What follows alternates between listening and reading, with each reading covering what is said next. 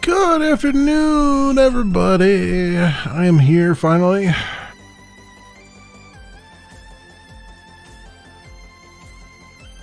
little bit late, but you know, I was well embedded into some investigations and things here. Trying to figure out what I'm doing with certain things. Hope everyone's doing well. And has had a good start of your weekend. Let me get the screen up here, friends, hopefully. It looks like the camera is not quite working yet. Let's get that. Give that a little bump here and see if it'll come back to life. There it is. Maybe? There it is. It kind of, the light went on and off again a little bit there. Anyway, hope everyone's doing well. It's been certainly an eventful week all around. We'll probably be talking about some of that as I go along here, maybe. We'll see. I don't know. Definitely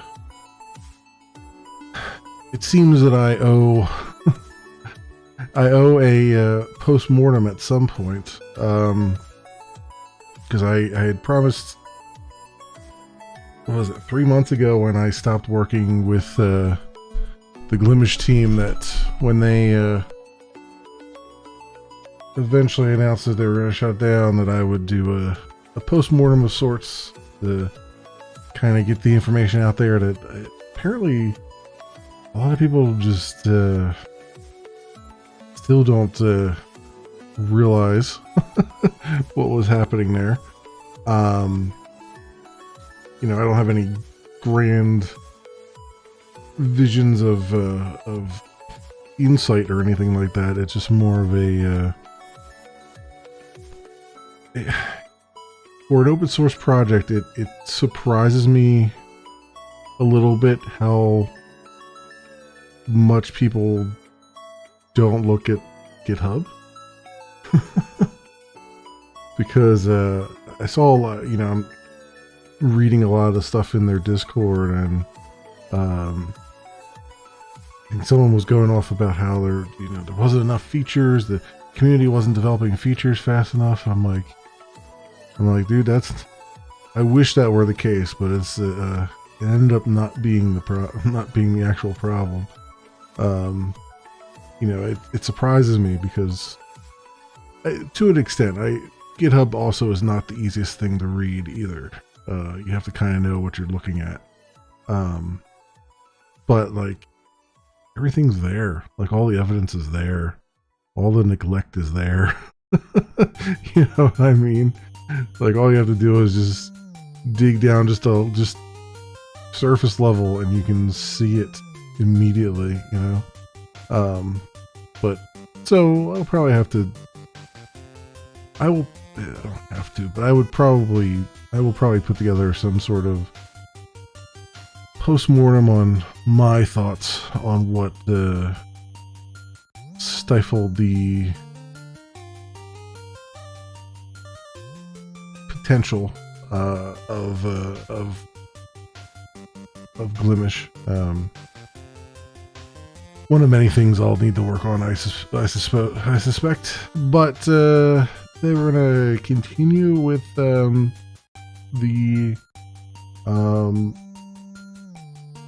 what we're doing with the streaming site here. We had gotten Remember Me to work, at least in Happy Path last week, which is good. I think I also, did I not change this table, the authorities table? I did, so uses user ID now as well. Okay. I remember doing it, and I was like, did I actually get it out there? And I did actually get it out there. So that's good. Off camera, I did a little bit of digging around. I was trying to get Greenmail working here. And I have it to a point. So what I'm trying to do with this is, what I'd like to do, I mean, this is it has a lot of like unit tests and stuff, so which is really great because it acts like its own mail server. So in other words, I don't need to send actual email out to test that the email is working, or to even see what the email is going to look like, which is fantastic. I can test all of it locally, and it's great because, I mean, email is email. If it's working locally, it'll work over the internet, generally speaking. So that said, what I've been trying to do is, they have this web app that you can pull down, and you can deploy that, just like any other web app. You can deploy it in Tomcat or whatever, and then it acts as a webmail portal, right? So you basically, just like a Gmail or something like that, you can log into it and see the email inbox for whatever user you've logged in as, and do your thing. And what's even cooler about it is that in its default state, Greenmail will just automatically create users based on who's in the to section of your email. So if I just say to user A, at localhost or whatever, it'll just create a user A with that username and password, user A, and you can just get in as them and see their mailbox. You know, it's really cool because you don't have to do a whole lot. It just kind of takes care of some stuff for you. You don't have to do a whole lot of setup. I mean, it kind of just takes care of a lot, which is great. The problem I'm running into right now is I'm trying to, like, I bring their war file down, and I'm trying to have it so that I can auto deploy it from Maven, where Jetty will pick it up and just launch the war file and everything else. And I've got it to a point where I can launch it in Jetty,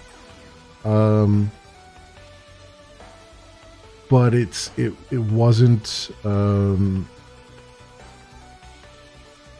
It keeps telling me it can't find the ASM library, which is something that this is a problem I've had before, because I remember working with Jetty way back in the past and having this very same problem where, like, you try to launch something from it and it's like, I can't find ASM jar, which is a very basic ASM jar is something that pretty much lurks under the covers of any kind of web server, because it is used to parse, like, the JSP files and stuff like that. It's basically a parser. It parses lexical. It does, like, lexical analysis and, like, parses basically programming languages, essentially. It parses them out into a tree that you can then navigate and figure out from there. And so that's, like, essential to servlets, because that's basically what servlets are. They kind of act like a program of sorts. Or servlets, not really servlets, but HTML, the view portion of MVC, the HTML pages that have like JSTL tags in them, or fine leaf tags in them, or whatever you might be using for your view controller. All that stuff relies on that. So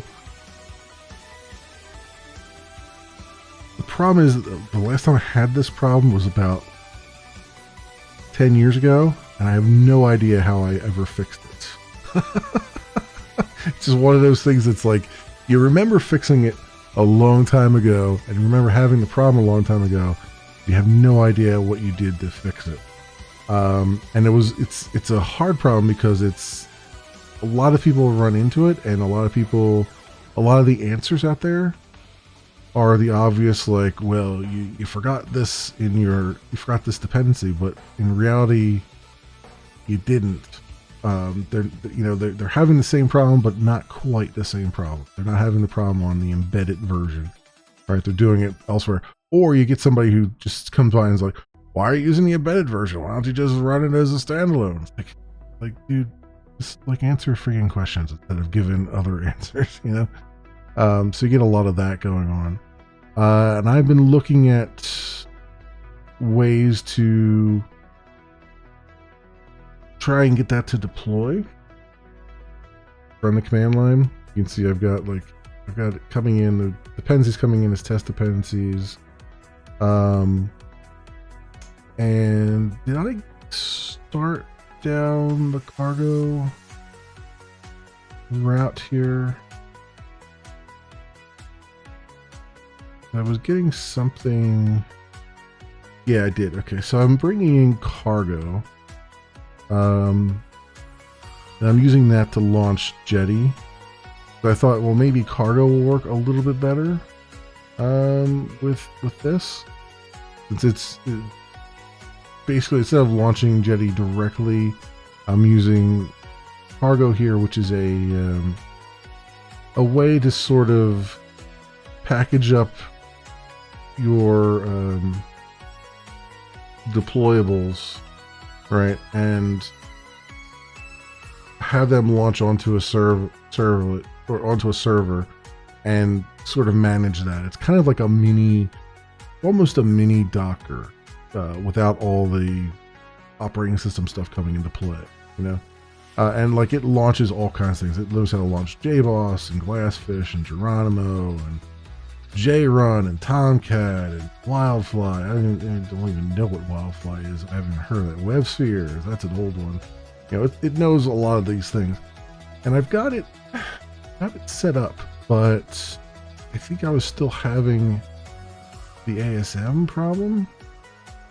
If I go under Get here, Hex, the Maven Cargo Run.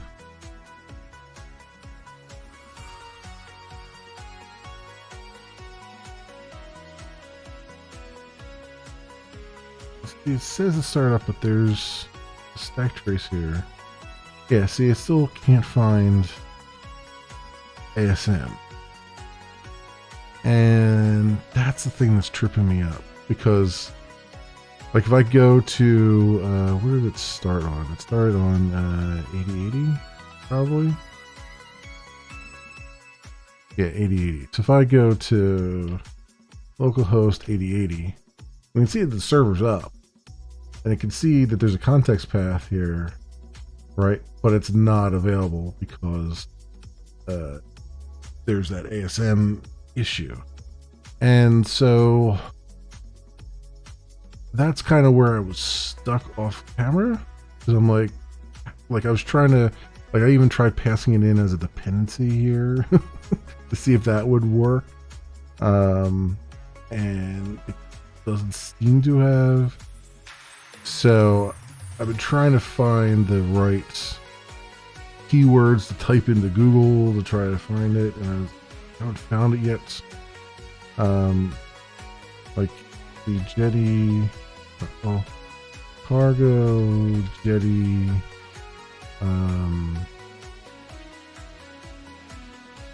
ASM, Jetty embedded, ASM are not found.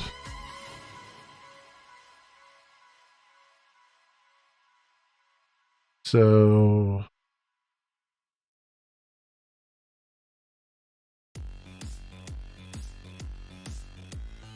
embedded Jetty looking for files inside its jar file. So embedded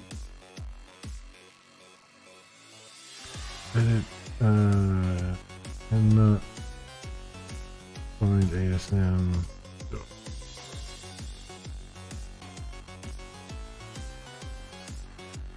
Embedded Jetty cannot resolve JSTL core.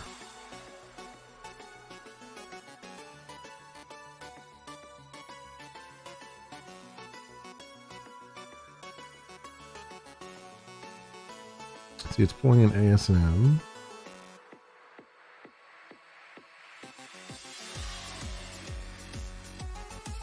That's not it. That's a different problem.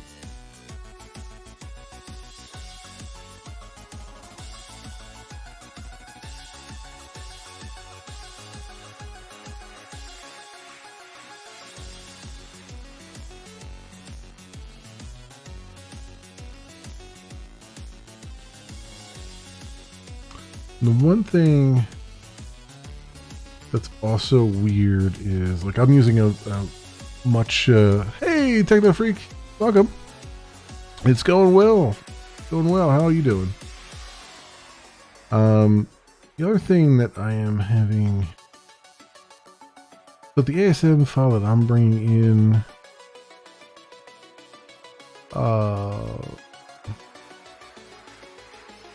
is a different group ID than what would normally come in.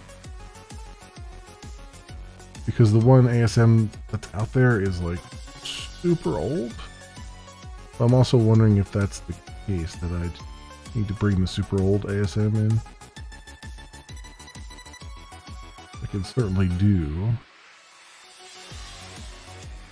Right, like instead of bringing this one in, I could just do ASM. If I say Maven repository, let's go ASM. Yeah, see, this is Java bytecode manipulation framework. This is the one I'm pulling in. This is the newer one. But if I look at ASM core here, which is back from like 2011.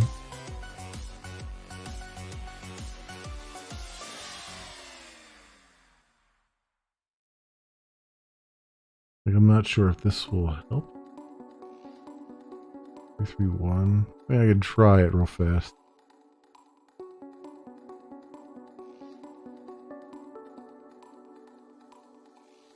Three, 1.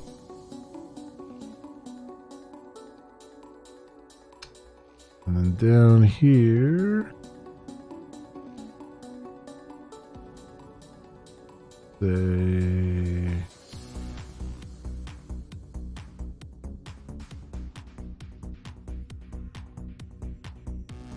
ASM.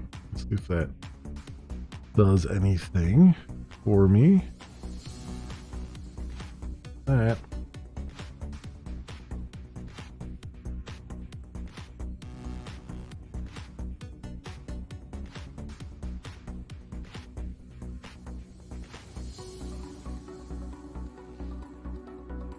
It looks like it's still.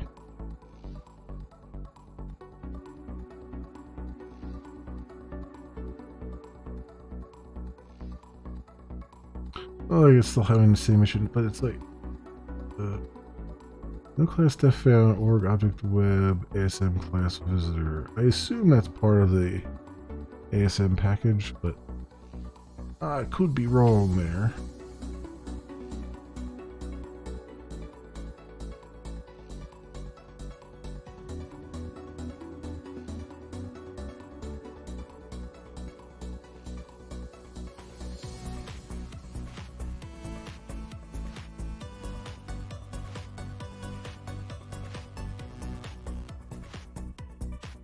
Yeah, so they just say like, ah, this depends.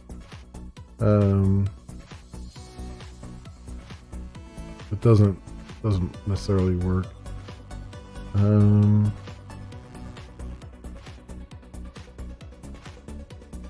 Yeah, and see, they're not exactly doing the same thing.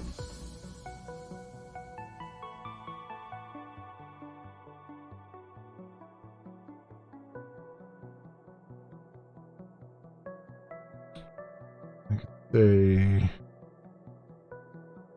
cargo.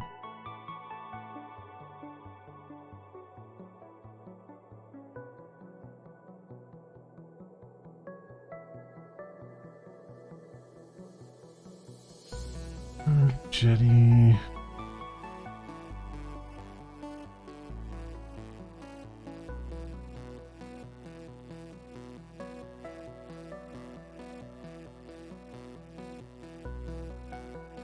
What is this? Cargo, there's a defect here?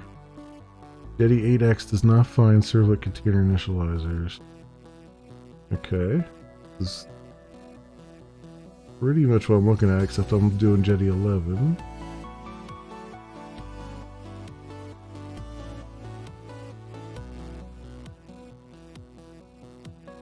What the hell?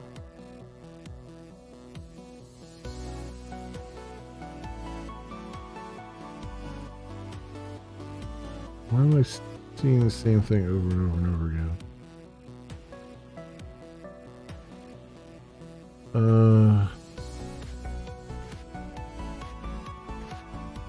Jetty.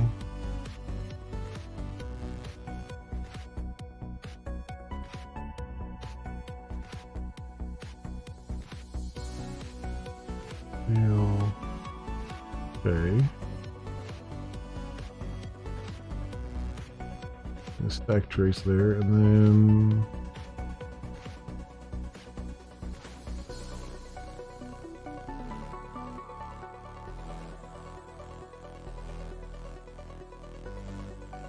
yeah, I don't know if there's any actual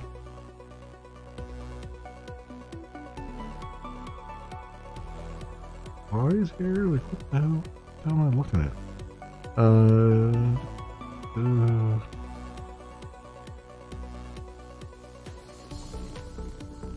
This is glassfish.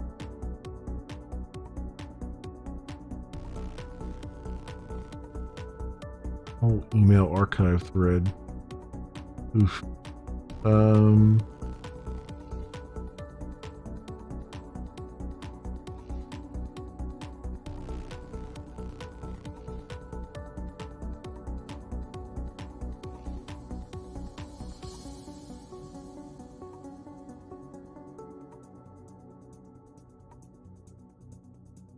I can see, this, maybe ChatGPT actually can give me a hint here. Maybe. Let me, wait a second.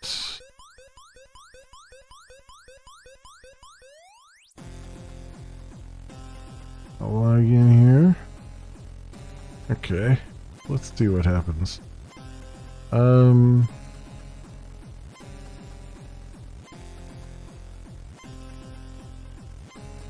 How do I configure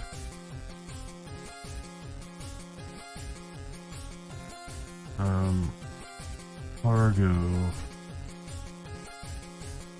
Maven plugin to launch a war file to run a war file in Jetty?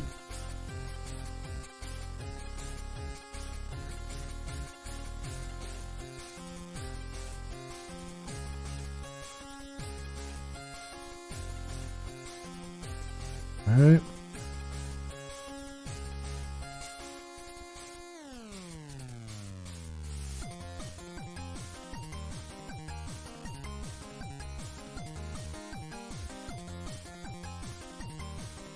It's doing existing though. It's not doing embedded.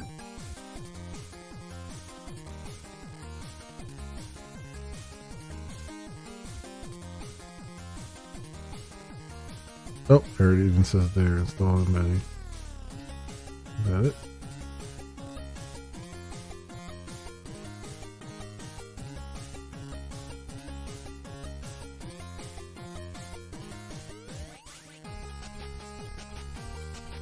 Server, you don't have Jetty installed.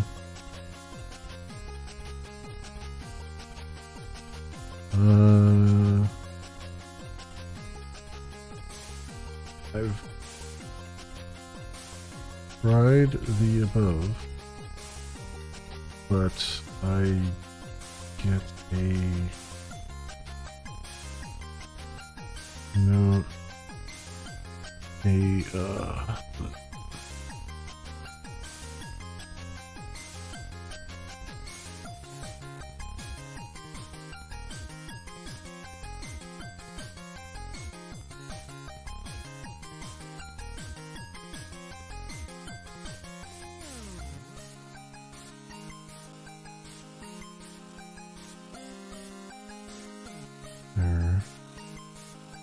how do I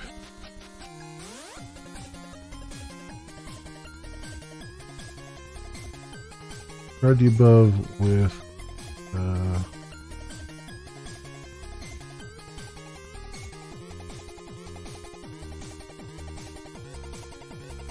embedded Jetty.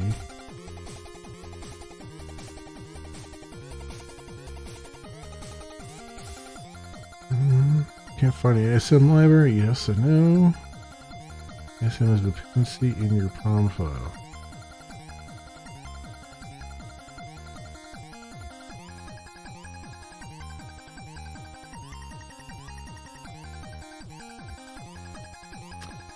Finding the dependency is probably a problem. Is a version of CM library being included in your project? No, that's. I mean, it's possible. Not. In this case, I'm doing the dependency under the actual project. So this is basically what I had.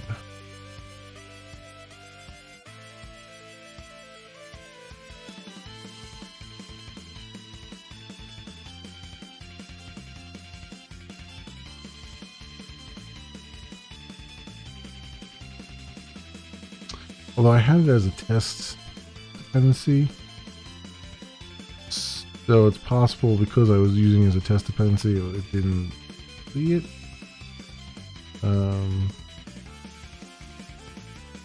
Can I test that and see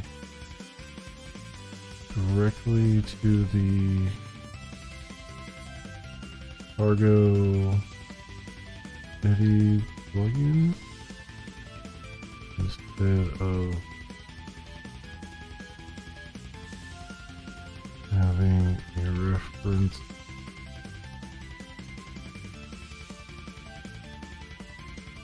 to it in my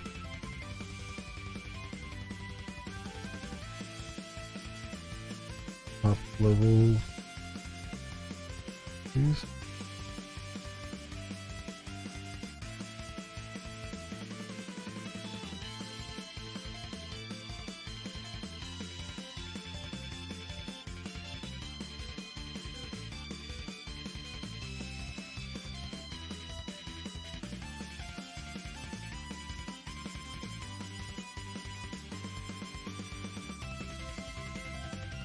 Okay, and I've done exactly that.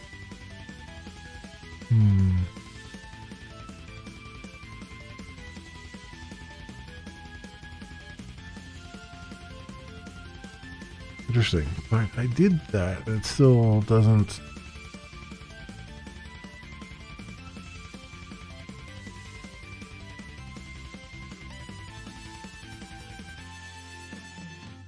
Where did I put that reference at? Well, I put the, okay, so I put it as a dependency under here.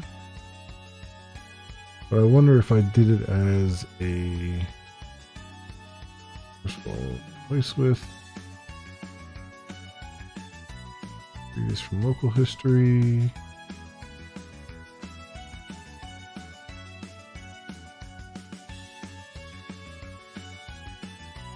Right, back to that. And back to that.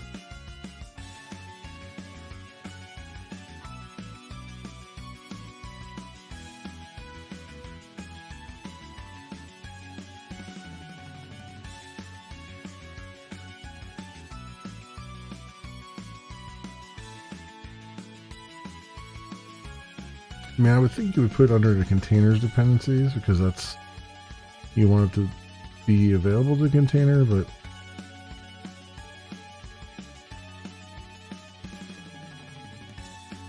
try it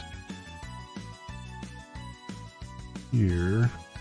They say it was configuration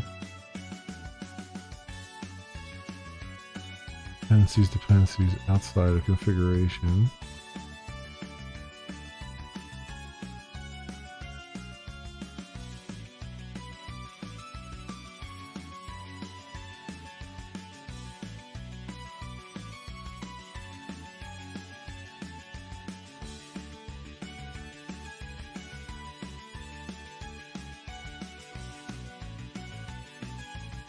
Oh.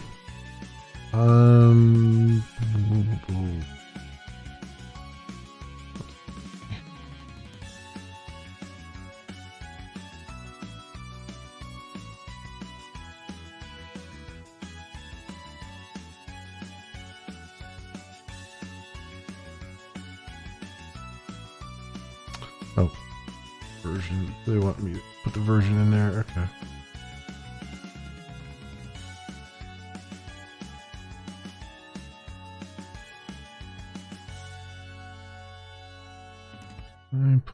.5.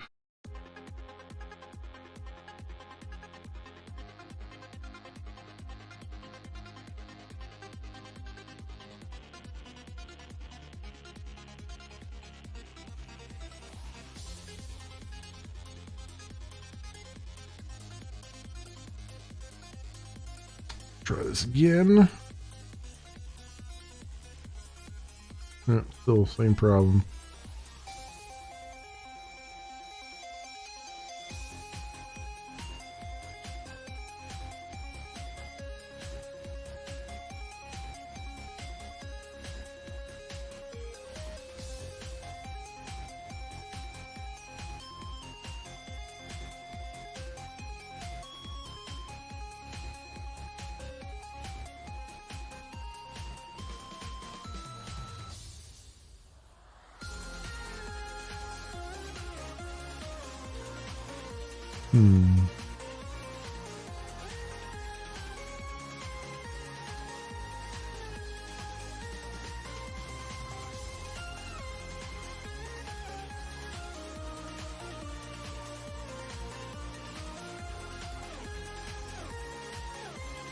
I mean, it's not that it says I have to use Jetty 11. I could use...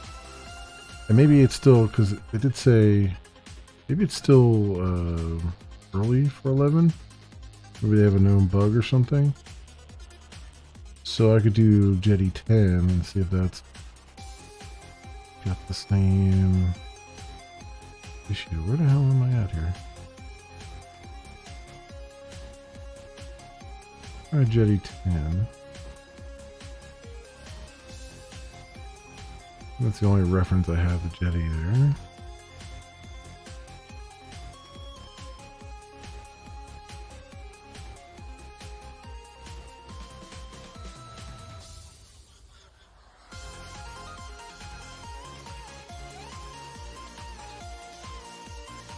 Same problem, right?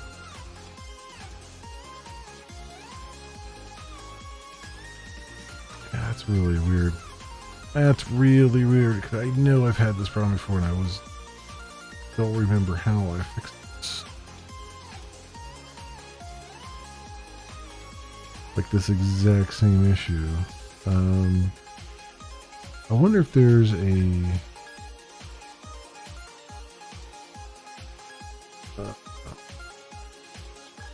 example Jetty 11 embedded cargo maven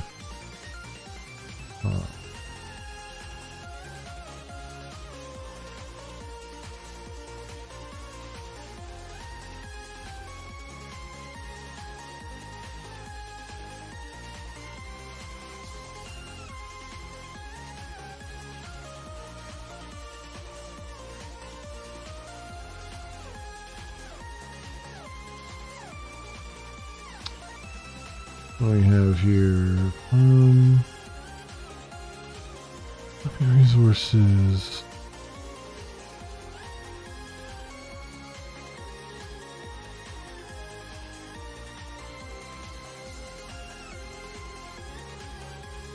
Wait, what? Where's the...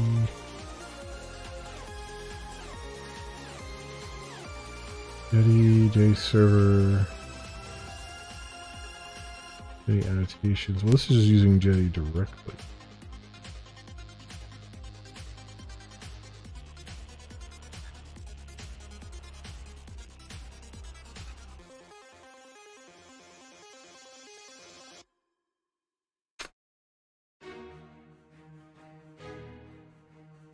Any cargo, not the expected war one.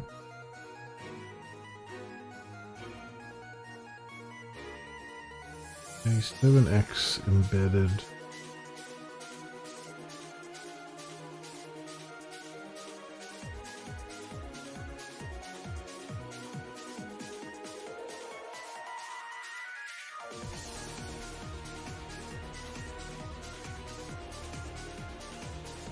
Labels.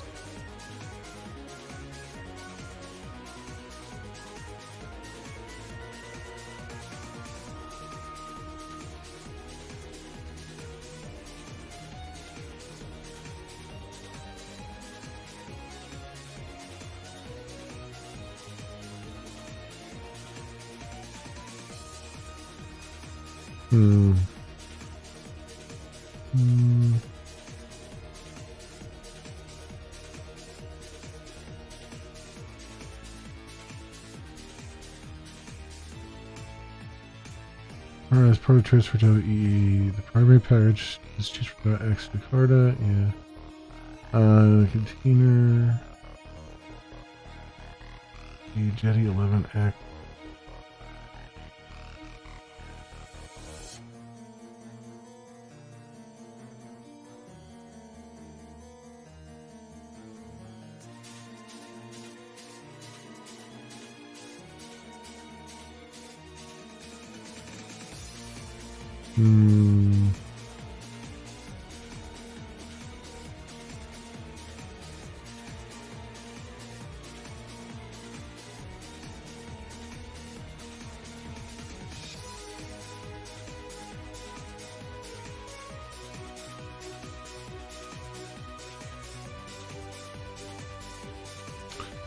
So modules by default brings in annotations. Is correct.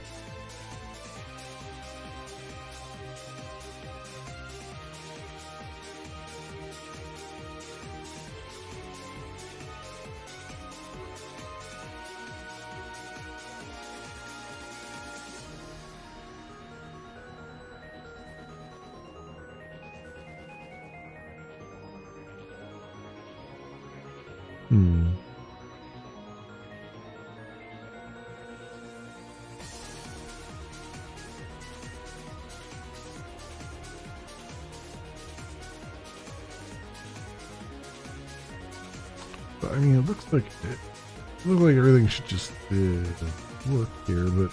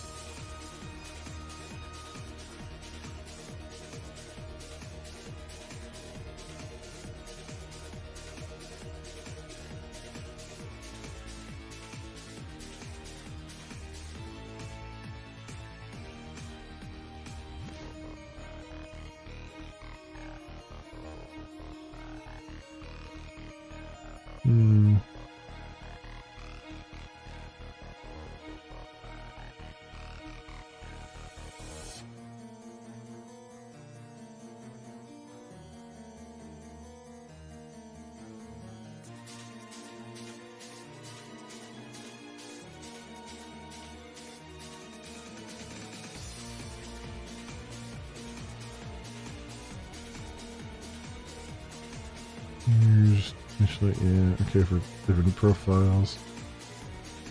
Journey mode.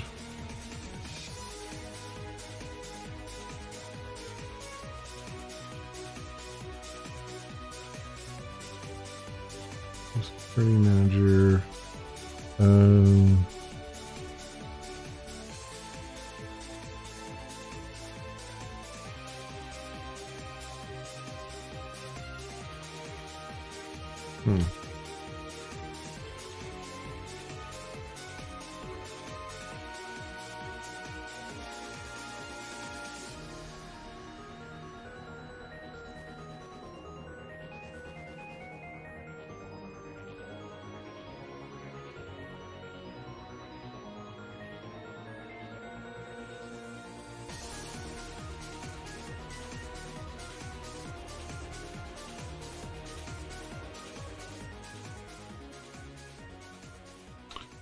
A lot of these already. They're a.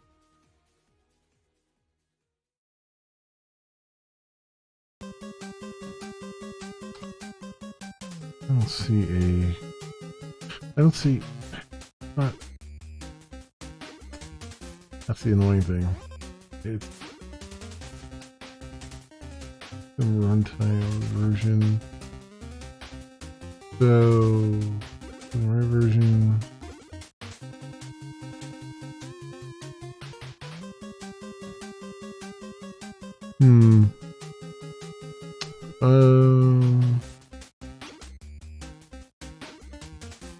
Annotation.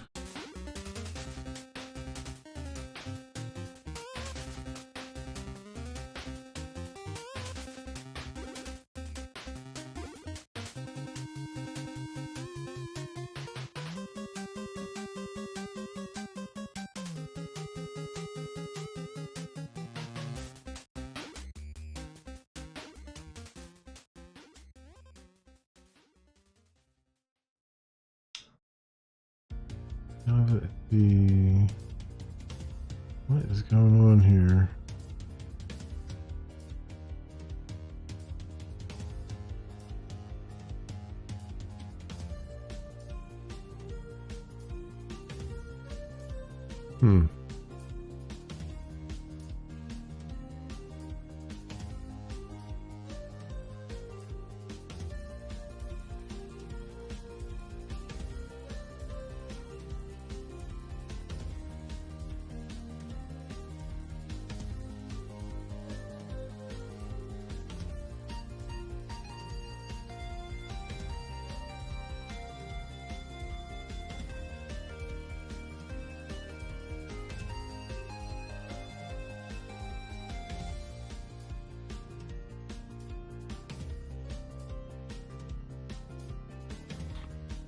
Configuration.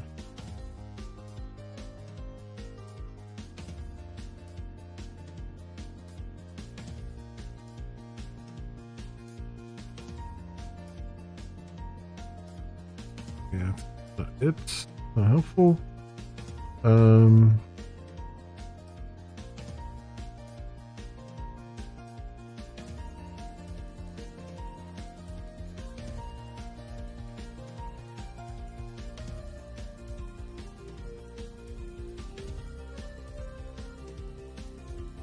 Plugin configuration.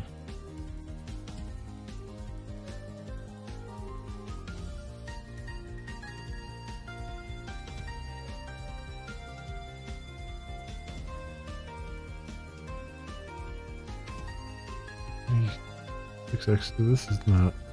But they're deploying their own web app. I'm trying to deploy a different one.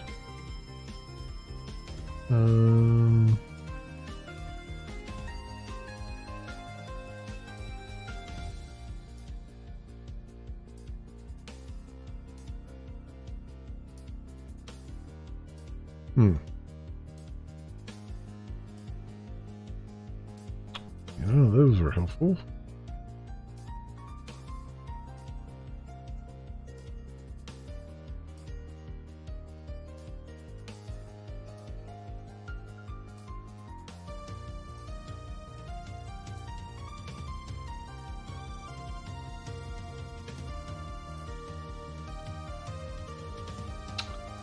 Yeah, that is.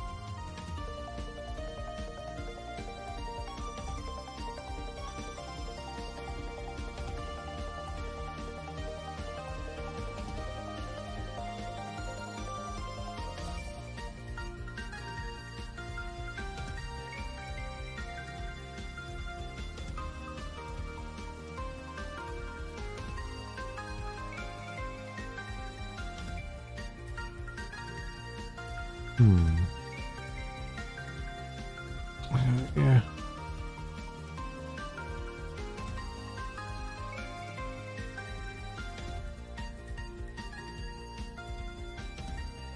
The file. Weird. Nothing's really jumping out as someone's trying to do the same thing here.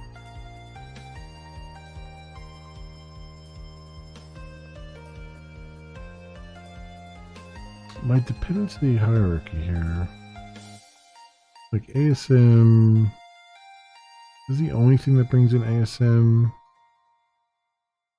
No, JSON path brings in ASM 9.3. Again, that's for test.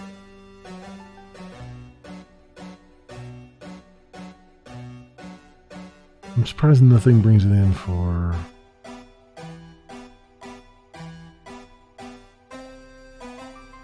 non-test, but let's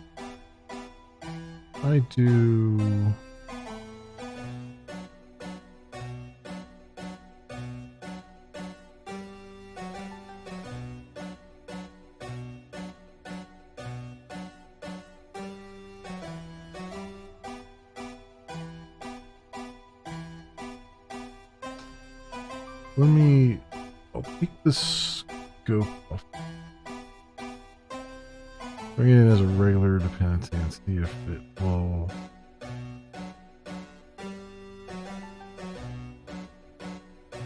figure itself out here.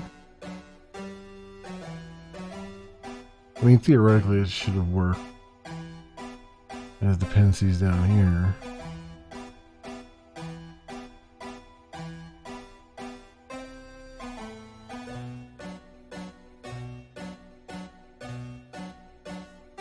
But we'll see.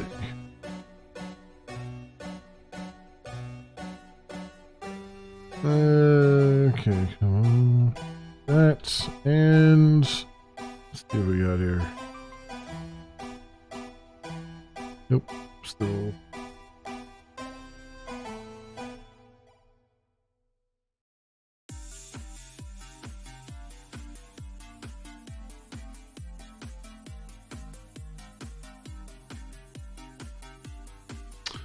Same thing.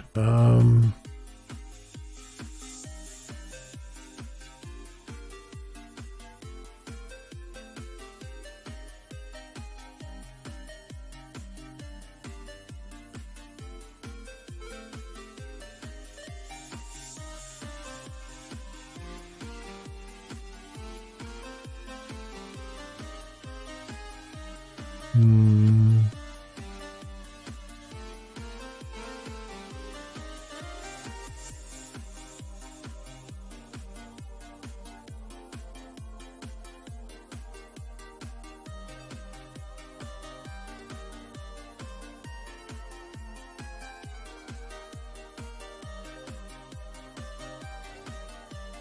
So I think under deployables is where you can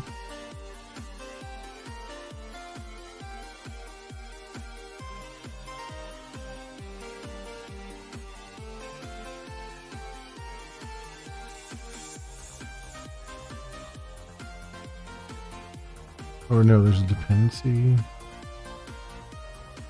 Where's that at? That container. Yeah, container dependencies.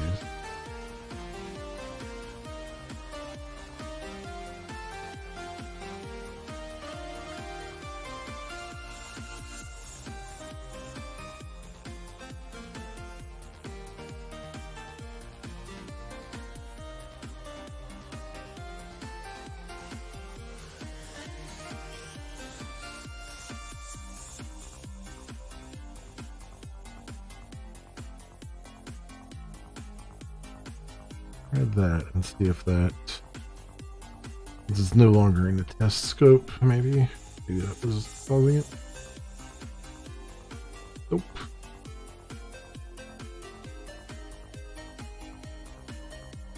Very weird.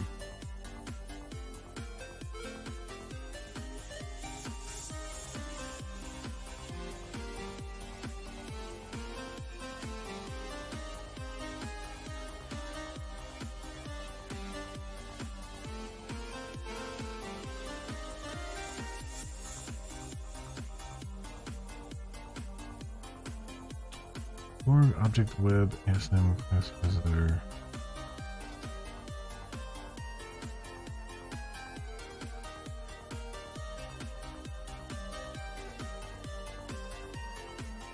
Let's see.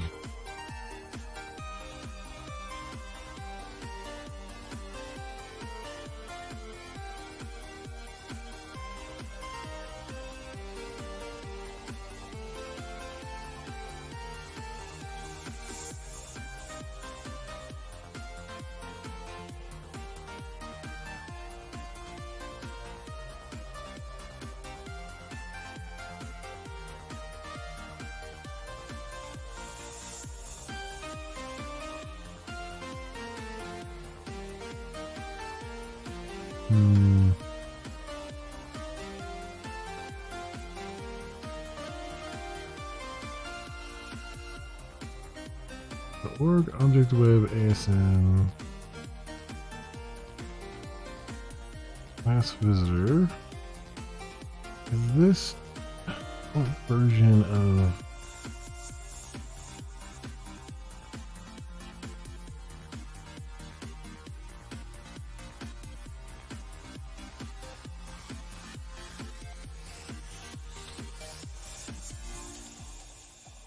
Javadoc?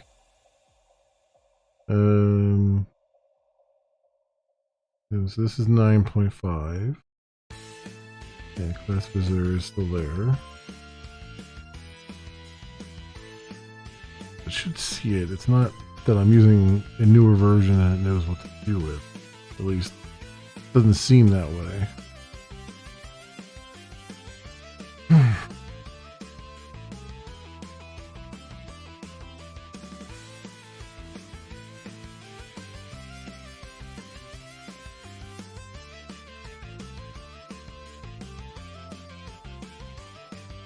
I am using the 2.10 Alpha 1 of Greenmail Web App 2. So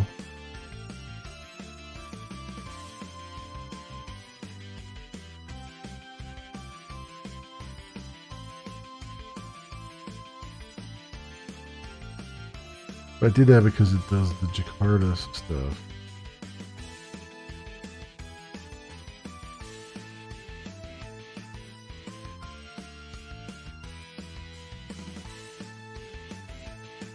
which I think is important. There is a Docker version of this too, which might just be the better idea. I mean, I was trying to get it to work from the COM file, so it's just really everything's there that you need to test.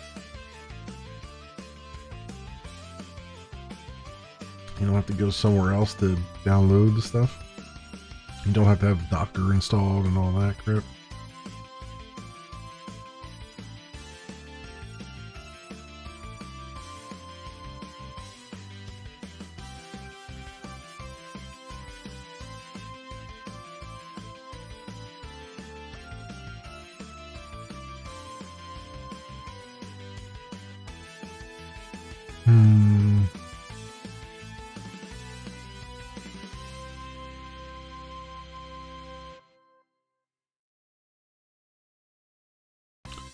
The web app.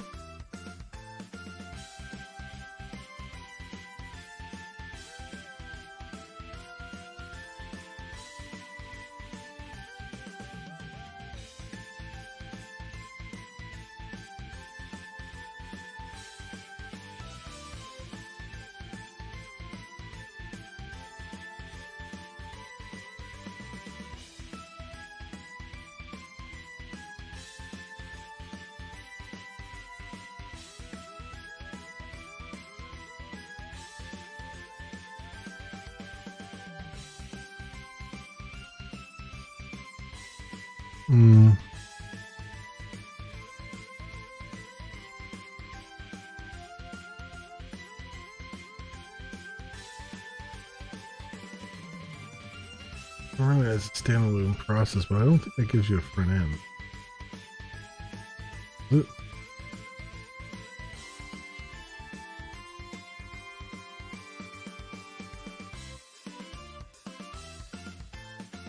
Yeah, I don't think it just gives you the API and stuff, but doesn't give you like a visual front end to see stuff with. Of course, I'm also assuming that the web app gives me that. I think it does. What they said here.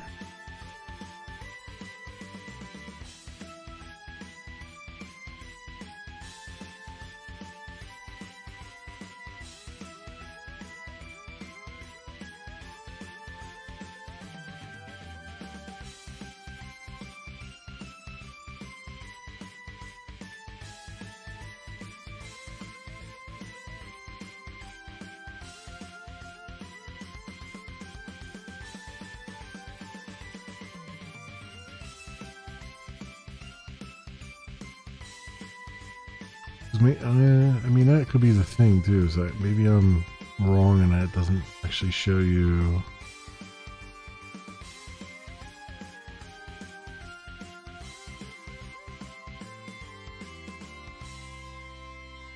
In Java mail.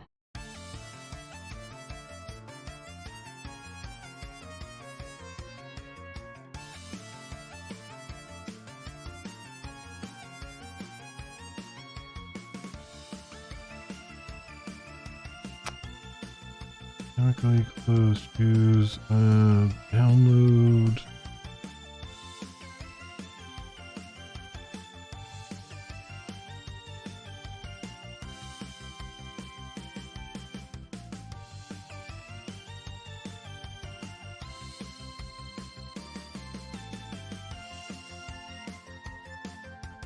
Alright, so all that's fine there. But you get to see.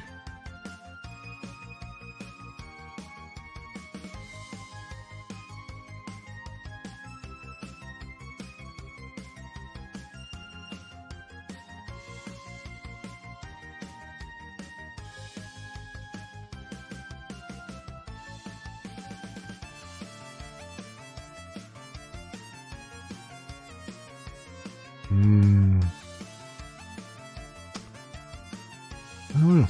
I thought for sure. And they got examples here, but would it have like a web front end?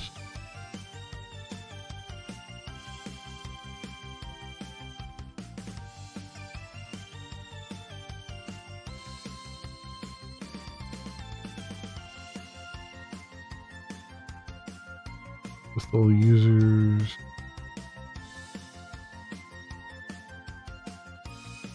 (2015).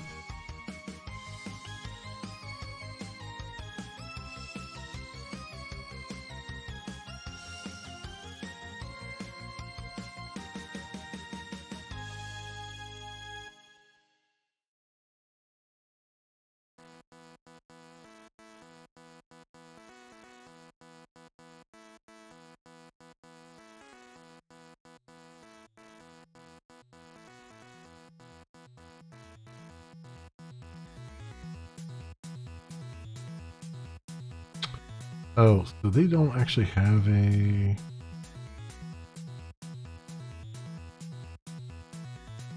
thing that shows you your messages and stuff. Oh, so I'm completely wrong then. I thought they actually had a decent front end.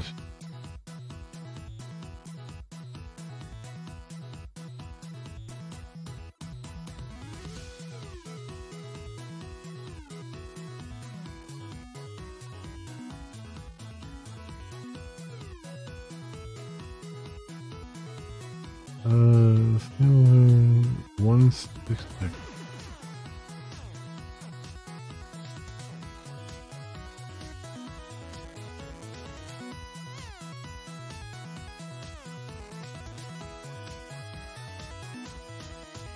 Do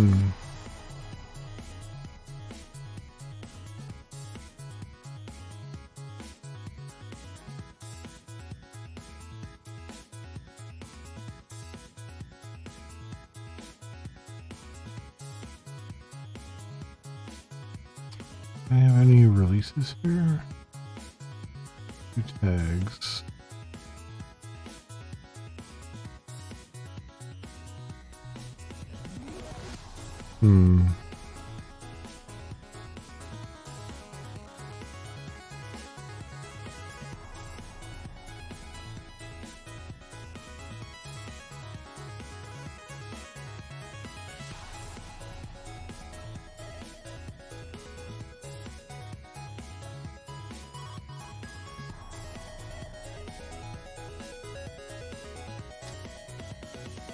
Configuration, all users.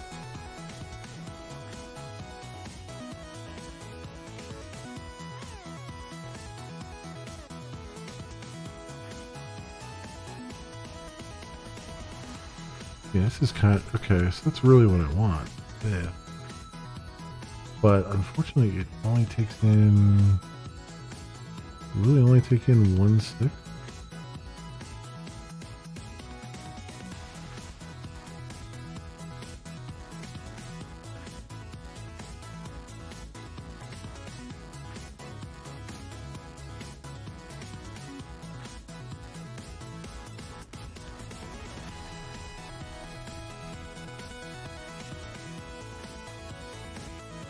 Yeah, it's only taking 1/6/11, which is too old for what I'm trying to do, because that means it's not looking at the Carta stuff. Okay, so then I'm just going down a blind alley. That is not really the web app I'm trying to get running. Doesn't actually show. It's just showing the API and stuff, not the. As running the server, it's not actually, because this is Swagger stuff here, where it's showing like the RESTful API and stuff, but it's not. Apparently, it's not exposing the users and stuff.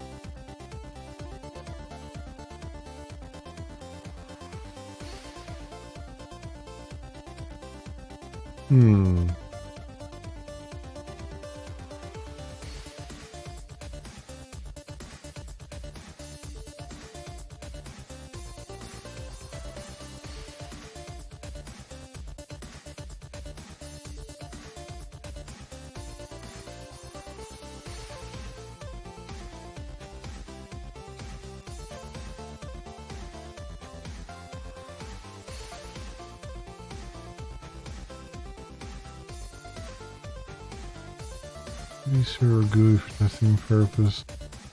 Emails, make SNP, mail dev, image.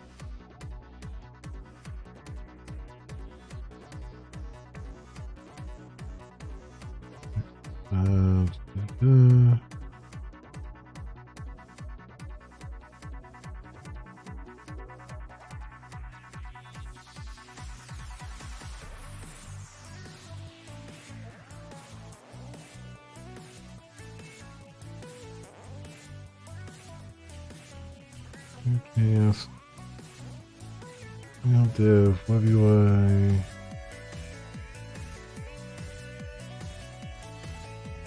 But really, so it comes down to if I wanted to really see what was being sent.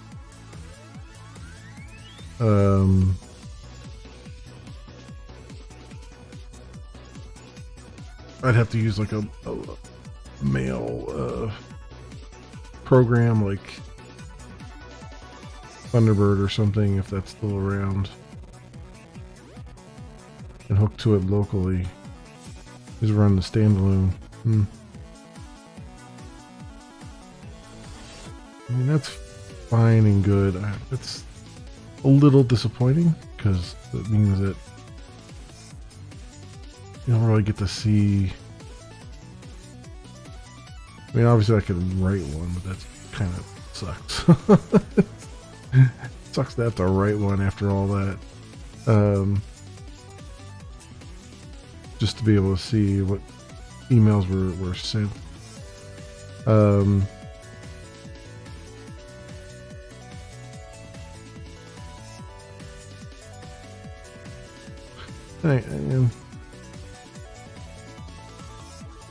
There's something to be said for having, like, I guess, like for internal, for the notifications. Like, I was gonna have like a notifications center in the app, and I guess for that purpose, I mean, you could use it to read that stuff down. But again, that doesn't work in real life. In real life, you wouldn't be SMTP. You wouldn't be connecting through IMAP and stuff to somebody's email, looking at stuff. But I guess for the purposes of testing, I could probably slap something together to be able to use their API to grab all the email down and put it on screen so we can see if it's looking halfway decent without having to use actual email addresses.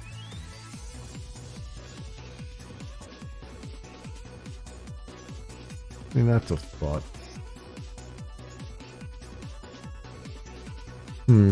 Okay. Yeah, it's I'll have to work on that a little bit. I mean, maybe that's the answer, is to go. I could actually go and I could probably even fork this.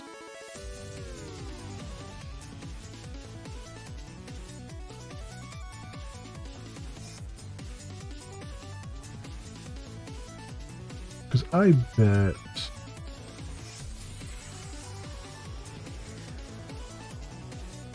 that there's 3 forks of this already.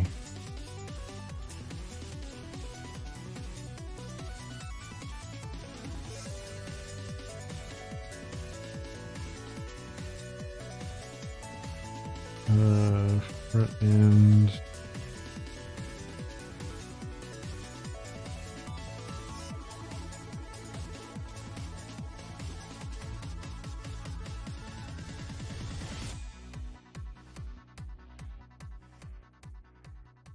No, you are using build a React front. Oh, it's a React front end.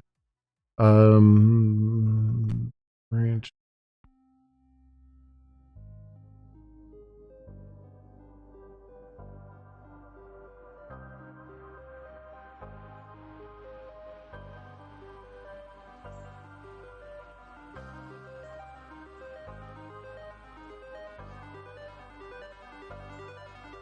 I have issues here. Pull request He's got a lot just from the Pendabot.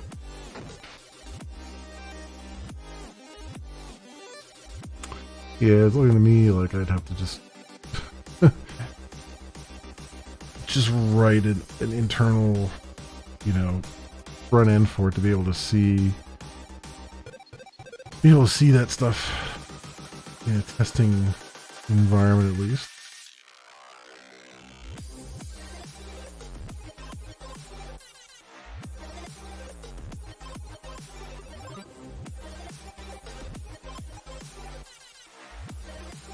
Which, I don't know. I don't know. I guess it's not worth tackling that at the moment.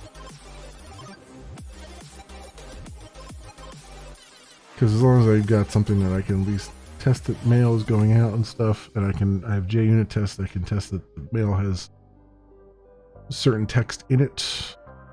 Because the hard part of this is I wanted to send the mail out, and I want it to be a verification email that I can then click on the email, click on the link in the email, and go through the verification process. And it makes it a little bit more difficult to test that, physically test that.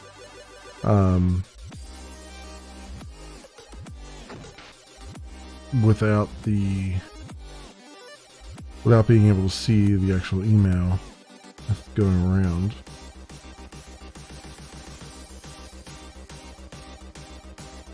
I wonder what...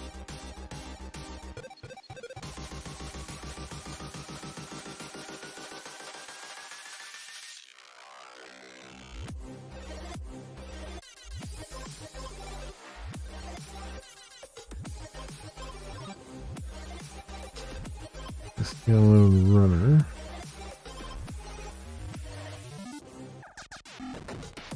Interesting.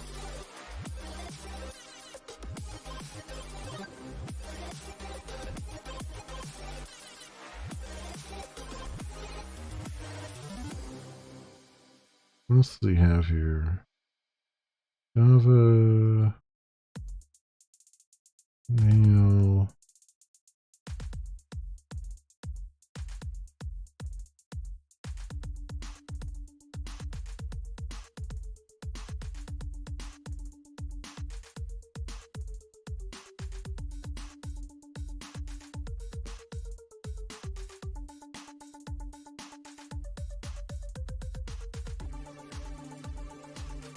So this actually runs from the command line. You can say start your HTTP server there.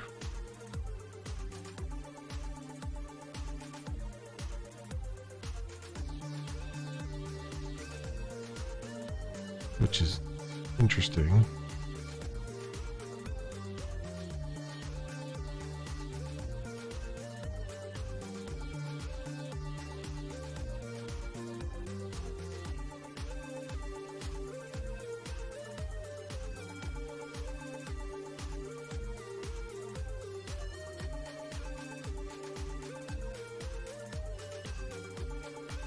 Huh.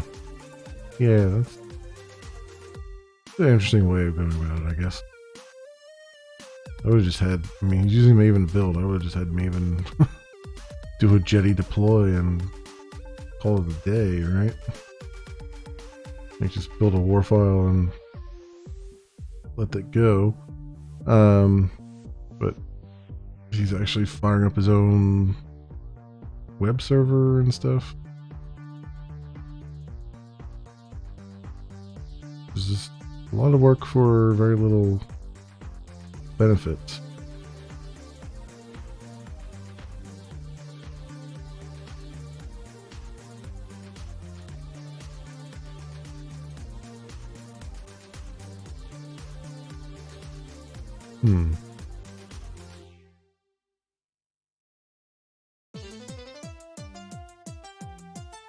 Bring Greenmail version 4. That was 7 months ago.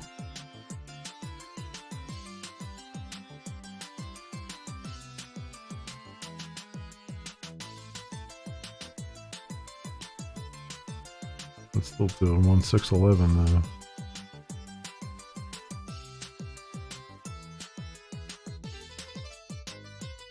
Not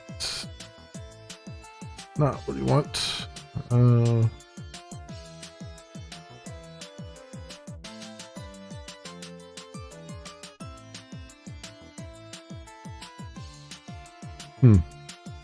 Alright, well, bellyache over that enough, I guess, at this point. So I guess trying to get this web app to work is not worth the effort here. It's not really going to get me what I need.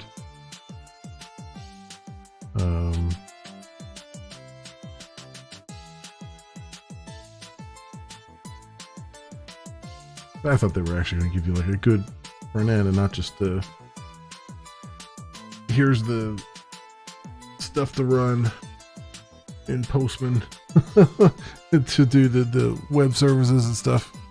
So I just do, because I could just run it, the standalone version, and do the same thing.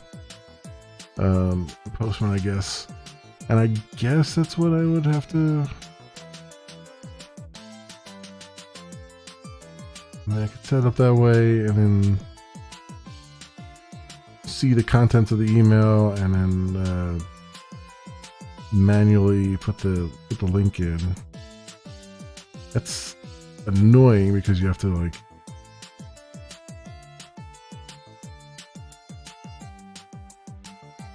or I guess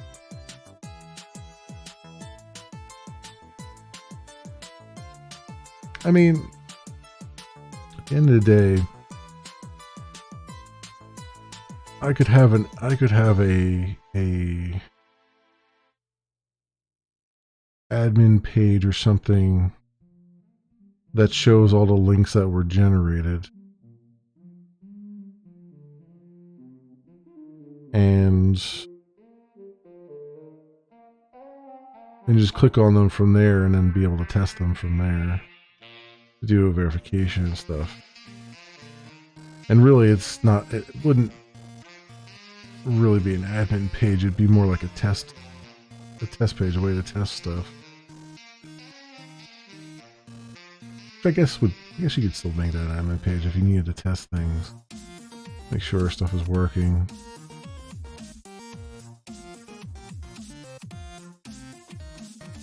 Or just generate or one that doesn't show you the ones that generated, it just generates one of its own.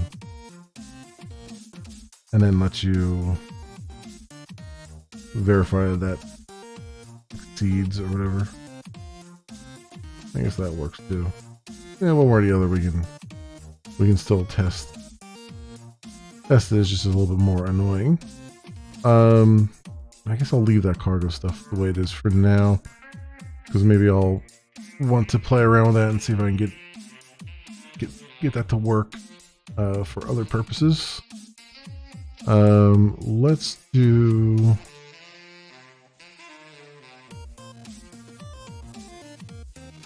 So, given that, so I already, so I merged in just before we started another Dependabot thing, update. So that's working okay. Project-wise, what do we got in progress here? A lot of stuff that just needs testing, color schemes, page helpers, page registry, things like that. A lot of this stuff, like the rem memory, is in there, but I have to actually write some JUnit tests for it. I don't know if I want to write the JUnit tests on stream, because that's like super boring, but on the same hand, they need to get done. So we'll see. And also when I'm doing testing, I tend to want to focus a little bit more to make sure I'm getting all the scenarios. So, you know, I kind of feel like that's something I could probably leave for that, at least for now. So that said, you want to get some of the basic controller stuff in place. I have so we start at the, what is it, base controller, or what did I call it? Abstract controller?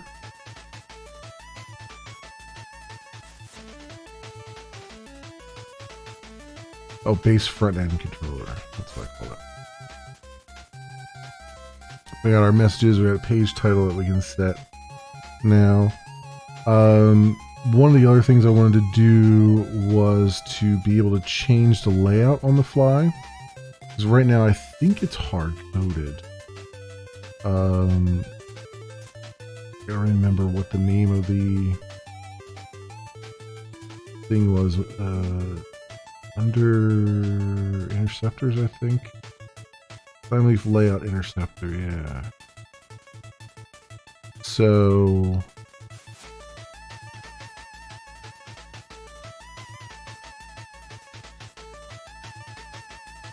the layout name variable or default. Okay, so I did put the option to put a layout name variable in there. That's good. So all I really need to do is let's make this public, right?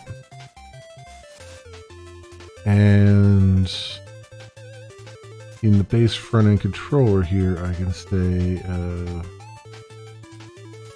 protected void set layouts, and is that coming off the model? It is coming off the model review. Okay, so model string layout name, or well, layout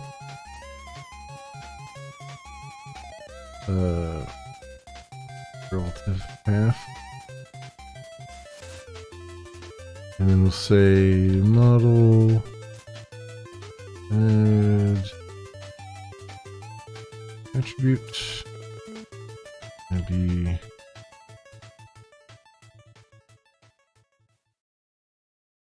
layout interceptor, name variable, do layout relative path. That's good. So if I want to change layout from one controller to the next, I can you can just call set layout from the controller. Boom, it sets the model variable in there, and then we're good. For the most part, we'll always be using the default layout, but I know on the on the channel page, we're going to probably have a different layout because it's not going to have all the same bells and whistles and sidebars and top bar and all that stuff, because you're going to want a bigger view of the actual channel and things. And then obviously, like, the settings will be different, and settings pages and dashboards and all that stuff. So we have that in there, and then I am going to need probably some page helpers. So when it comes to Flyleaf and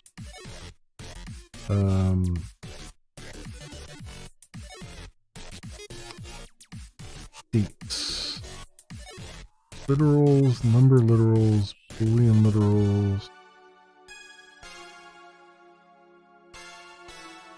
Okay, you can use those. But date formatting and stuff. So date formatting.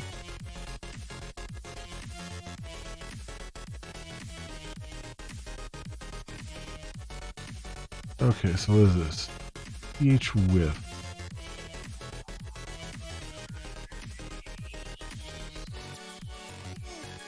Local variables. Flyleaf calls local variables. The variables are defined with a specific fragment of a template. Okay.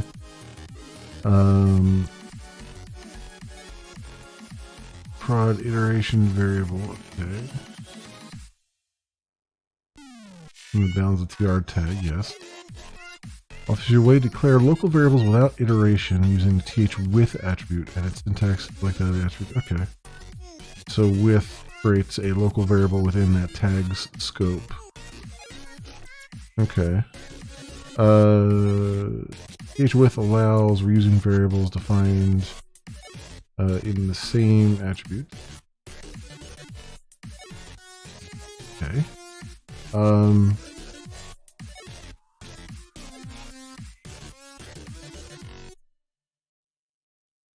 And then they have, yeah, so they're doing a format for the date. They've got, and they're just calling calendars.format, which would be better off being just a page helper format, so you don't have to do the same thing here. Date format with date.format. There, th text. Calendars formats, all that stuff. They do so having a page helper would be very useful. So let's do that.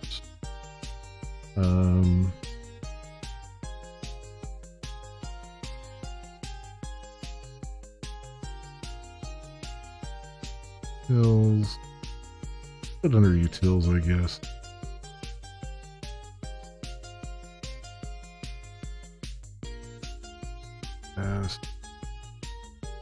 Page helper util. That.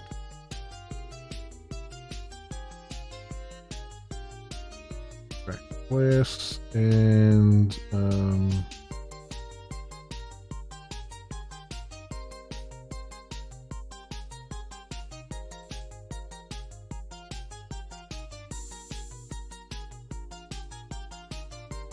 okay, so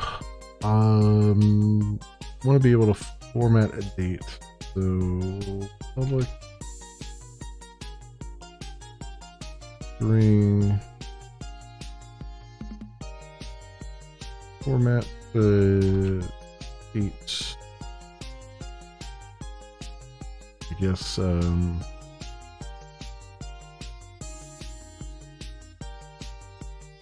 format date long.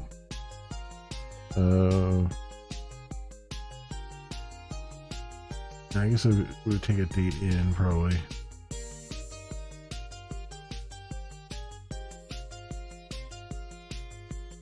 And a locale, right?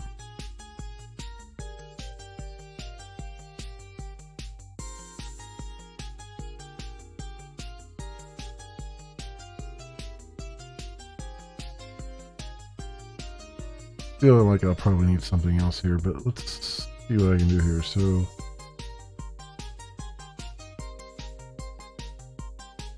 calendars.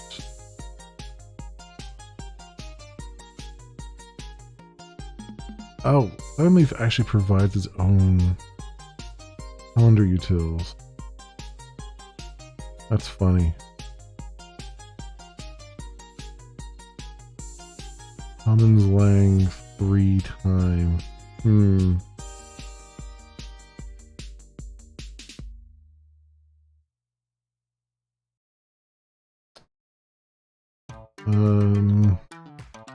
Wait, there's a commons lang.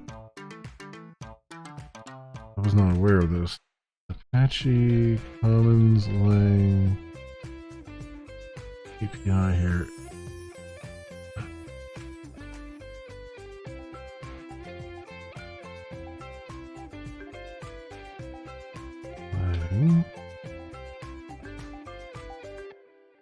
Is there a 4.0 now, or is it still 3.0?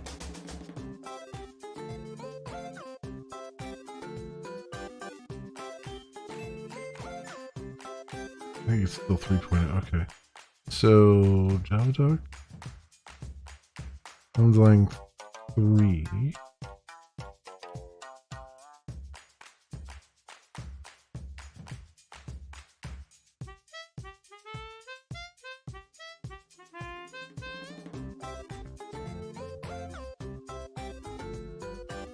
Do they have a locale utils?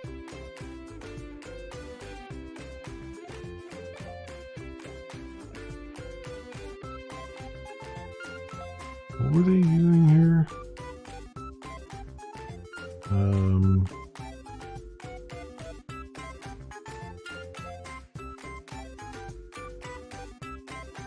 What was I seeing? I was seeing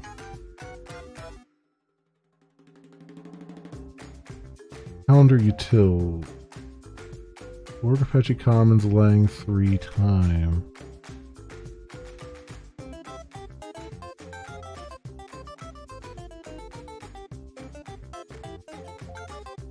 Here we go. Date format utils, calendar utils. Oh, right, I do remember the date format stuff.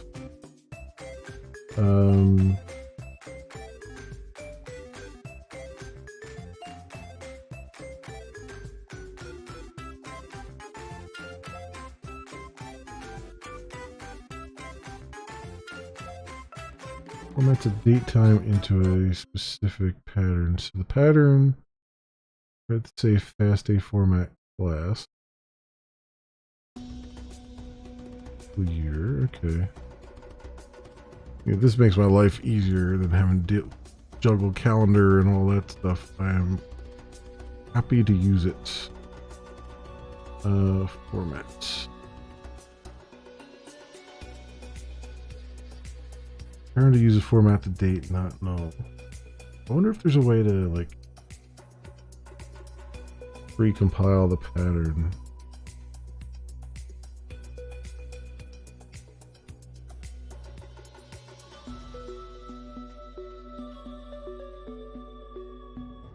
Because what I'll have to do is actually pass probably the time zone and the locale. In fact, more than likely.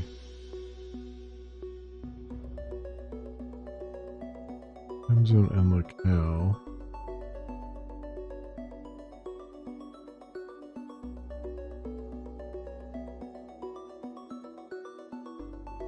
The fast date format. Simple date format, these factory methods, date formatter,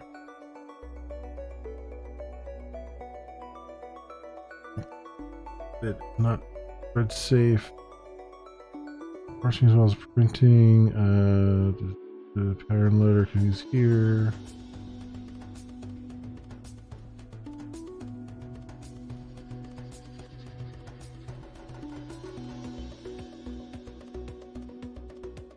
But can I...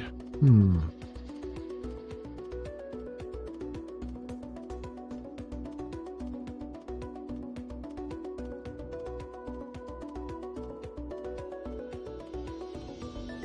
I precompile a format? Is really the question. It doesn't look like it. It looks like it wants to do it all the time. Which, I mean, if they're saying that that's not posing a performance problem, always take the format pattern in, then I guess that's fine.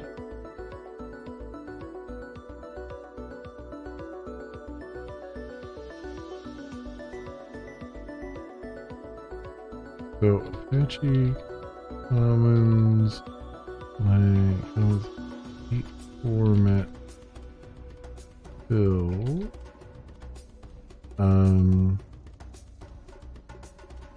compiled pattern.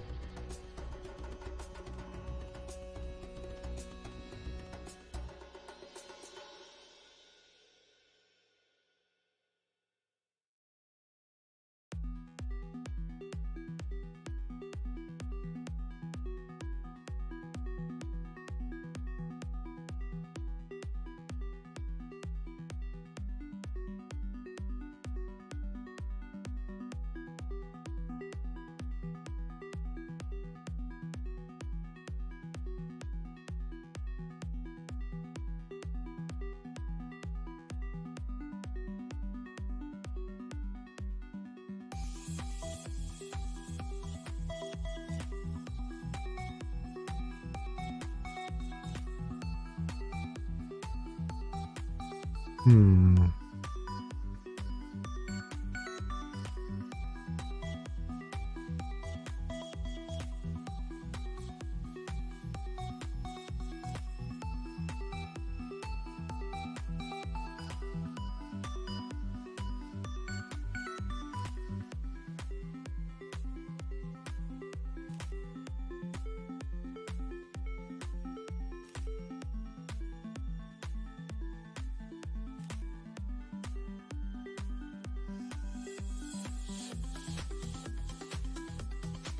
I guess there's not a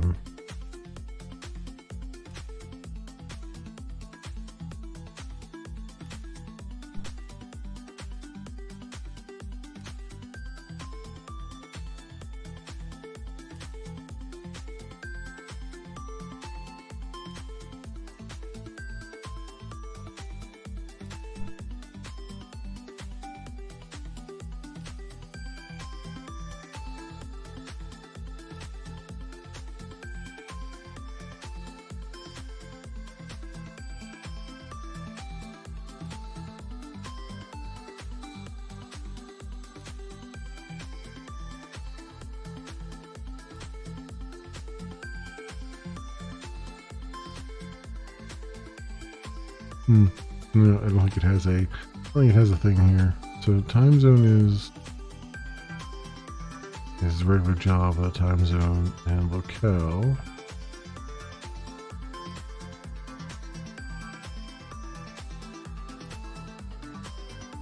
Okay, so we'll need a time zone.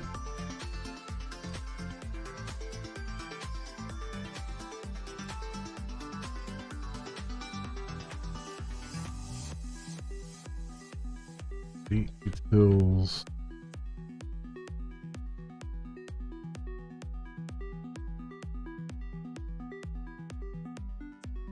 Date format utils, right? Yeah, date format utils. The format, and we want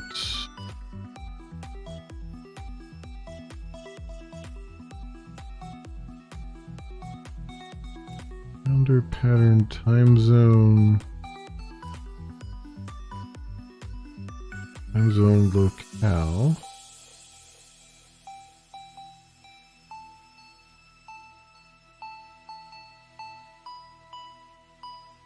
That's not, I don't want calendar though, I want dates.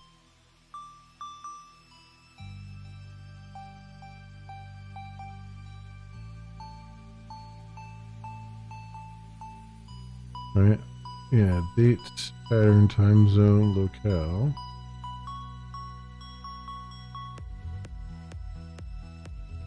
Turns the format dates. This is spring return. Okay. Just do that. Then the pattern, Java time pattern.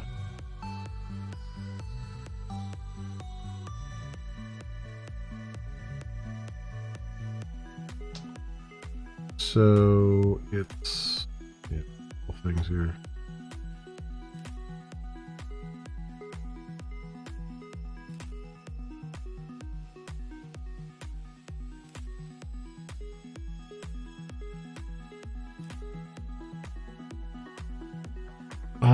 Month of year, day of year, month.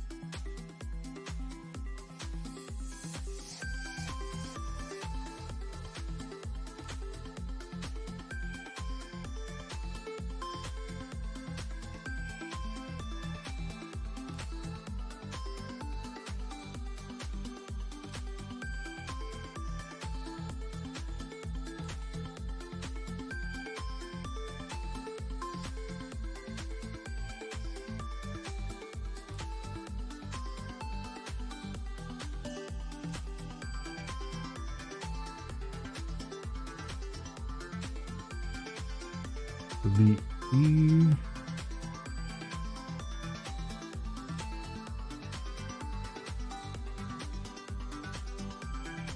localized day of week.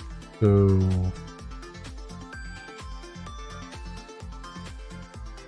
lowercase e. Oh, number or text. That would be lowercase e.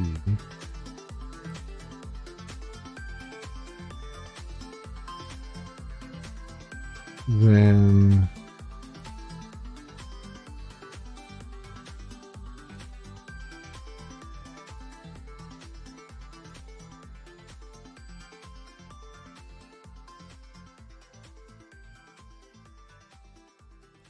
the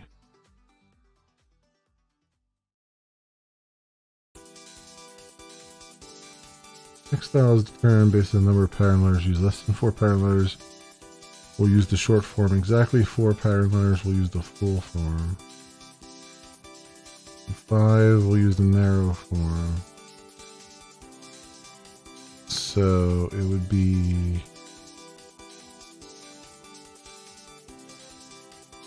okay, so it'd be CCC.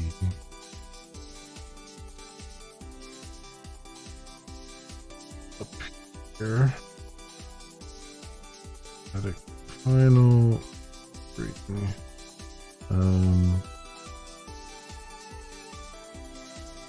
Long complete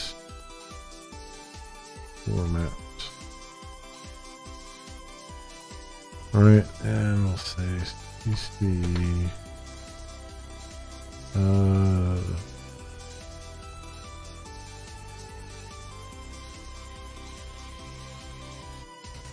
and then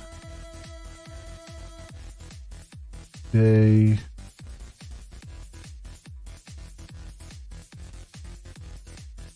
and then month.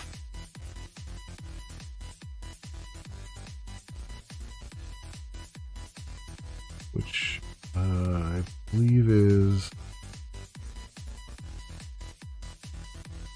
yeah, so L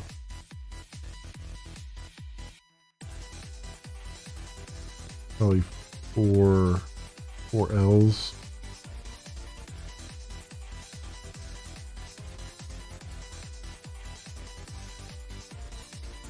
Yeah, probably.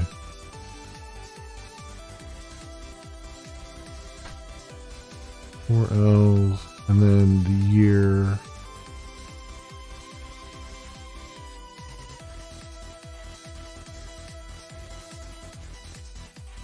It's just, yeah. 4 Y's.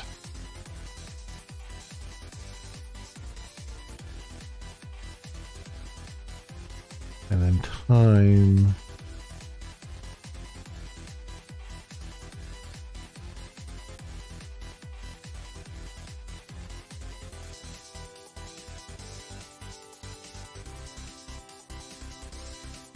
Right.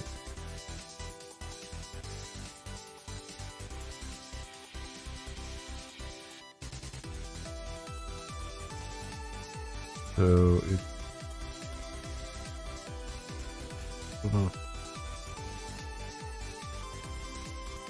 okay.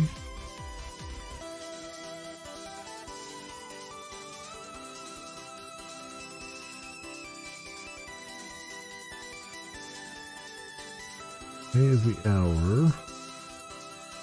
Capital K is the hour.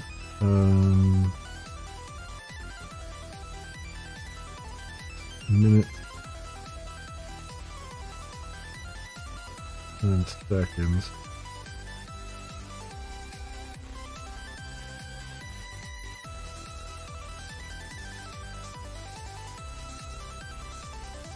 And then A.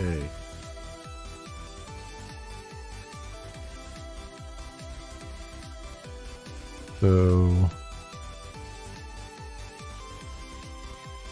K and M SS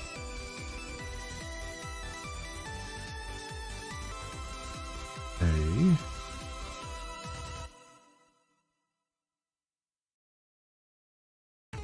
think. Is that right? PM.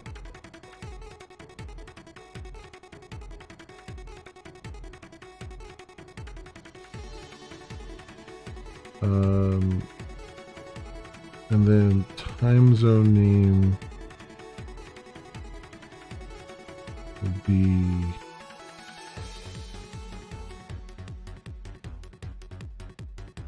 because ZZZ.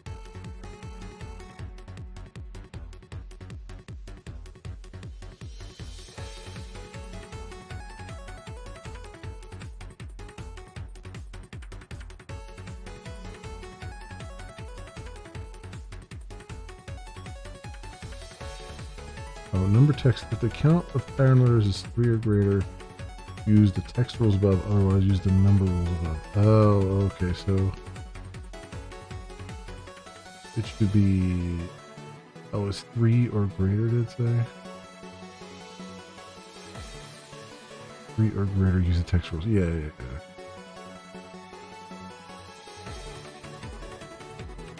So ZZZ there. Like that.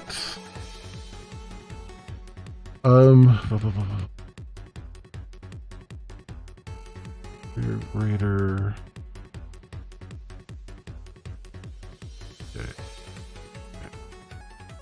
Yeah, so that'll work. That should work. We'll see. It's a long page format.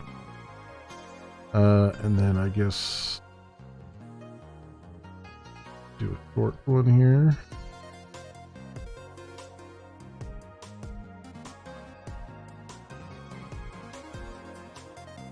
Which will just be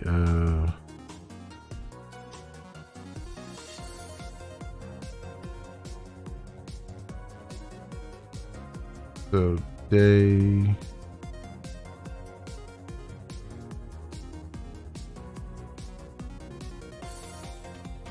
I'm just gonna say month. I'm gonna do the American way, and then hopefully the locale will swap it around. I'm gonna do where's it? Month of year.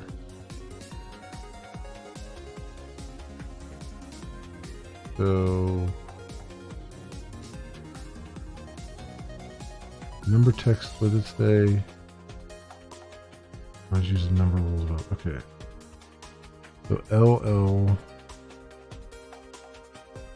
Or really just L, I guess. So L D B here.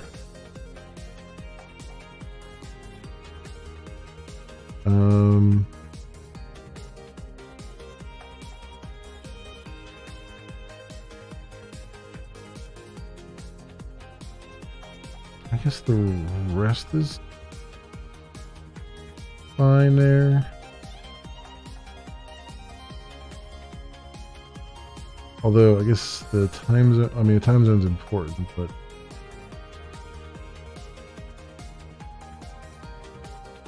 yeah, I guess showing the letters is better for everybody. Alright, so then string format date short.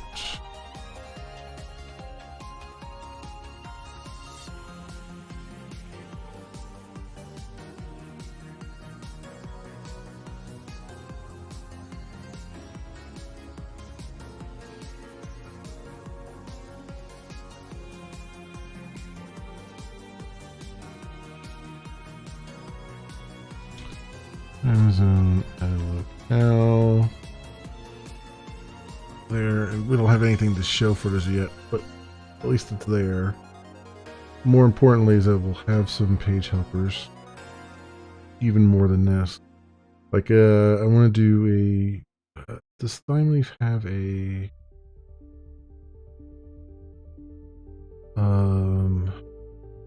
the HTML... out and encode.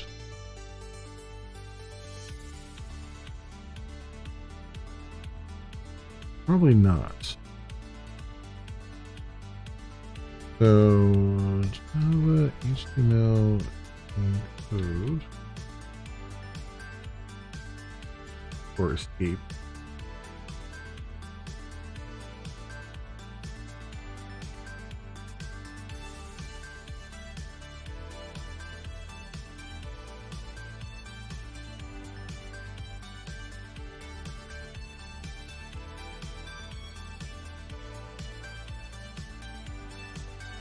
Oh, there's string utils.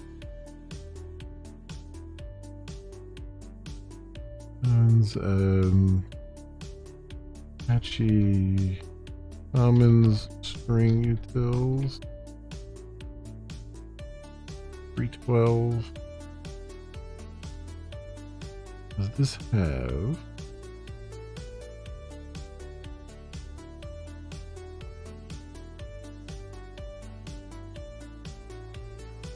remove uppercase font string? I don't know if that has it anywhere. Apache Commons HTML.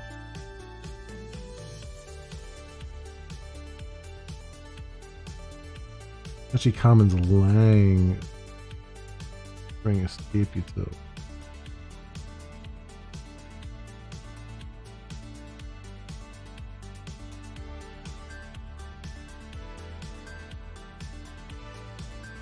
If that's still a thing. Hey, ZeroFX, welcome. How are you doing?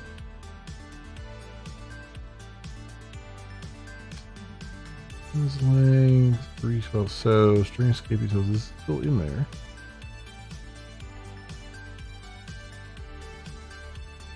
Looks like everything's deprecated though.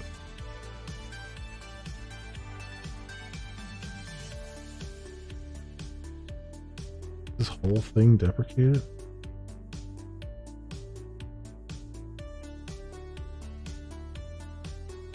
Yeah, it looks like the entire thing is deprecated. So,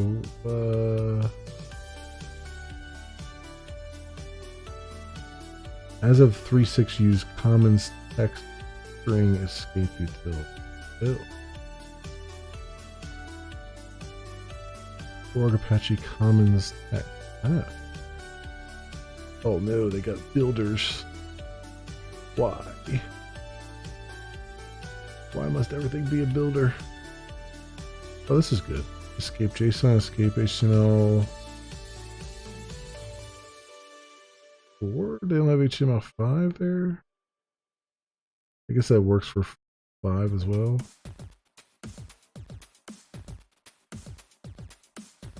Oh no, HTML 4.0 entities. It's not like entity.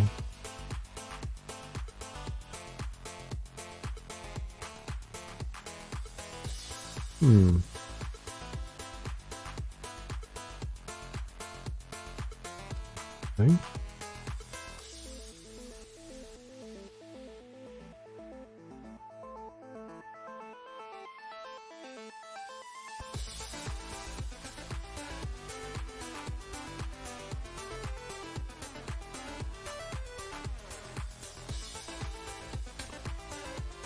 The script, so it can keep JavaScript. I'm wondering,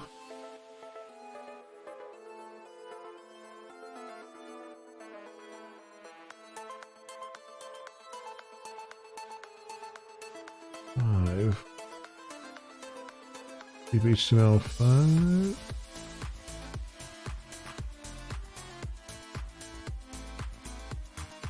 Yeah, 2020 is using escape HTML4. Okay.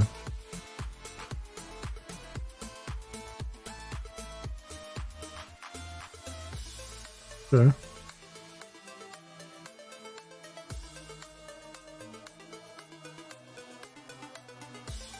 So Apache Commons text. What version? Adapted from Apache Commons Lang 3.5. Okay. So Apache Commons text. Even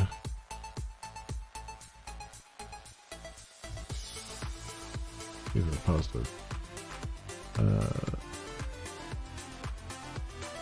Commons text.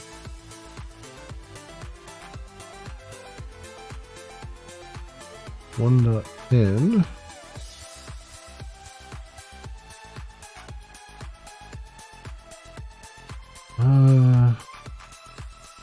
Actually depends on Commons Lang 3.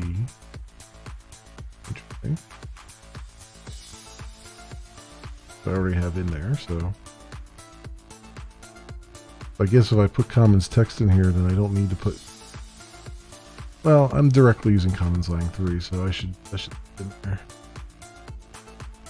and not bring it in as a transitive. Let's see.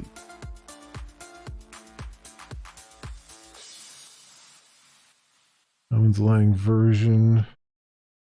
Commons text version. 110. Oh, I think it was. We'll see.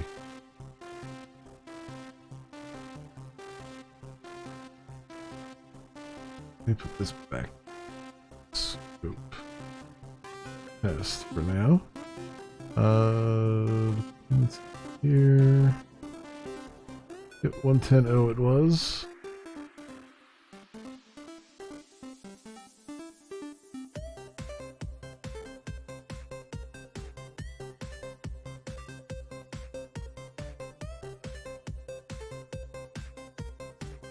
Uh, 110.0. Yep. Okay. So with that,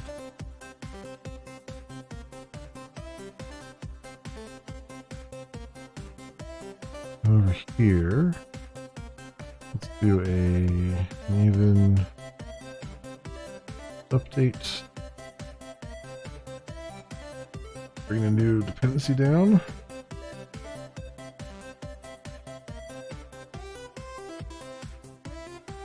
We should do that here now, right? Commons text. Yep. There.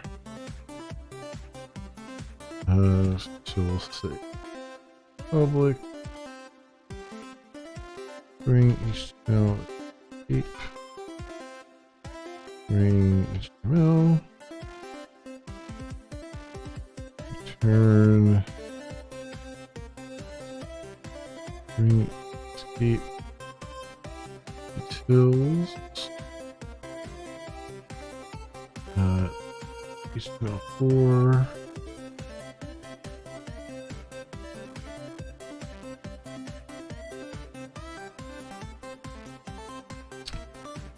and we'll say JavaScript escape.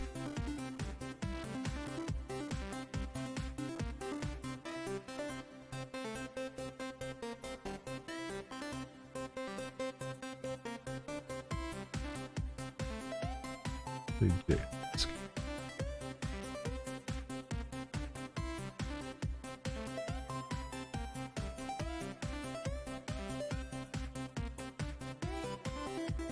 ECMAScripts.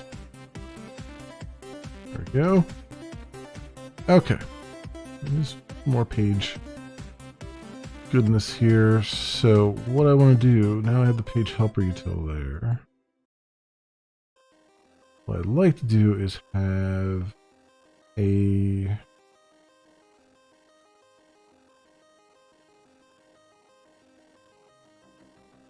what would be a so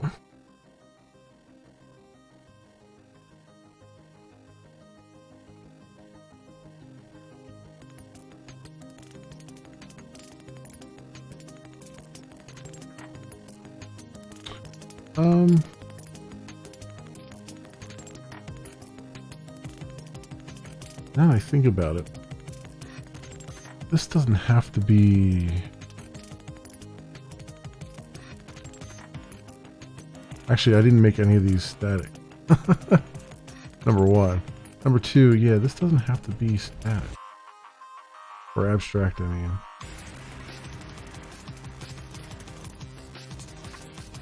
In fact, it's better off if it isn't.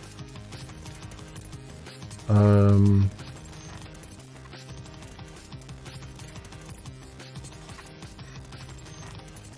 just do that. Because then I can just pull that in here.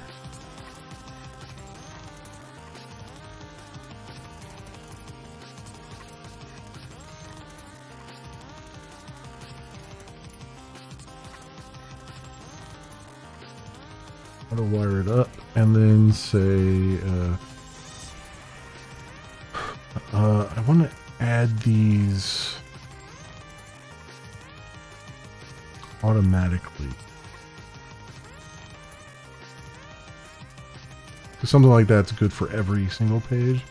So I guess the thing is, there's an initialization binder, right?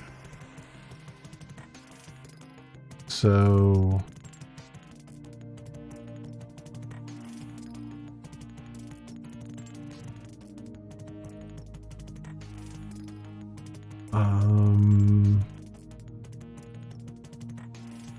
let me look this up. So it's Spring MVC init binder. But init binder is not necessarily the right place, because that's init binding is really for converting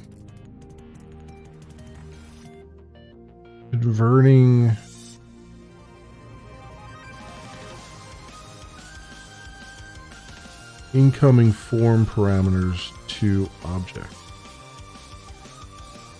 And so if you want like stuff to be formatted a certain way when it comes into your model object without you having to constantly do it, then you put in a init binder. So it's really, it's like Spring MVC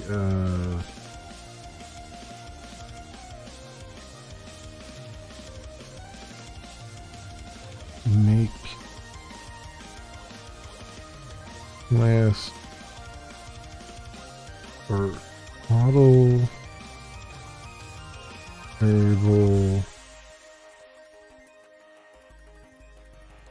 always avail.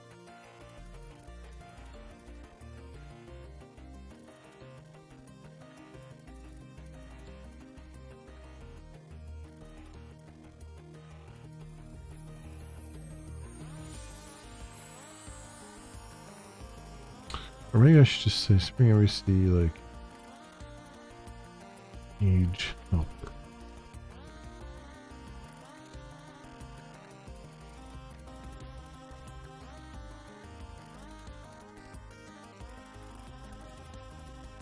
Alright.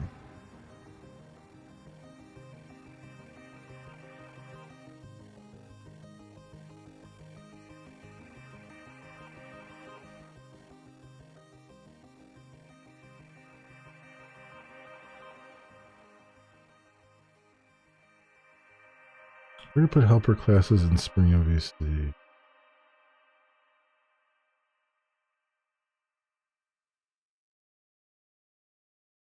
These are just basic Java questions. I want view helper.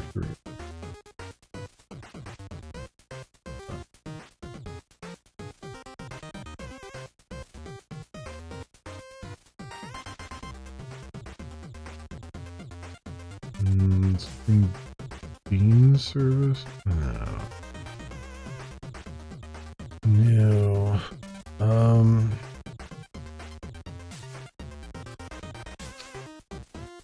Page helper always in model and view.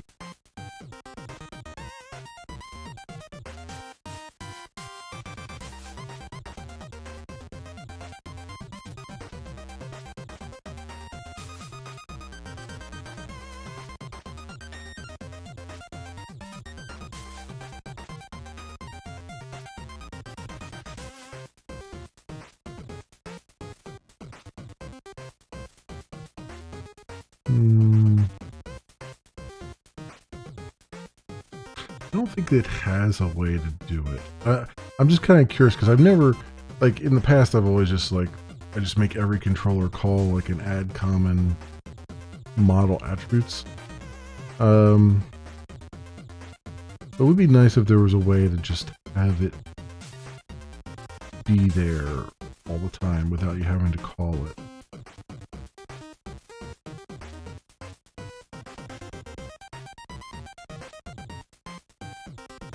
Maybe a common model attribute.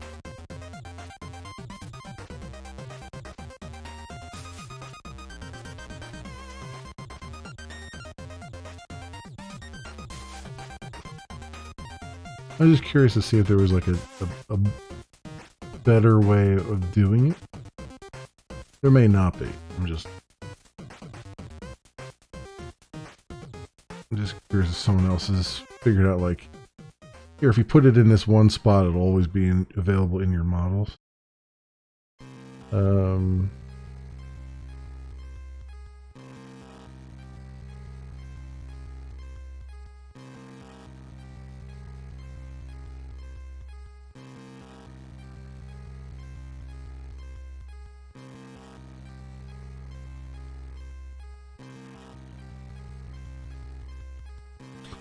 I wonder if Spring MVC nip.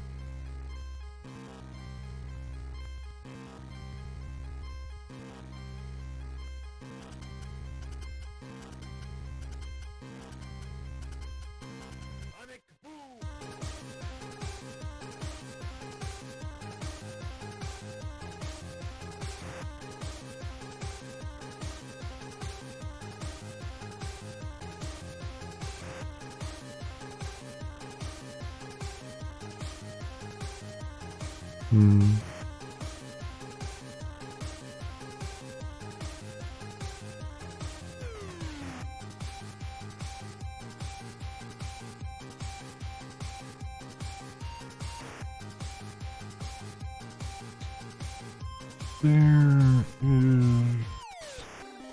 I know I'm asking a loaded question here, but there's documentation for Spring MVC. That's worth...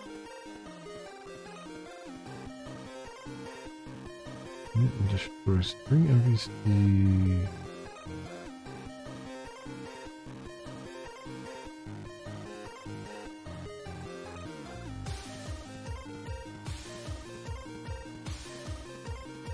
What are we doing here?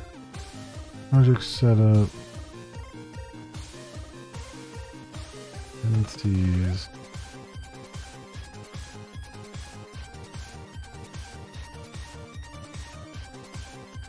View pages. Now. Just the basics of how to use it. Fine.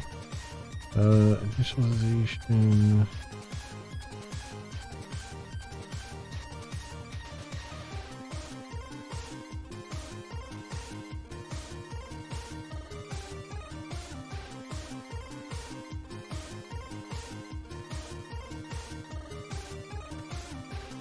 Yeah, I'm guessing there's not a way to do it. Bring MVC up.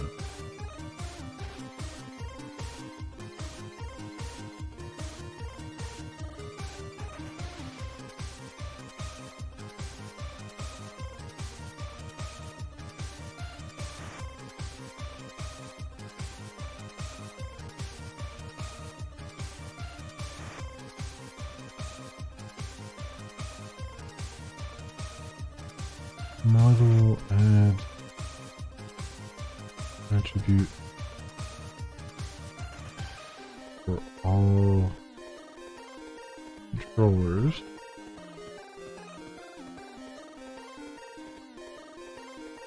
Oh, here we go. Add attributes to the model of all controllers in Spring 3.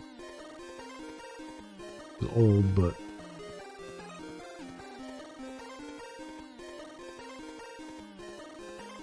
every single view in my Spring 3 app has a set of attributes I can rely on. So the first line of every controller, something like this. Add default model. And user object and full name, blah, blah, blah. I mean, controller, file object, more convenient place.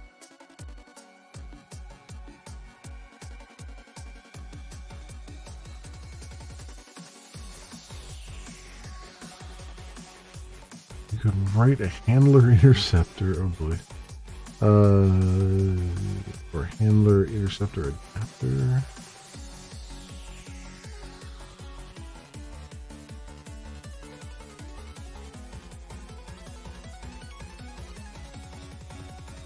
Method is invoked after the controller is, well, post handle is invoked after the controller is done and before the view is rendered. I mean, it's true, I could use that. I've already done that with the Thymeleaf stuff.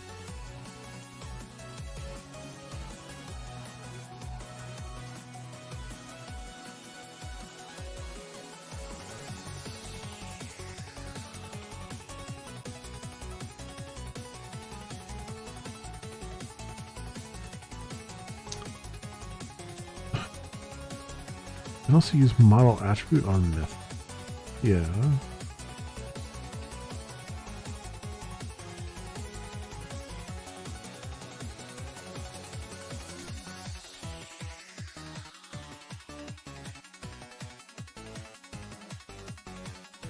Use a controller class annotated with controller device.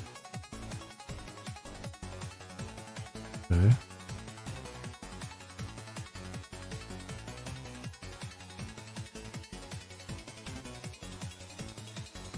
Use the same model attributes for multiple controllers in the controller. Be any class. Yeah, I mean controller device, sure.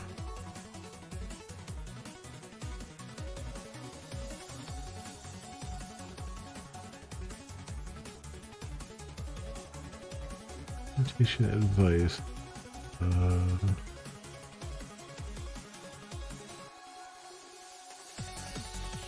User. Not really the same thing though. That's making it available to the controller, but the controller doesn't really give a damn. It's more for the page.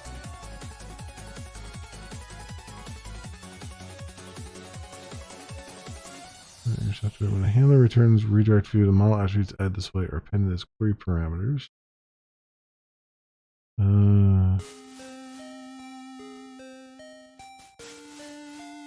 Map or list instead and return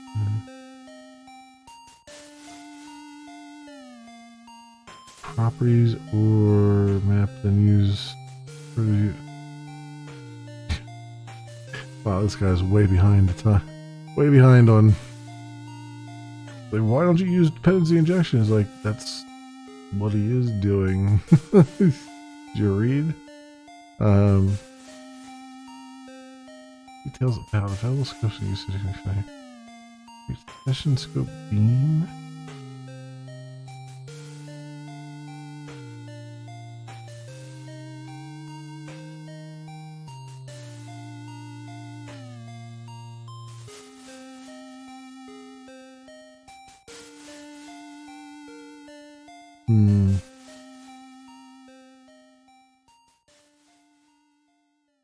I mean, I guess the best. Yeah.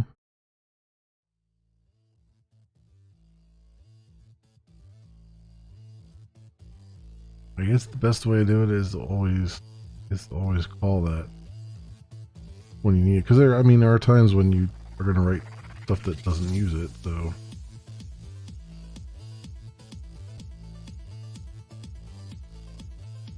But it's like, it's not a huge, I mean, it's not a big deal to be there. Everything.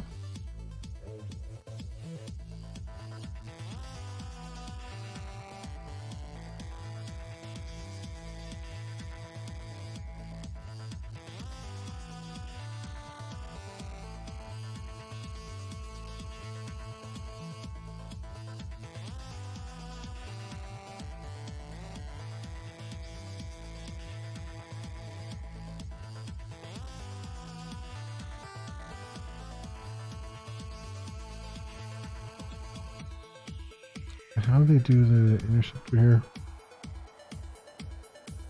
Model view.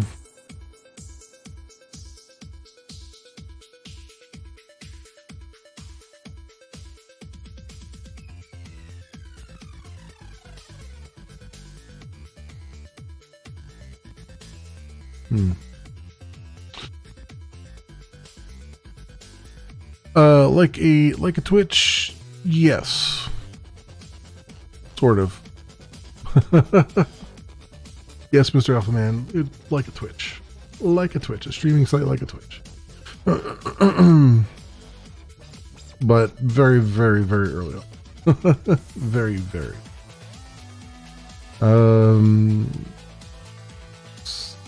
You know what? I'll just stick to the... You just have to call it when you want it.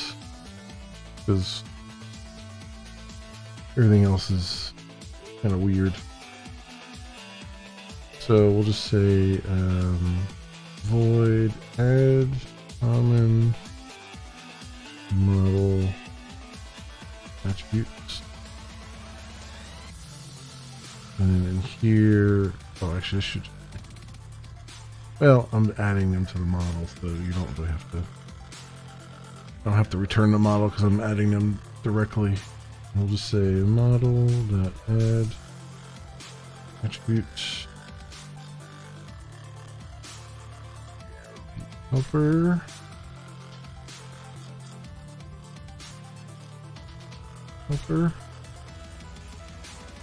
And let's make that something that will be up here.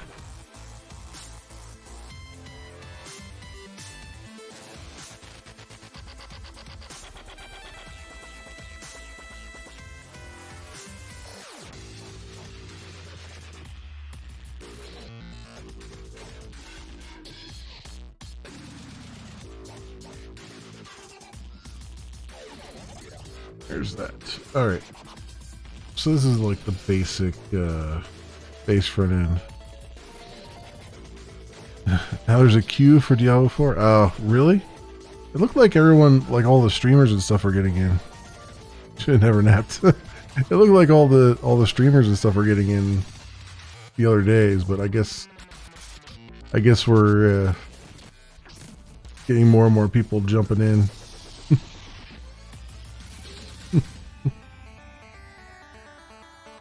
Been fine. Yeah, I was gonna say, like, I haven't seen any complaints about the launch so far. It seems like it's gone pretty well.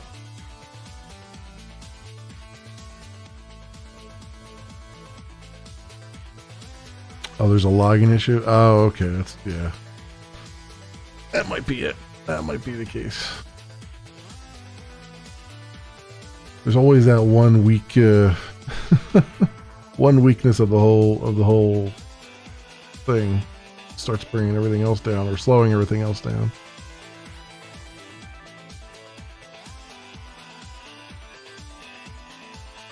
Okay, so I've got that like the base front end here. So what I'd like to do, I get like a rudimentary page helper for the moment. What I'd like to do is get the home page controller using it.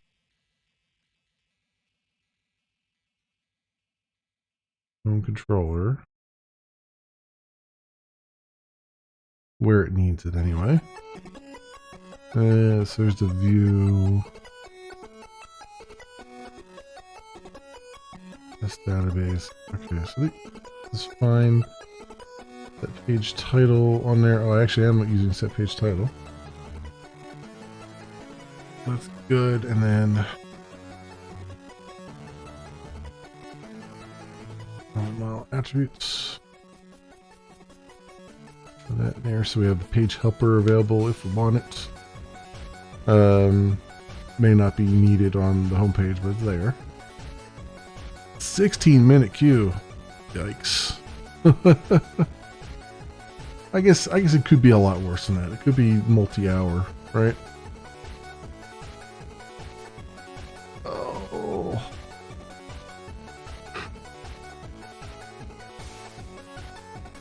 Oof. Anyway,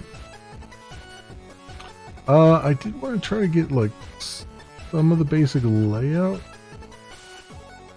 in place. Like start, get, like the top bar in there. I want to get the alerts in, like page alerts and stuff.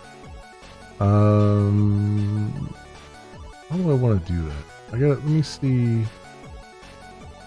where we're at right now. Get a refresher. I know we're not very far along.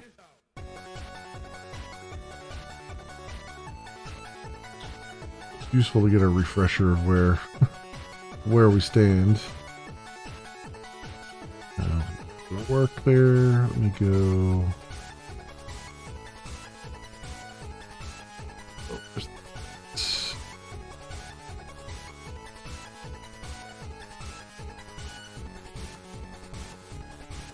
Get this reverted.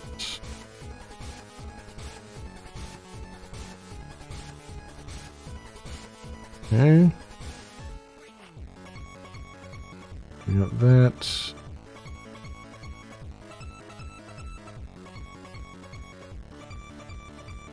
Start this. And seems to have worked. Local host 8443.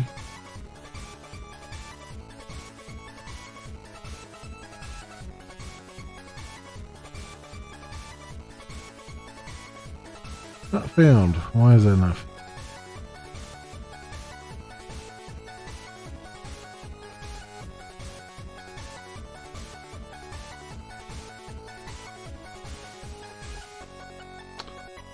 Unsatisfied dependency error admin controller.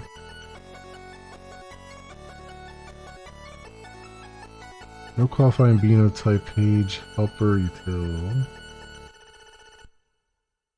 available. Oh, is it not? Am I not scanning the utils? I'm probably not.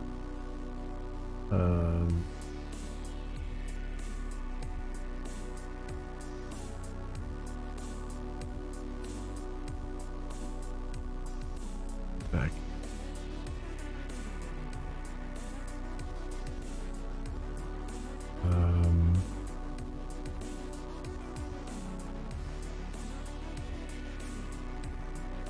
Yeah, I'm just scanning front end.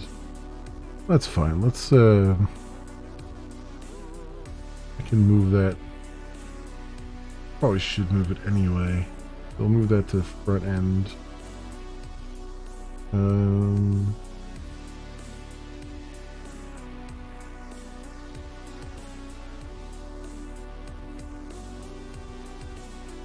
Front end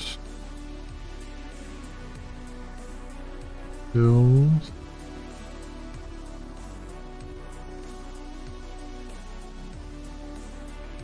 Refactor move to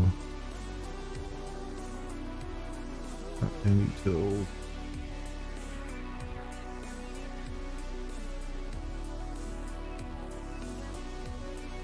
There you go.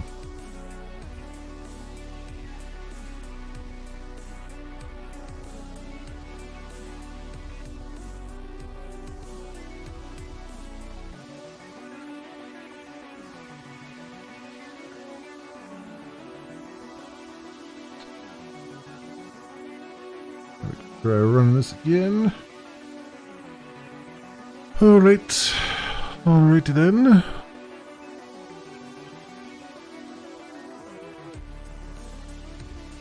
Boom, boom, boom, boom, boom, boom, boom, boom, boom, boom. That. Okay. Got our ugly homepage.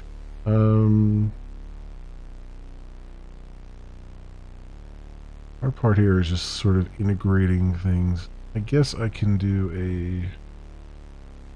Always hard to just get started. Once you've got like stuff in place, it becomes easier to kind of just figure out where you want stuff to be.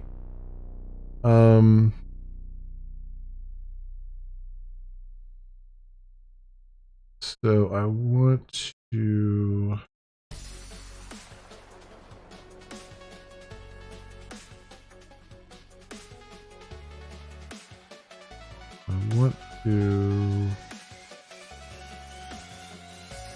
put a fragment. I want to put a messages fragment. We got an HTML header fragment. All right. Basically, I want to do messages here.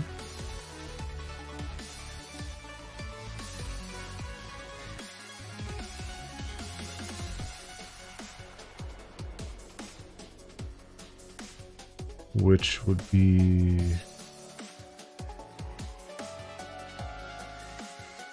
not in head.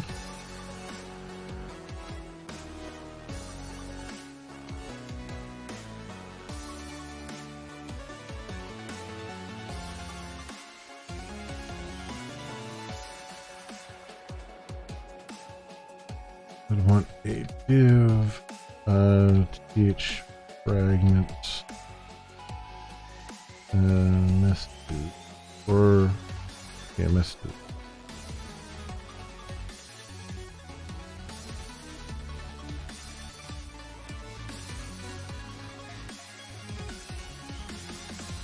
And here I would show the error messages and success messages and all that stuff. Now the question is,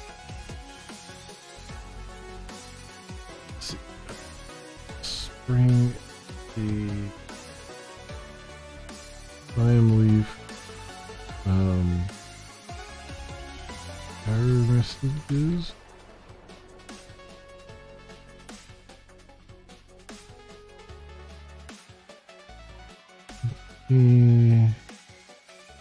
Foundation constraints, controller, fields. Time leaf offers an inbuilt field has errors method that returns a boolean depending on whether any errors exist for a given field. Okay.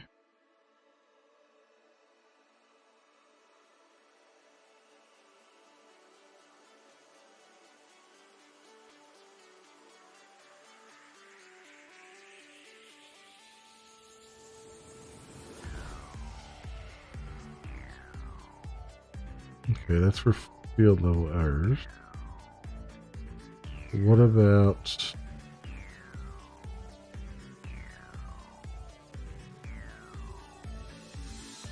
fields has any errors?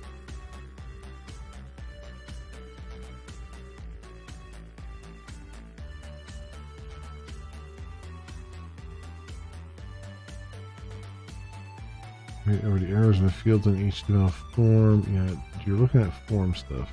Playing errors outside forms. Here we go. We use a fully qualified variable name in the format. Display validation messages outside HTML form.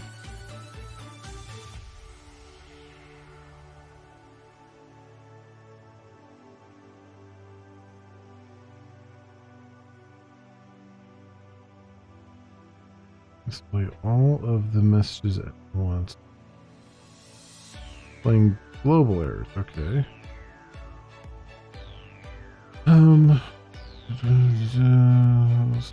Second. Constant. Yeah, so there's object errors, global error. Fields has errors global.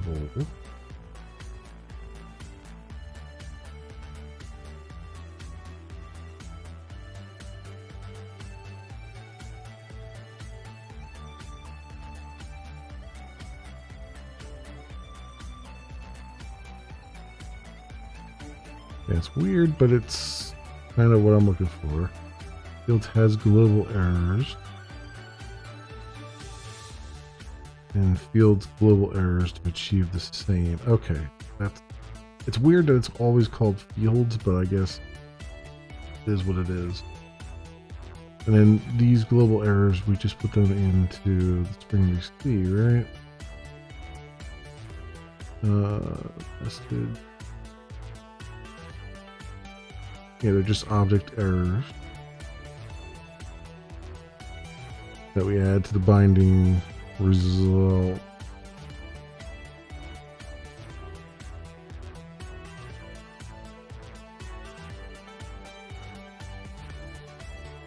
Error, global error.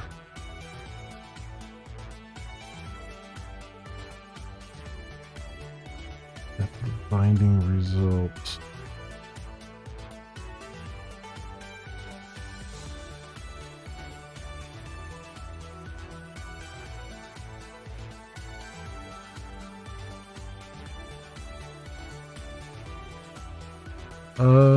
What is the...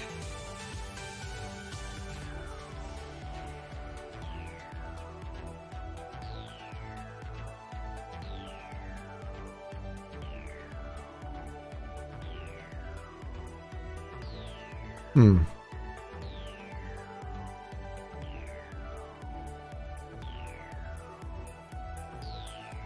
mean, I'm down with the object error stuff. I don't know, because not everything is going to have a binding result.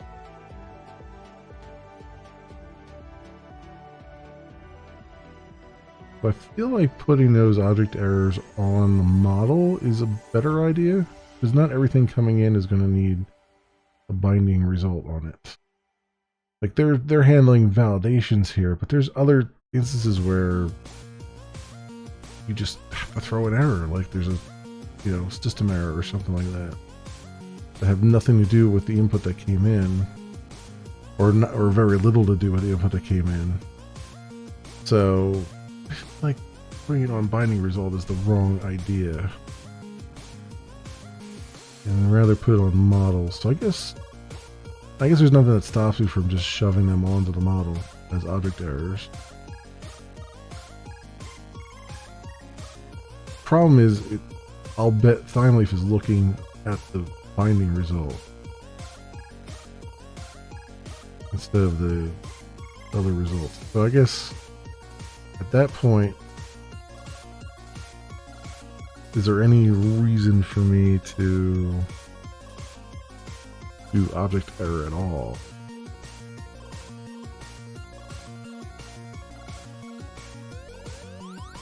And I'm thinking no. I'm thinking there's no reason for me to have that at all, because this will come into play for field errors.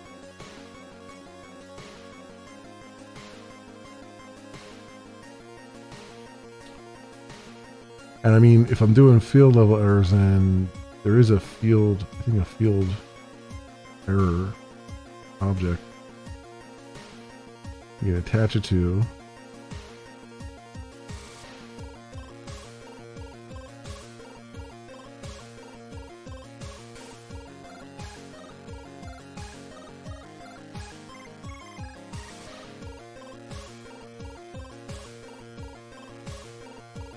User binding errors. So, I mean, technically this is the correct way to do it, is to say put on binding result.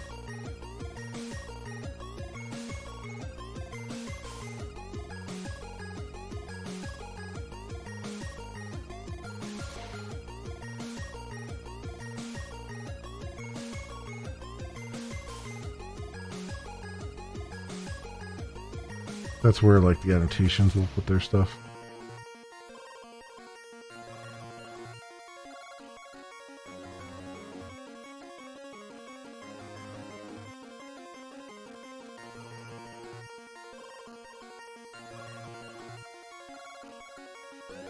So yeah, I think when we have an instance where there's going to be field level errors, we'll likely have a binding result there, and then we'll just use the ThymeLeaf field stuff. But for global messages, and I guess I'll have multiple variables: global errors, global messages. Yeah, that would be yeah. Yeah, let's do that. Let's do that. That's less annoying. So in here we'll have public static file string error messages page errors static file info messages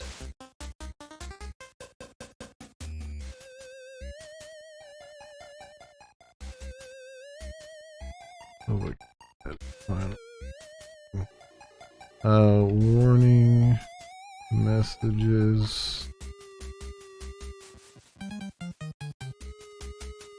warnings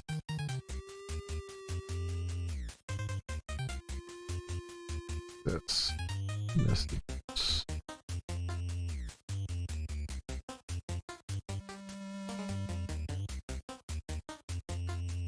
Okay, so we'll have that, and then over here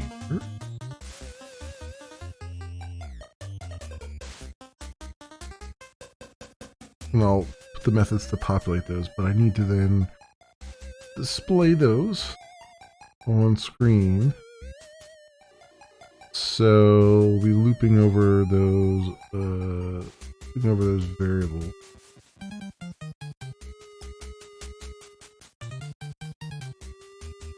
So th, right?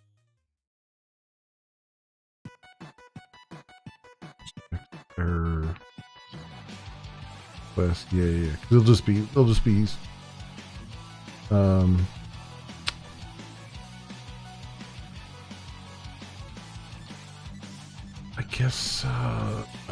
I guess it would just be external messages.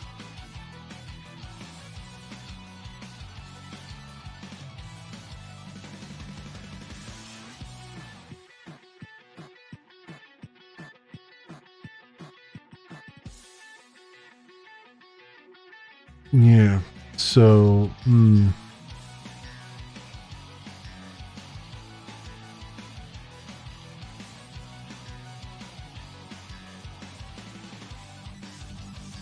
wondering if I should.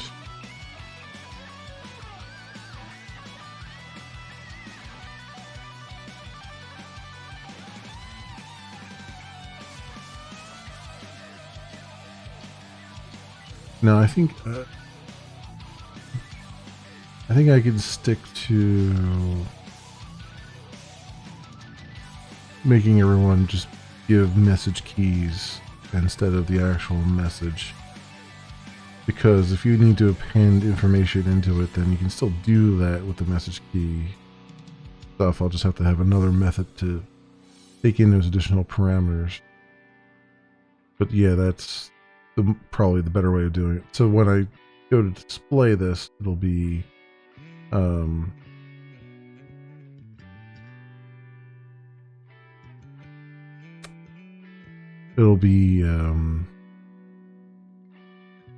assuming that it's an external message in a message bundle. So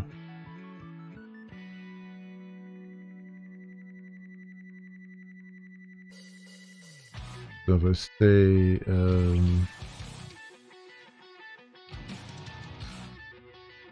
error in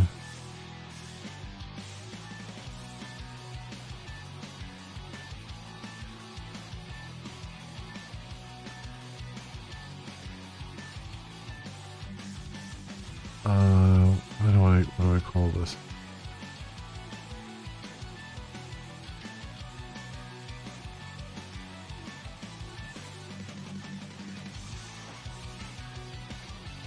Base front end controller.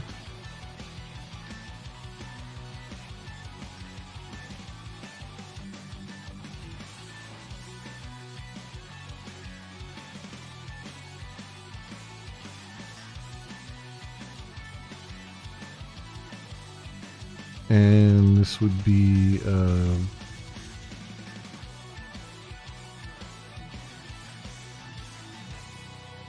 yeah, that's correct. Error messages, and then the text would be the error class would be the bootstrap class, which would be alert danger.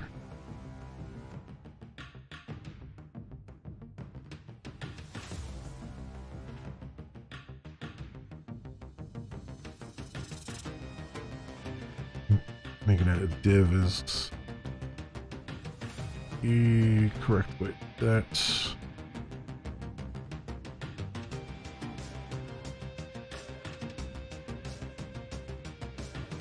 yeah, that'll be because yeah, I think it has to be a div for those classes.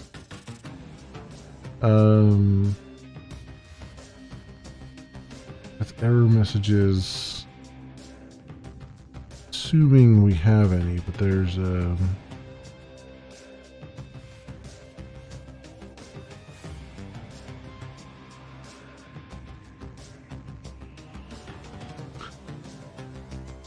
wonder if you can combine a THF and a TH each on one thing. Let me stay here. THF.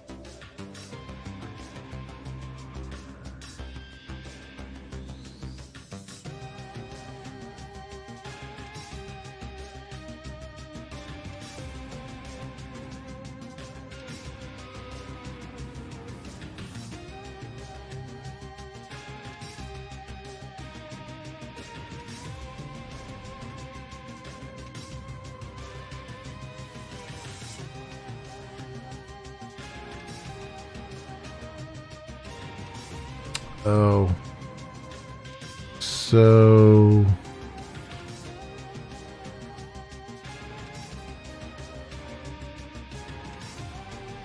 each gets executed first before the if. So putting the if there wouldn't do anything. So we have to wrap the if in a, or wrap this in an if. So actually this whole div here is what we're working with. So let's go here and say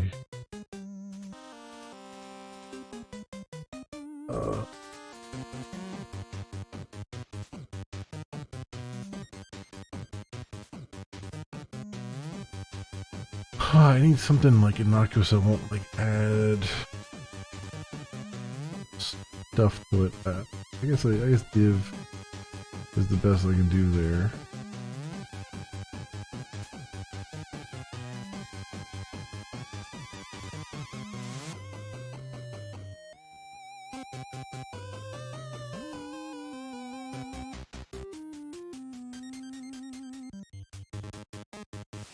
No, div th if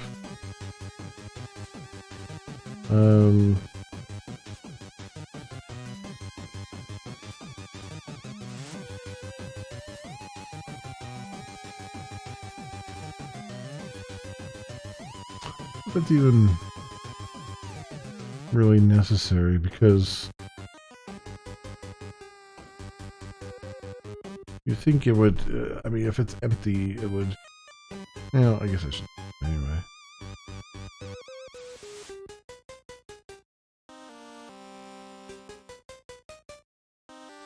Basically this.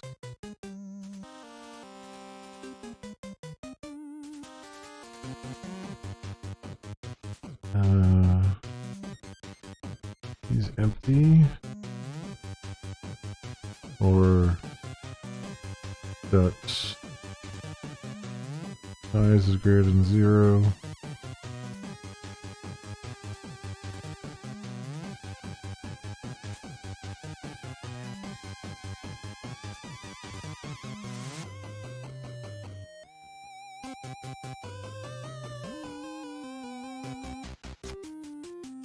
So error, and then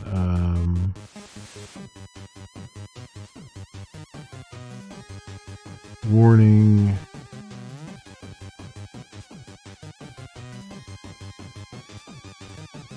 Tested an info, I guess. Warning.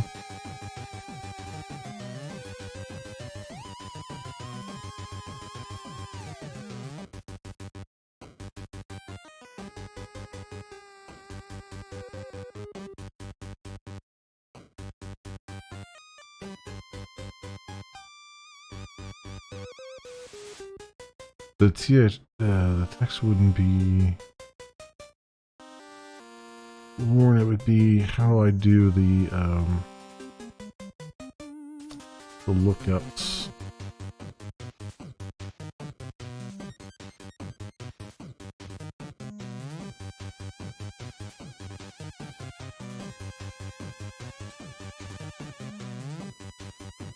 I don't have them in there yet.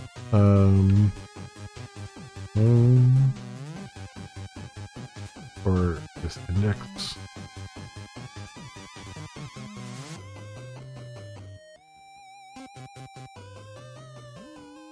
Where did I do the actual message lookups?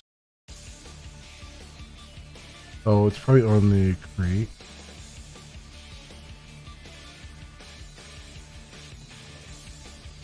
Registration here.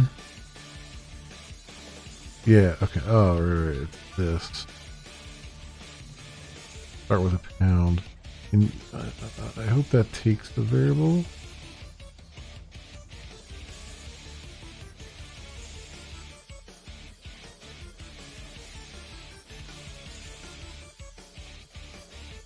I guess I can look to see.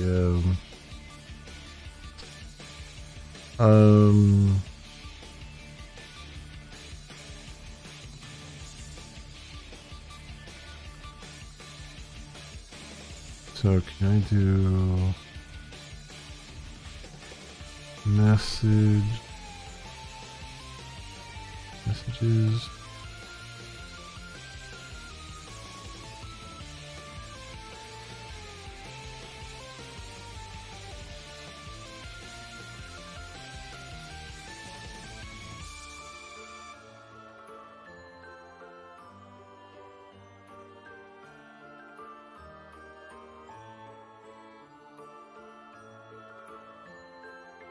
Already escaped. Message key itself can come from a variable. Okay, so yeah, okay, so you can do it from a variable. Alright, so you just do it this.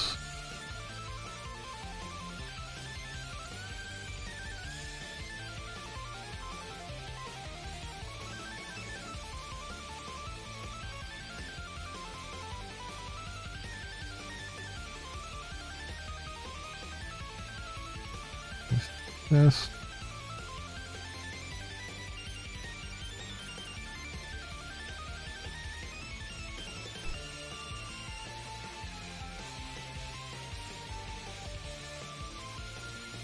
Have that. Message lookup here. And then this would be alert. It's alert warn.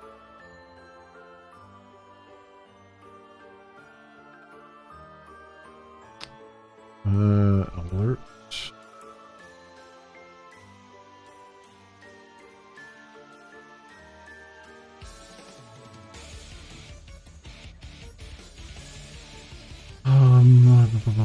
Badges, buttons, card.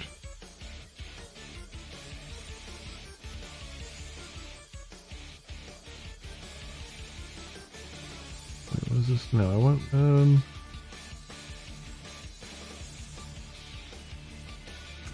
what was it?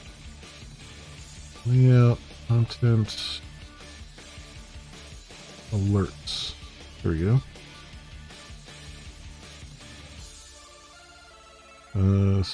So missing.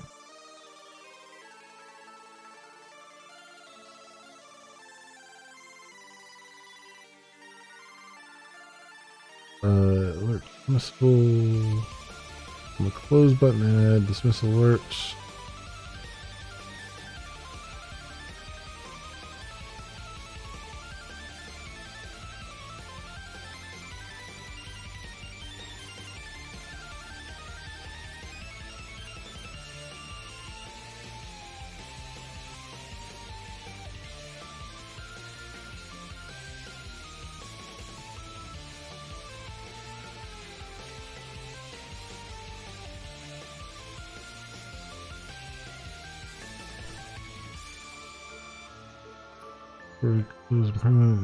Focus the most appropriate location on paid. Okay. So alert dismissible as well. What do we got here? Alert. Alert warning. Alert warning. Alert success. Alert info.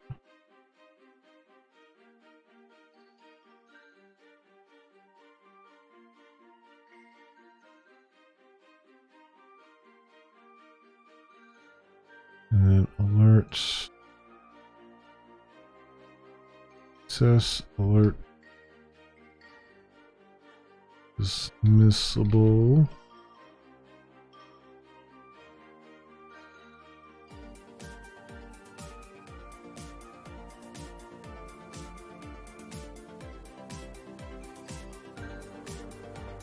And one more for info.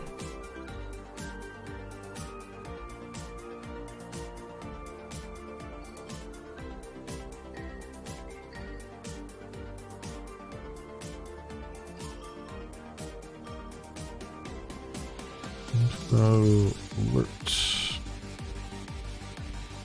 Info. Right now. Okay. Got that. So then,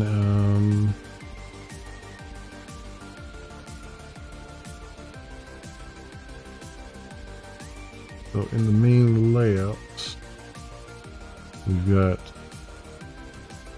original head and then the body, and then right before that, put div each replaced, and it would be with fragment messages, and then I called in here message.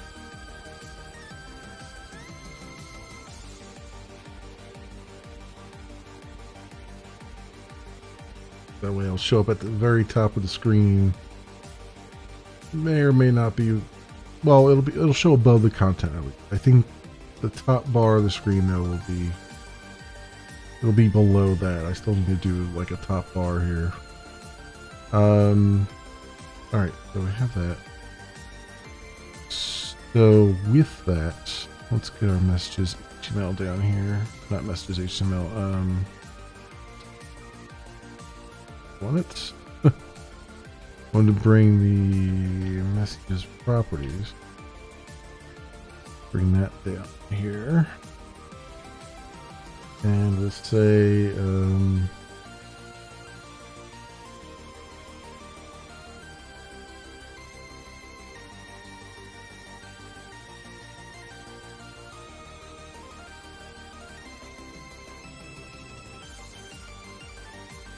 text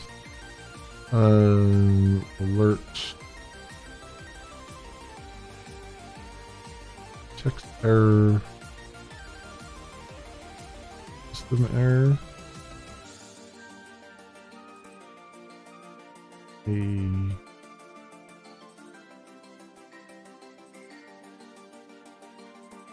error occurred while processing your the add. Text error test.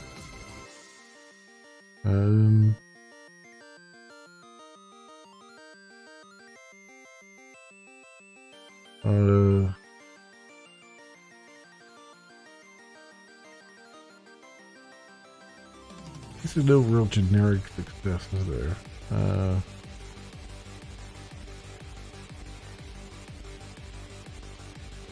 Just request processed successfully.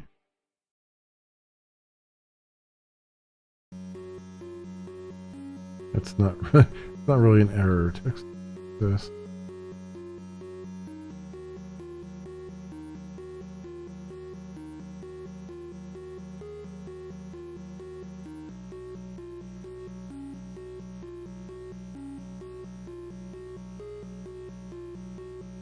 And text info.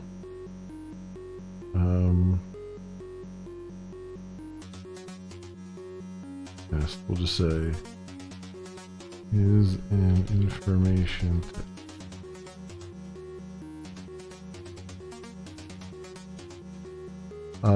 In the morning.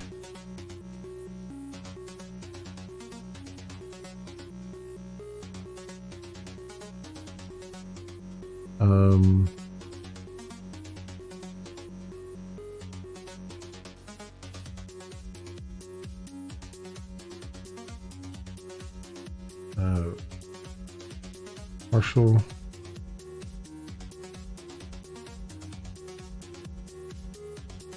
processed with warnings.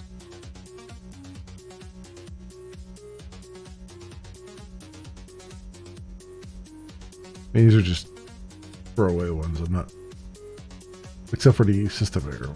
That one is pretty much, and I guess the OK is probably good too, but these are just for testing purposes here. So what I want to do then is come over to the base front end here.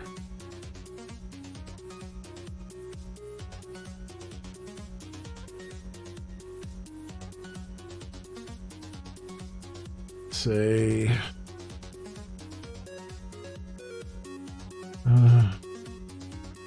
expected void add error message.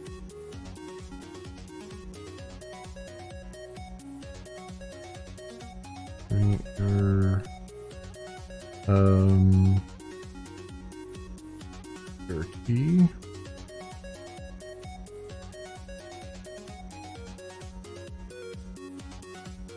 This would be model. Wait, so be list string errors equals model dot get attributes is.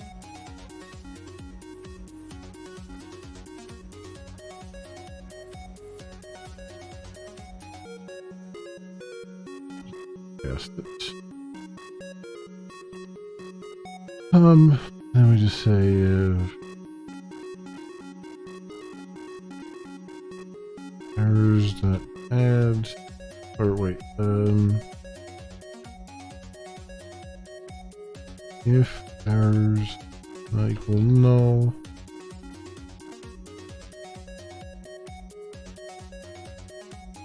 errors that add error key, else new array list. Actually, what am I doing here? What am I doing? If errors equals null, errors equals new array list. Errors add error key.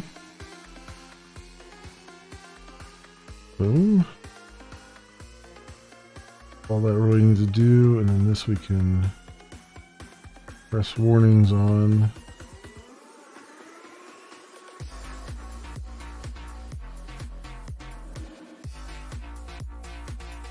And honestly, this is just really add mistake. Private void add message. And it would be string attribute error key.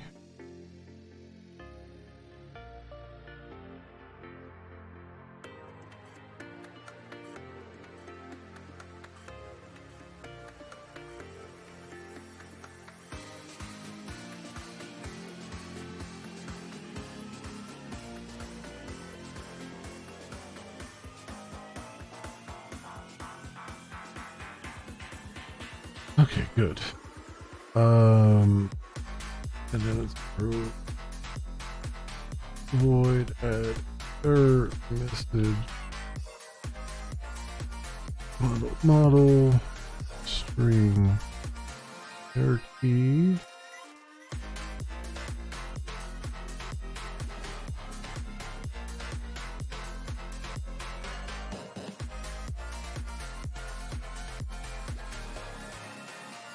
All right, and then this just calls add message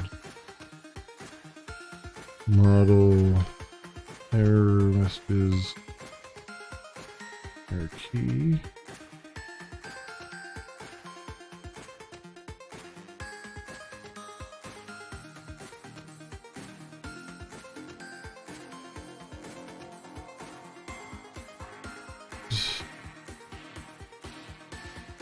This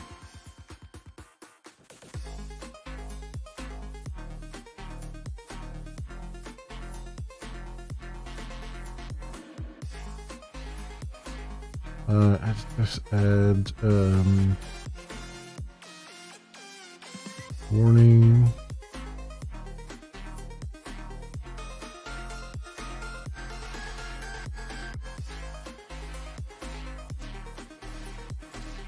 info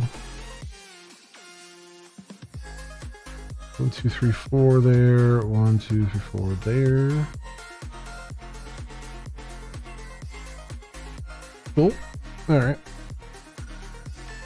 Wire those up, so then that should make it hopefully relatively easy for me to come in here, and we'll just test these out. We'll say add error message, and it'll be X error system error.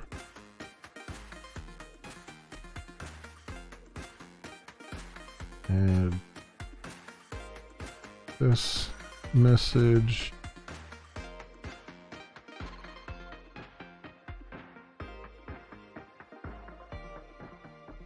Add warning message.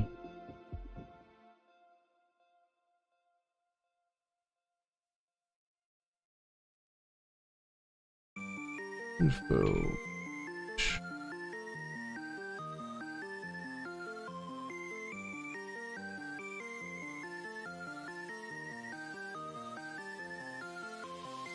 Okay.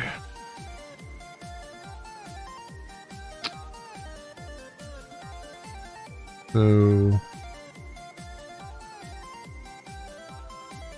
where am I looking here? I'm looking over here. It's not going to immediately work because I need to recompile.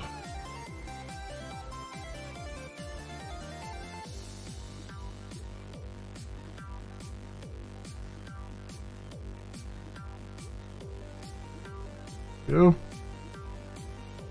Do clean build. Hey, from Dev. How's the streaming service going? What am I uploading today? I'm still doing the very basics. Right now I'm just kind of getting the layout together.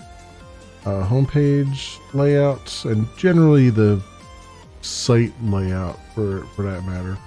They'll be shared, like a top border and things like that, and getting kind of the baseline controller stuff together.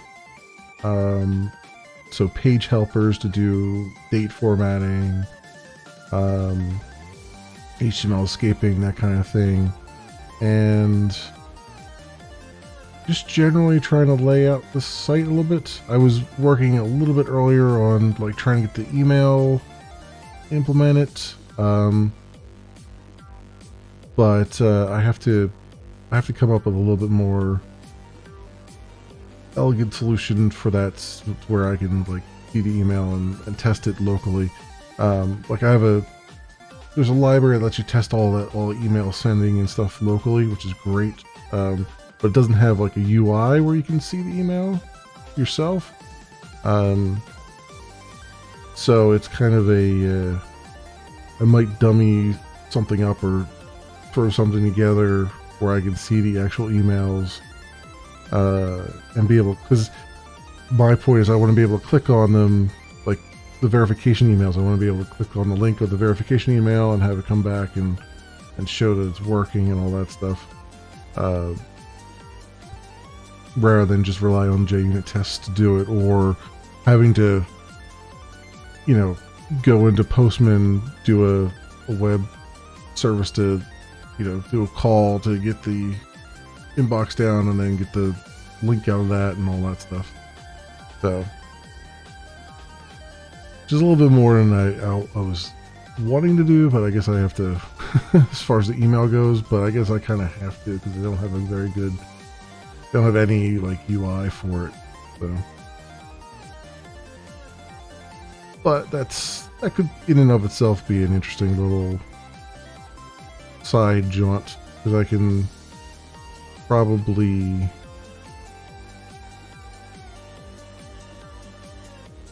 by and large just copy over what I've got. Like I could make another project that's sort of separate and use that to make a UI for it, kind of. I mean, it means I have to go through all this setup of another WAR file, but then again, I can just copy a lot of what I've got here, and a lot of the setup I have here, and just kind of cull it down to only the things that are necessary. So it might be interesting to do that too. There was one out there that I could fork off of, but they were using React and stuff, and they were doing it kind of on the standalone thing, and it's like a bit weird.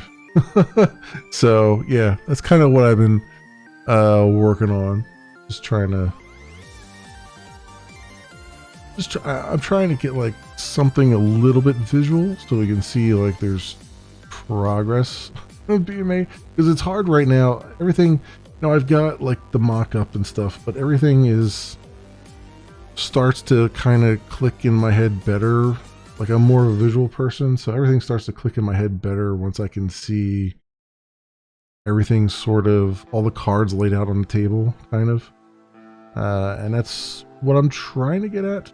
Now I've got some of the basics done.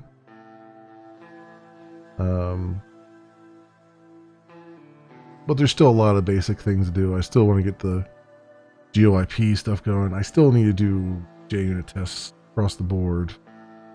All that stuff. Now, what is this failing with?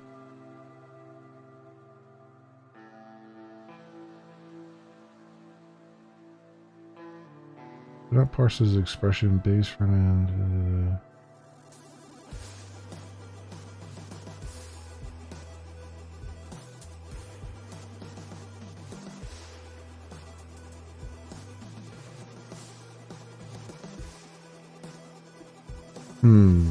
Okay. How do I... That parses expression. Okay. How do I do something like that? If I want to say...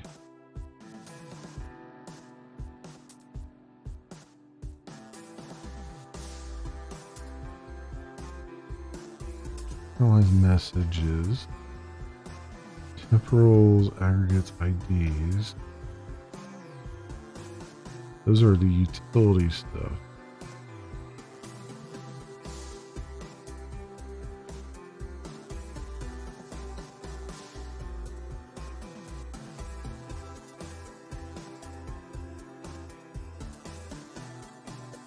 If I did, wait a minute, so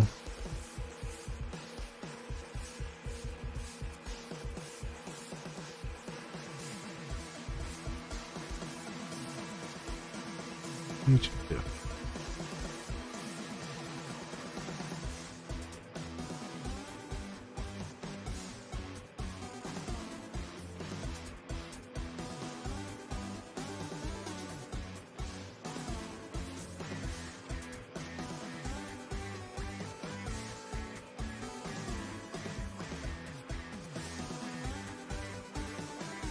I wonder, do I just hold this operator additional then part by two expressions? First one is used if it doesn't value to null, then it does the second one. Okay.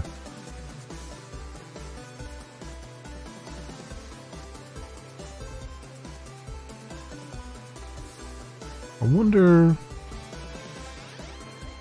where did I learn about all the video streaming stuff? I really didn't. I mean, that's kind of the big question mark right now. What I've done is to kind of look around to see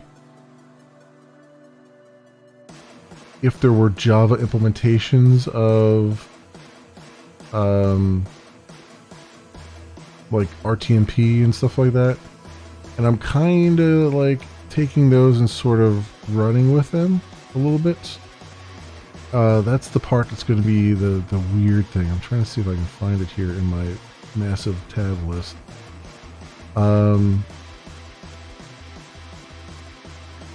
Yeah, so here, there's this project called MyLive, which basically has like an RTMP server implementation in Java, but it's for an earlier, and it has like, it uses Netty for the server, which is what I'm using, but it uses an earlier version of Netty. So I've been kind of converting it up to the newer version, and I've been kind of changing things around to sort of suit my coding style a little bit more. But I've been kind of just using this, a combination of this, and also the documentation. So where's my Adobe documentation at?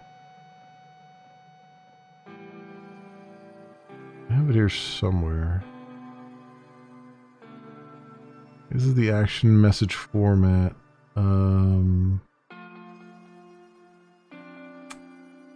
Where do I have this at? Oh, here it is.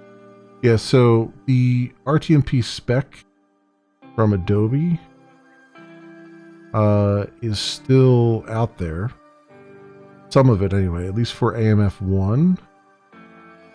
AMF3, apparently all the spec documents disappeared. I haven't been able to really find them, so I found a different project here that does AMF3 in Python. So I'm like translating that if and when I need it. The other project that I'm looking at only did AMF0, which is, I said 1, but I meant 0. So been doing that, and I've been kind of like looking at this and then looking at the way they have it implemented into Java, and just kind of trying to eyeball it as I go. But I have no idea if any of this will work. And it's still not at a spot where I can like throw video at it and have it work. And honestly, if it were up to me, I wouldn't even attempt the RTMP stuff. I would just go, because the other thing I want to do is I want to do WebRTC, right? And there is a WebRTC Rust project that I was going to take this and convert it to, well, not convert it, but rewrite it in Java. Because there is no, as far as I can tell, there's no Java version of the WebRTC stuff. And I was going to use that along with, someone was very kind enough to, out here somewhere, they have a Java wrapper around FFmpeg called FFmpeg4j. And FFmpeg is a library that is very popular on Linux and everything, and even on Windows. And it's something that for video processing, and it's something that the OBS uses under the covers and a lot of other things. So with this, you know, my idea was that I would, you know, I need to get a server up, a custom server up that can listen for incoming, you know, requests, incoming streaming data, and then I can use this FFmpeg4j to get thumbnails out of it, and also do transcoding, and then send it out the other side to the video player on the web. That was my general 50,000 foot how would this even potentially work thing. Whether or not I'm even barking up the right tree is another story in and of itself, because I've never tried to do video processing before in my life. So this is me like throwing darts at a dartboard and saying like, I'm going to see if I can kind of wrap my brain around some of it and maybe make something happen. It's may not end up ultimately performing well at all, or even working entirely, but hey Shin, welcome. But it's something that I want to try, you know what I mean? Like, I'm one of those guys where I can't really read something and learn it. I have to just kind of throw myself at it and try it. Like, there are people who can look at these spec documents and just, like, you know, make it happen. And I'm just not one of them. I need to fail a lot and then eventually succeed. And then in order to really like understand what the hell I'm doing.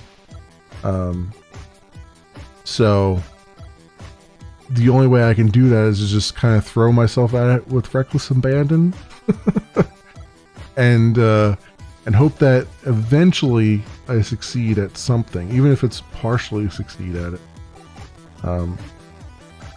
But also the other reason I was, so I kind of interrupted my own thought there, but it was the reason I'm not just doing the WebRTC stuff, I'm also bringing the RTMP stuff in, is because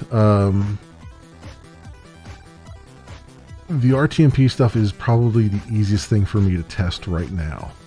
Right? There's no, like, OBS doesn't quite have the WebRTC stuff done yet. There's a patch, there's a pull request that's in progress out there. They're still working on. And RTMP is like supported by everything.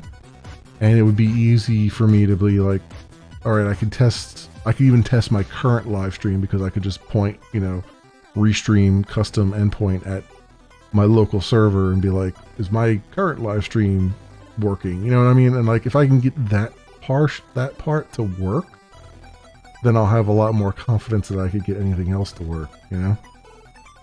Is the way I'm going at it. And I thought about like, well, you know, I could do something else besides RTMP. Like there's I think SLC or something like that. or one of those things. I wonder if I still have that open. That has like a library that is used, like OBS uses it and stuff. But I'm like, if I'm going to make something that attempts to work, I want to make sure I have the widest possible amount of programs to test it against. Like really give it a good shakeout. I don't have it on here though. So the other thing is too, Nginx has like an RTMP module built in. I was kind of looking at that too, but this is all in C, and it has been a dog's age since I've done anything in C. And I can read it, but holy hell, pointers to pointers and stuff. So trying to translate C back to Java is an interesting feat. It can be done, but it's half my problem here is I don't know where to begin. And also the other part of this is that it's a plugin for Nginx, so it doesn't handle all the like handshakes and stuff like that. Nginx is handling all that. And I need to be able to handle like the incoming stuff through Netty and all that stuff. But this also helps with like a reference to like the Adobe Media Format, the AMF stuff and things like that. Like I can kind of see some of what it's doing. The other problem is too, like you can see this is a C programmer through and through because none of their variables make any sense. like I can't just look at their variables and be like, oh, I know what they're doing here. It's like HP and SP, H string. Like, oh, great. You know, like what is HP? What is SP? Who knows? Whereas at least when I look at like a Java project, they're more likely to see variables that actually make some kind of sense. Like I can look at the variables and I can look at the RTMP documentation and be like, oh, I know what they're doing, you know? Like this variable is this is what they're trying to do, you know? That kind of thing. So yeah, that's where I've been. I still have, I mean, the ingest is still here. And I'm still, I haven't worked on it for a while. I haven't committed anything for a while. Because I've been kind of like scatterbrained a little bit. And I'm like, I want to jump back into it and do stuff. But it's been hard because I can't really test anything until I get all the pieces in there, and I'm not sure I've got all the pieces in there, and that's been the struggle right now. Just trying to make sure I have all the pieces in here and stuff. You know, like, hey, you could read what my variable names are and actually understand what they're doing. Like, ooh. You know, that's the thing that gets me about the C developers. It's just like everything's just 2 letters. I'm like, that's great for you, but how about giving other people a chance to understand what the hell it is you wrote? So yeah, that's where I'm at sort of so far here. I think I'm pretty far along as far as like emulating what was there in that other project, but it's also, I'm not going to feel good about it until I actually am at a point where I can start to test it and start to see it break. But like, you know, like partially work and break, I mean, is really what I'm trying to get at there. Have it partially work and have it break along the way. So yeah, that's where we're at. That's where we're at right now. And then for the project itself, a lot of this stuff that's still in progress here is just waiting for me to do JUnit tests on it right now. Still have to do a little bit with the user management. I was working with the user management a little bit last week. I want to come back to that. Like, I have the register user stuff started. I haven't quite gotten any further than that right now. Like, you can register a user, but I wanted to add things to it and then also have some settings come off of it as well. Elder code has terrible variable name. Right, exactly. I'm like, I would love to be able to learn how they did it, because it's like, I think the way that Nginx does it is like almost the gold standard. But good God, trying to figure out what they actually did there. For any help on the front end, let me know. I've been working as a smart TV front end developer for years now. On the tip of the streaming stuff, you're deep in it. Hey, that's cool. That's awesome. Yeah, a lot of this too is me just trying to learn things. Like, I've wanted to do like mobile apps and stuff. I've never done a mobile app yet. And this is definitely calling out for a mobile app. This is definitely calling out for a smart TV app. I briefly looked at like smart TV stuff. I think the Sony smart TV stuff, for like stuff that I was doing for Glimish, and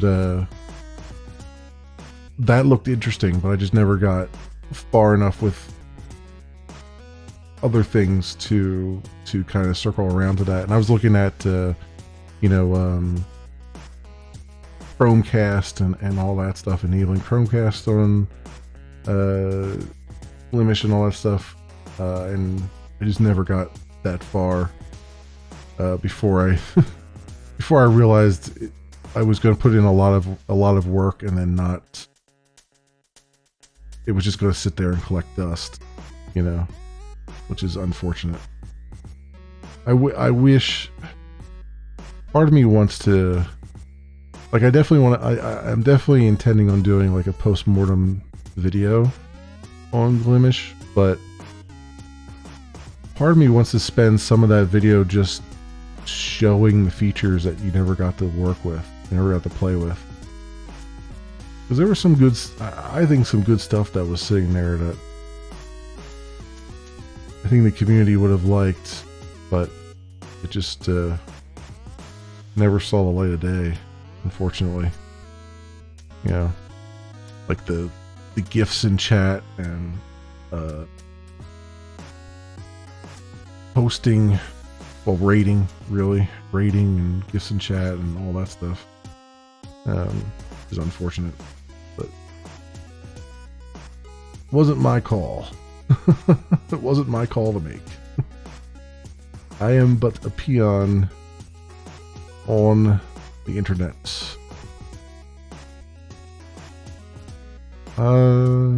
So if I want to can I just do a call? I'm also learning Thymeleaf here, which is why I'm trying to figure out how this stuff works. I've never used Thymeleaf as a view controller. The Thymeleaf markup. It looks interesting, but it's also, I've never used it. I'm trying to figure out like the simple stuff right now. Like, how do I call a method? Is there a method? Pre-processing or method?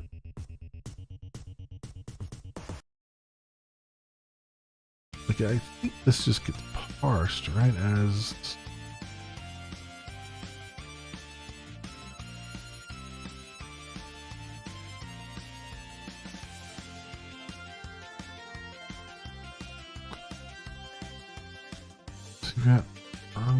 See, that's how they're calling what they're calling aggregates. They're calling internal methods that way.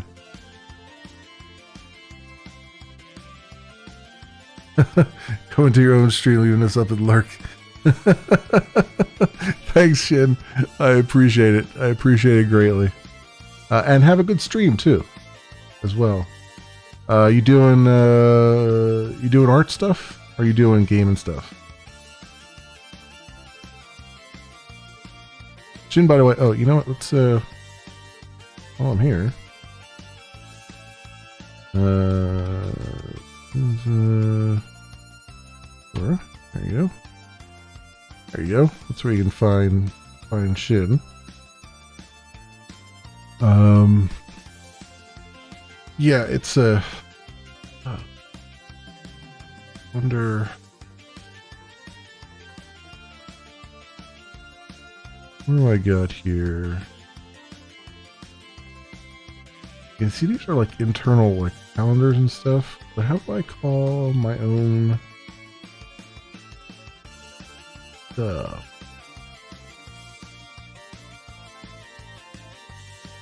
Template resolvers.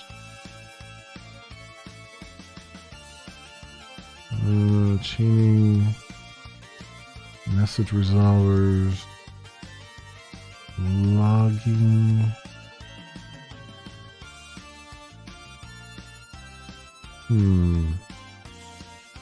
Let me just do time leaf.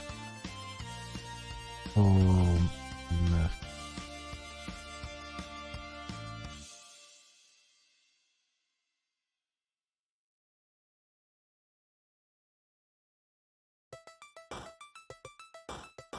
Yeah, here we go. This is kind of what I'm trying to do.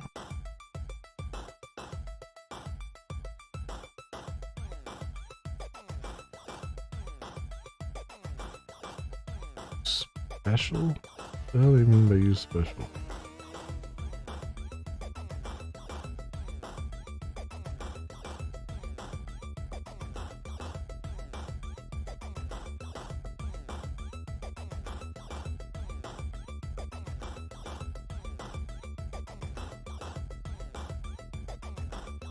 Also, TH block. I wonder if that's that might be a look into this. Maybe that's like a no, doesn't translate to anything on HTML, which would be good.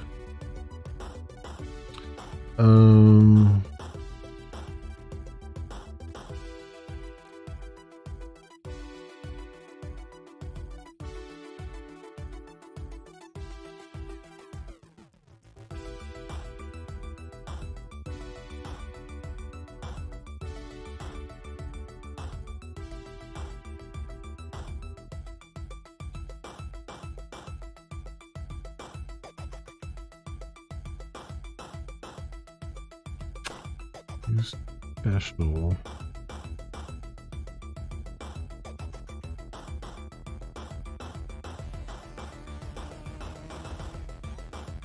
I guess they're just doing it like it's a regular variable. I guess that works. So, what am I looking at here? This is in. Oh, I know. I think it's probably, I don't need the hashtag in front of it. That's probably what it is. Where's my, is it main? No, where's index HTML at? Where is index? Let's see.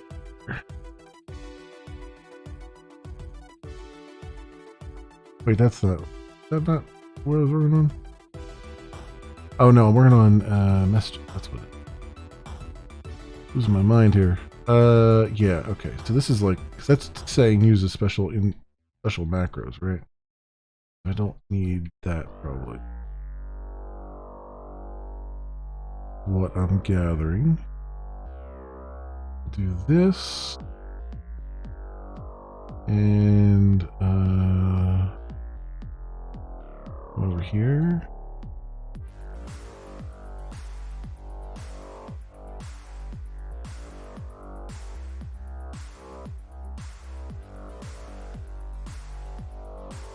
I don't know if it should have noticed the change there.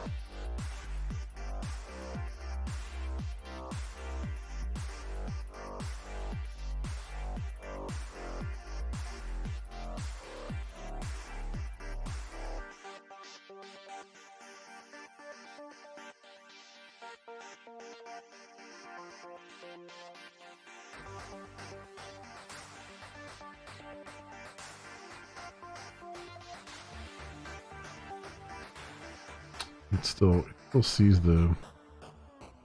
Let me just.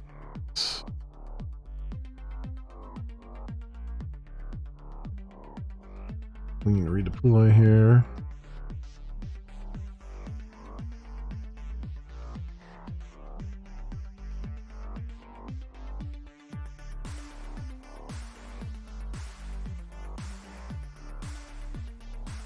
Another backtrace.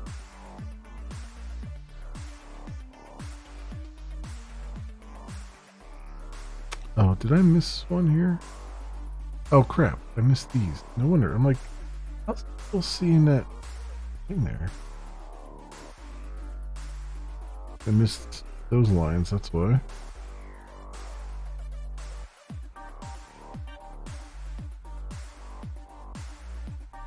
Alright, now what? Okay, it still doesn't like that.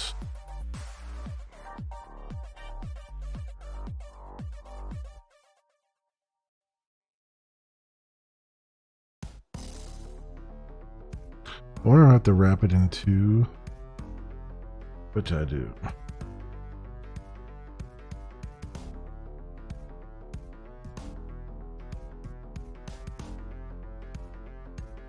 We'll just try the one right here. See if it moves on to the next one.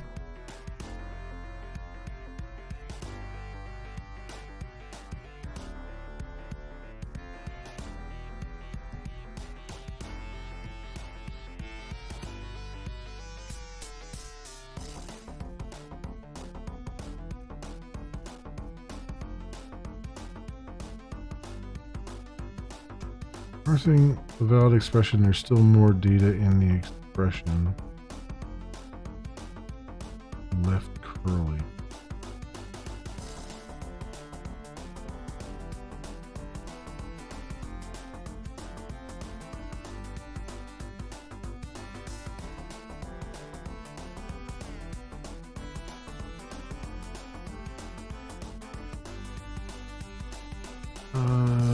Clearly I'm not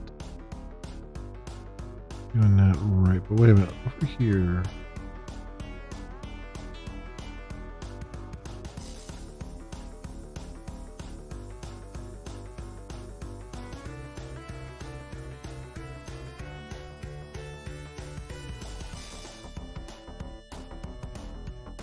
So inlining.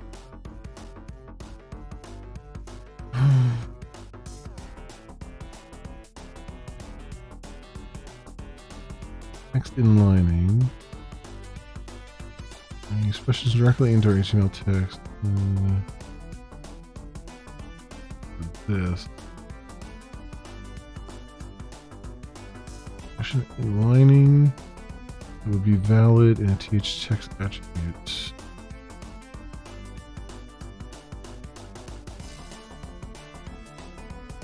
Oh, I see. So if I wanted to mix regular text with other stuff, we do that.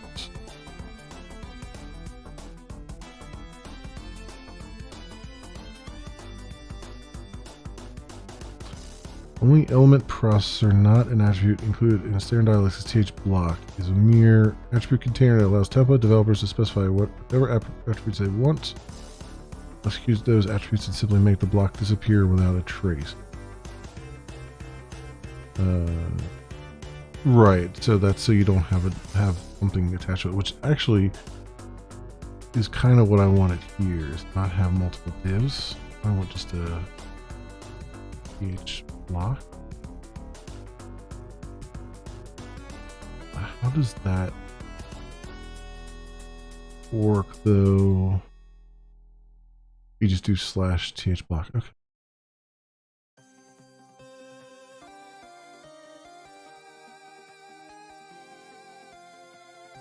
That's really what I wanted here.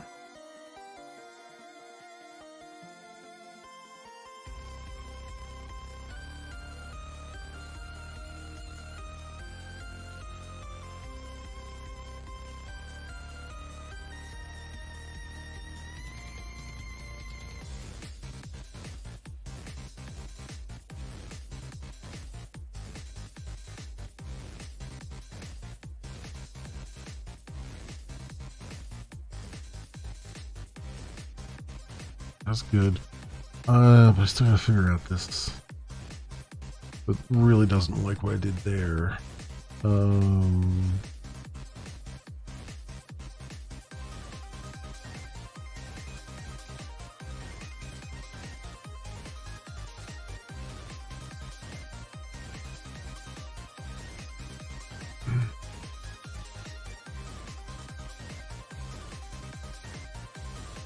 Size of a variable.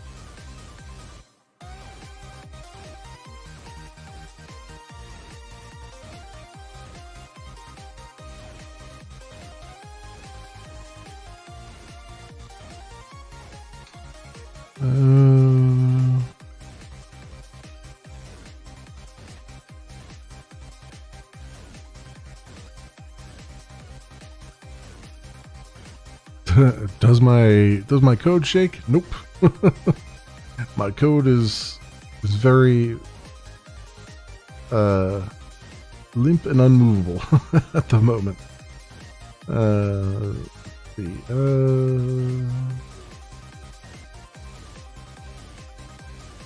Right. So expressions.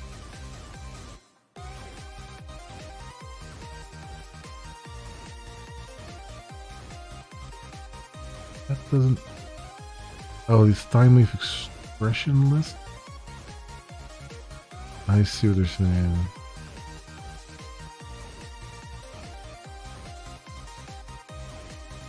I see. Okay, so they do.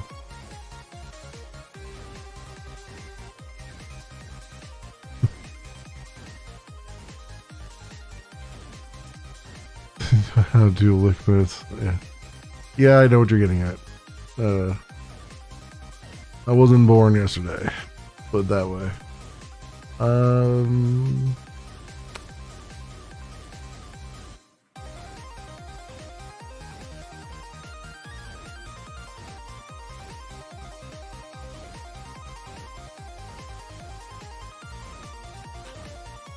What do we got here? Well, thank you, the baby. I appreciate it. Appreciate the humor as well.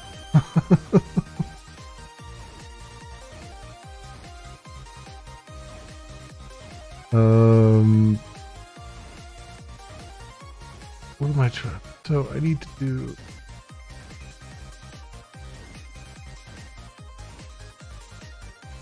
So I think so it was list dot eyes. Is that what they said to do? List eyes.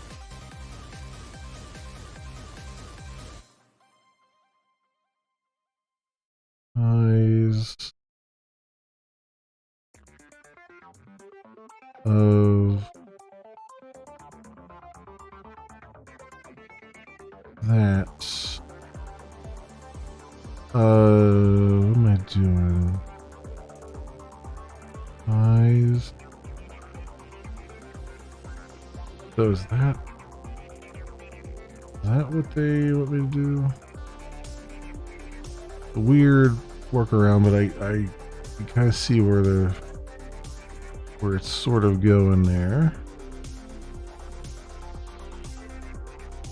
Right, now what?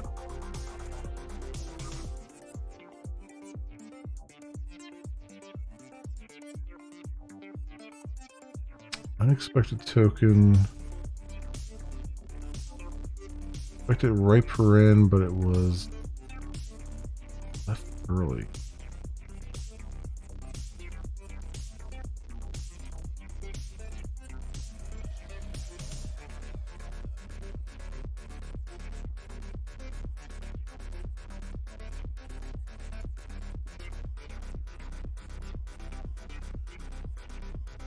So wait a minute.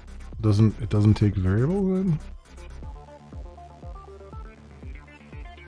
List view engines.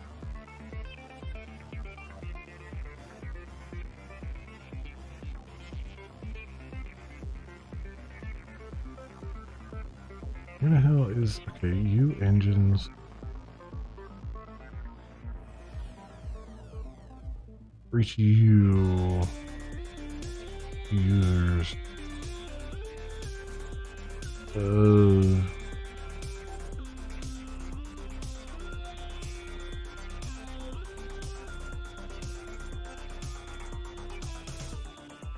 Huh.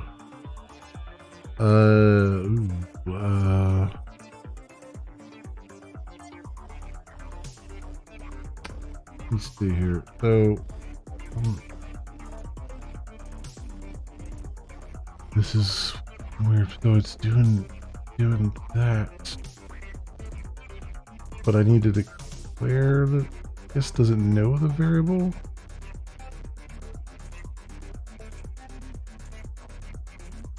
How would it know the variable though? I guess I have to set a variable. Wasn't there a thing that's instead a local variable? Variable.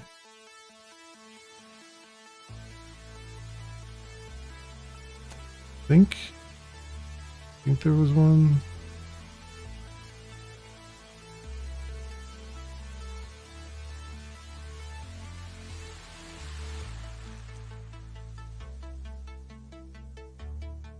For lists. Where are we at?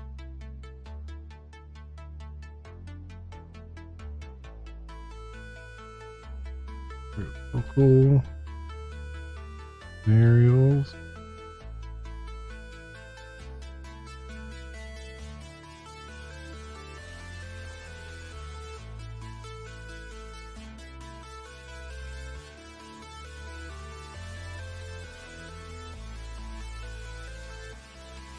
There you go. Local variables. Each width. The width. Each width.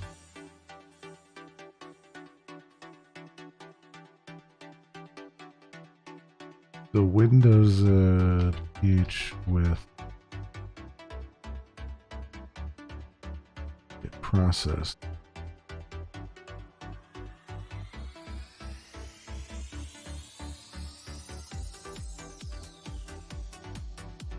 After it gets processed after the if.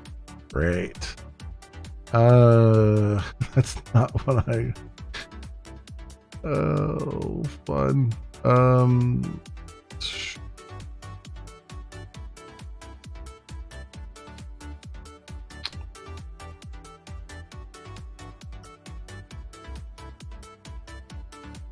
I guess I could do.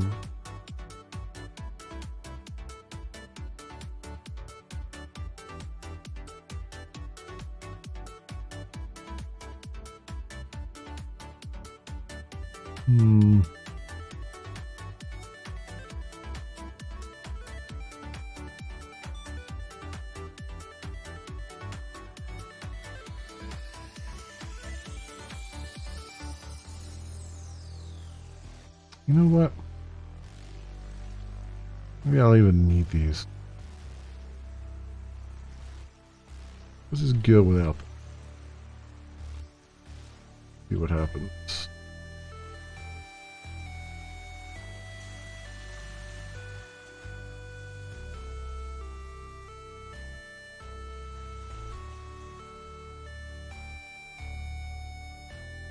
Alright, and then we'll see if that...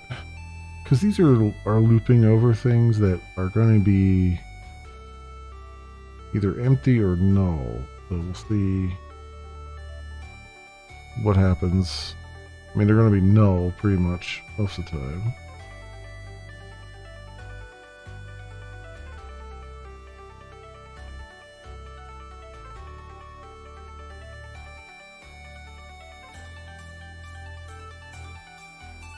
Property or field error messages cannot be found on null.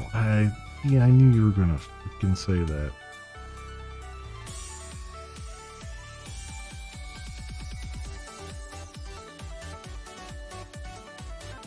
But wait, error messages cannot be found. No, that's... So it's not doing the... call out to this.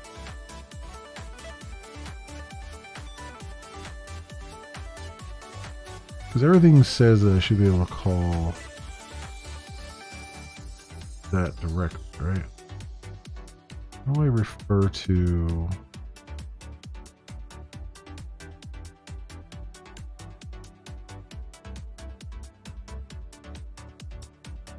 Time leaf, reference, static final field.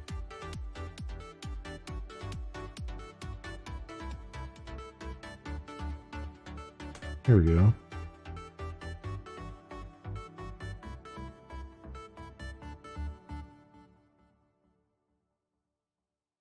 Oh, wow, okay. Nothing like what I was thinking it was going to be 8 years ago. Okay. So, Spring EL.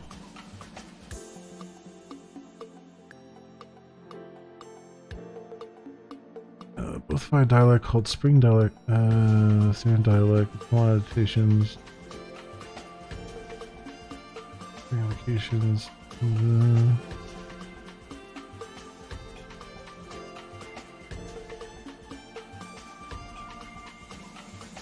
What the?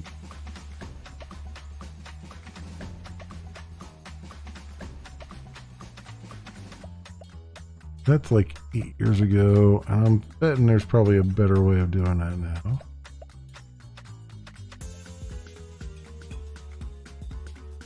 Here we go. This is from 2021.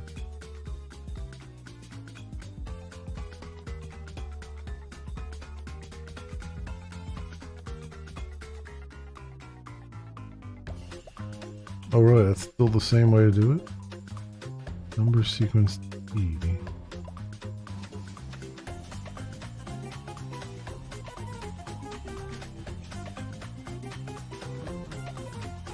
Huh. Okay. Well, that's the way to do it. And that is the way to do it. How do they have it here? Even value. Alright, well. So be it. I need the full freaking thing though, right? Yeah, I need a fully qualified class name. Copy qualified name. That's that's not the qualified name. Thank you very much.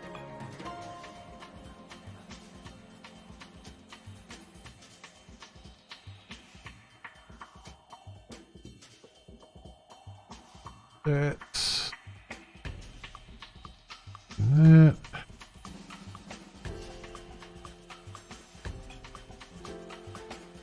Error messages. Okay.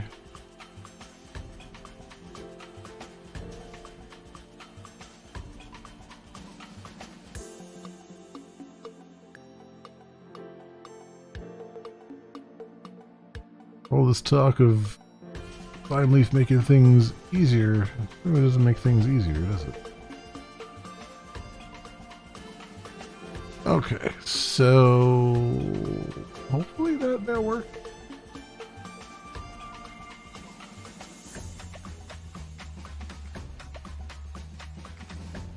Okay. It didn't find the messages though. Page errors in UF.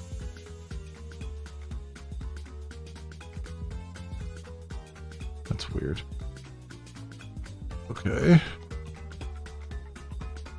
Info messages, each text.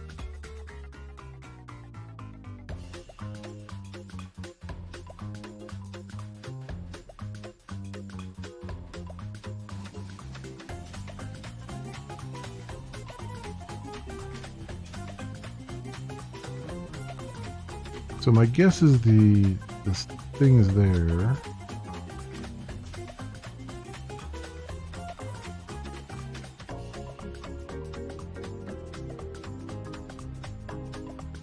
But it's not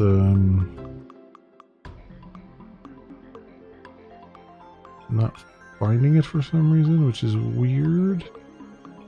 I know I've done this on the registration, right? I found those. Yeah, text username. So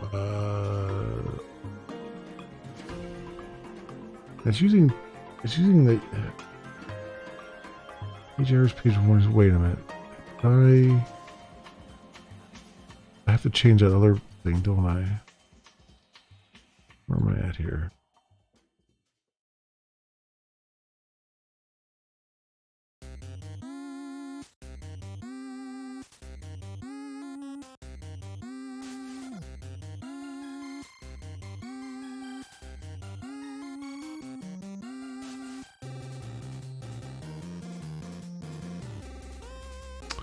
No, but why would I have to...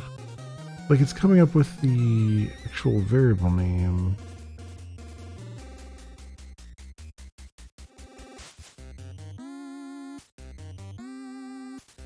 Oh, with the variable name.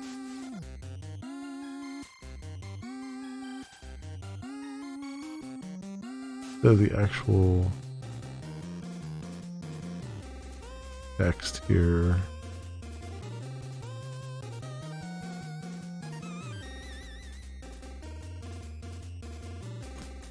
So did I... Normalizing text. Message resolver, blah, blah, blah. Set all that up.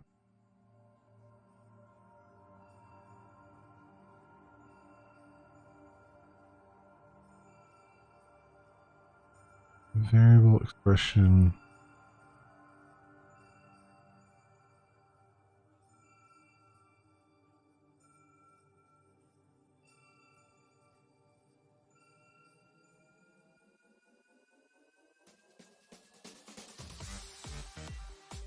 Variable expressions, message expressions, link URL expressions. Okay.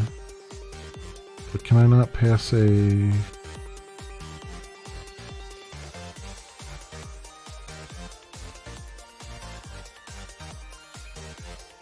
All of these features can be combined and nested. It says. So, okay.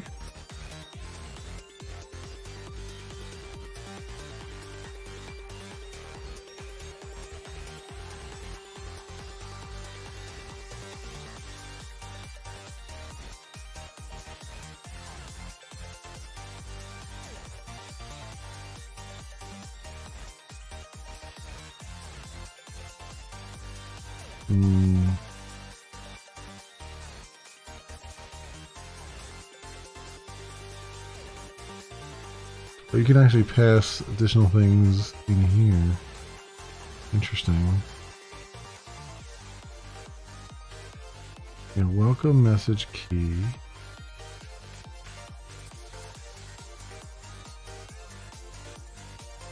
Message key itself can come from a variable. Yeah, so... Did I not type them properly?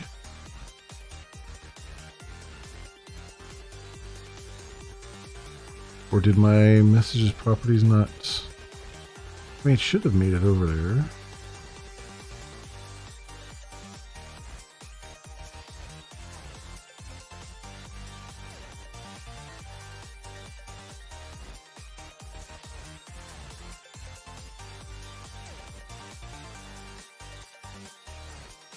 I think that's actually working. I think it's just not... For some reason it's having a problem resolving it. I don't know why that would be.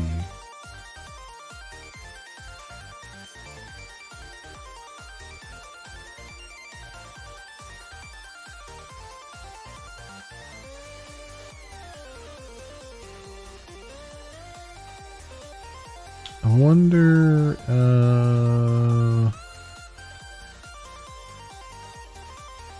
what's the other, so,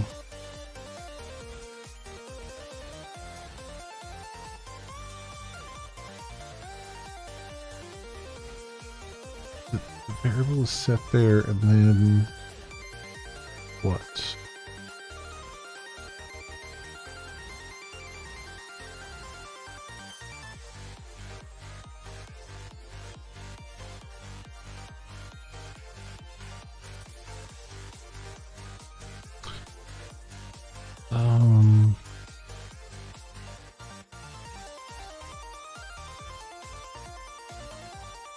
I'm not debugging.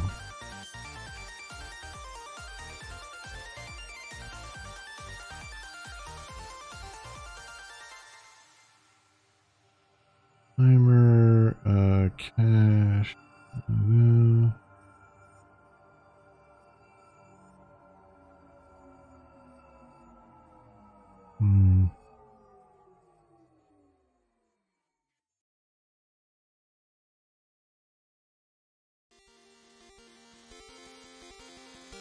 Okay.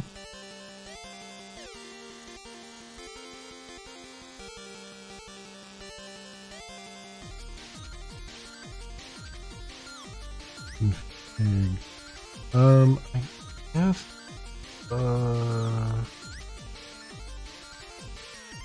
utility objects, yes. So,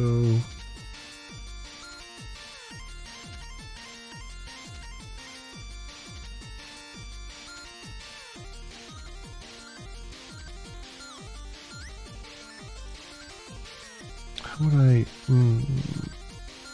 think?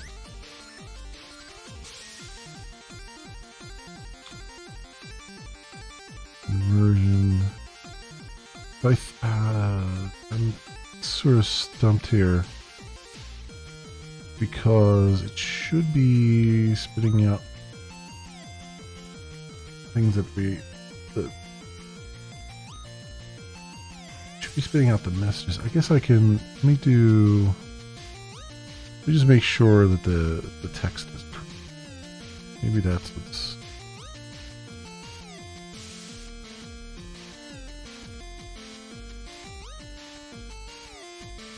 throwing me off for a second here. We'll do that.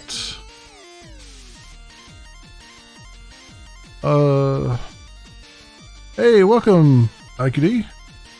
Welcome. How are you? Oh, thank you. I'm glad to be on the software development stuff. I noticed that there wasn't a whole lot of it on Kick. I am enjoying my time. Thank you. Thank you for dropping by. Thank you for the follow as well. I appreciate it greatly. How are you doing today? Okay,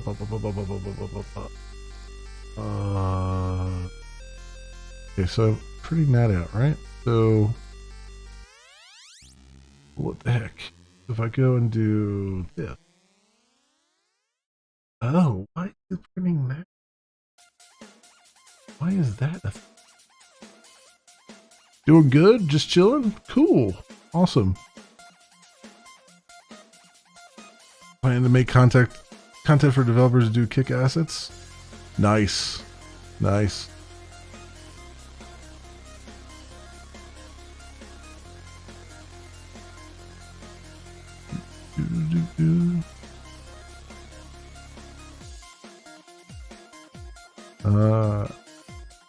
is it printing that?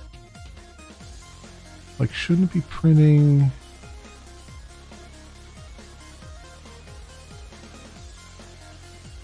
Like, this is supposed to be a lip.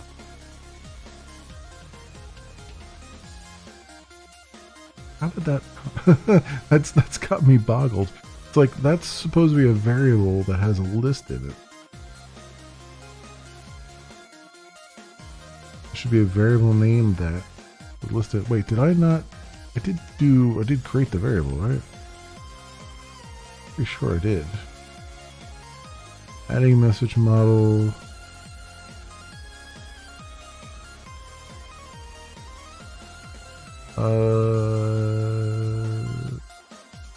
Model get attribute. Oh, no, I didn't. Oops. Okay. Okay, that was me being a goofball, which is a usual thing. Attribute, and then messages. There we go. That would be the problem. That would be why I didn't know what the hell I was talking about.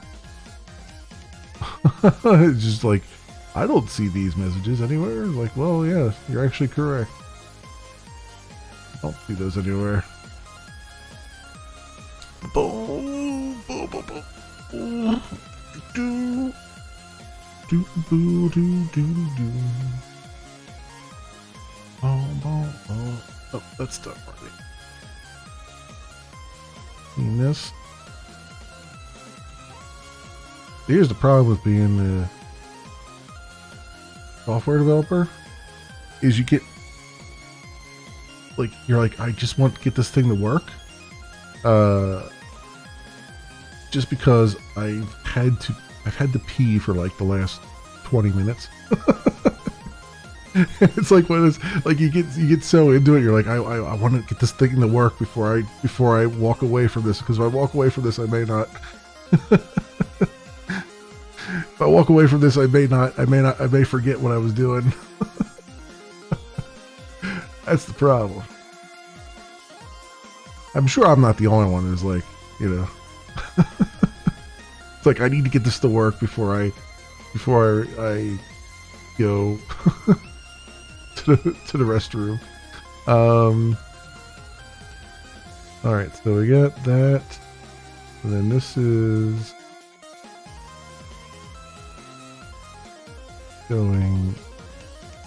showing that though. Is that?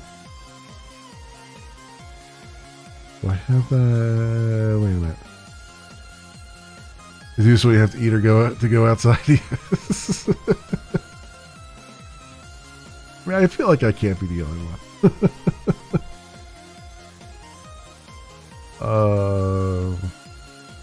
That attribute. So that's in there.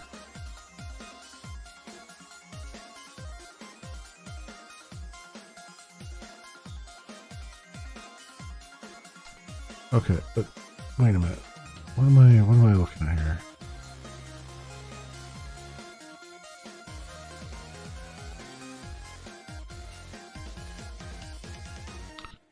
Th text, th each info.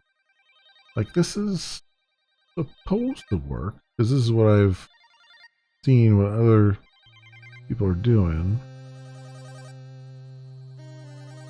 This is started. Did I have an error here? No. Refresh the page. It's still showing the actual variable names.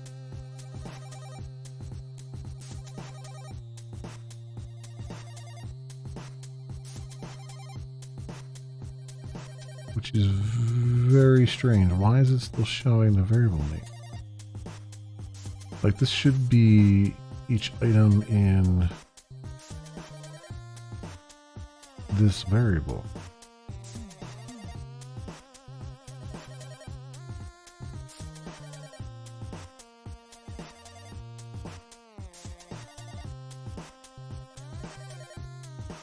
Right, so th each.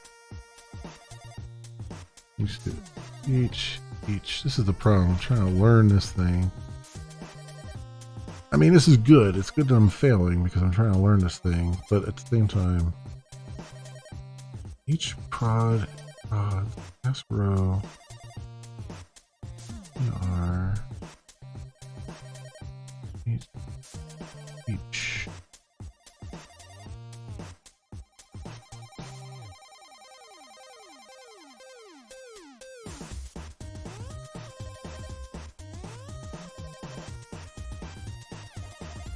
Right, interval, yeah, I mean, it's a list, that's fine. So keep the iteration status. day each.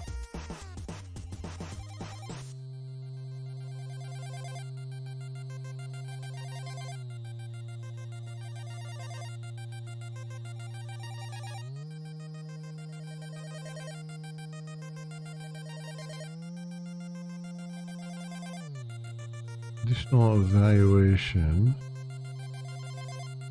Okay.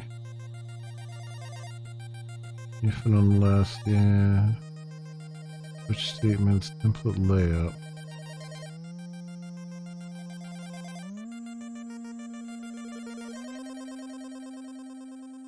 This variable can be used without knowledge of its laziness in code such as htext u.name. U and users.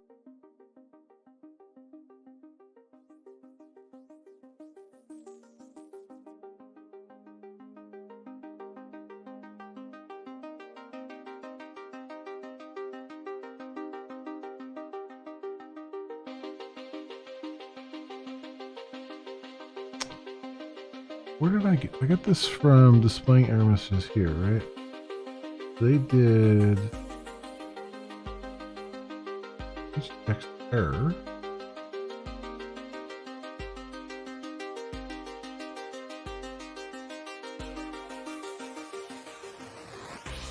For each error in that.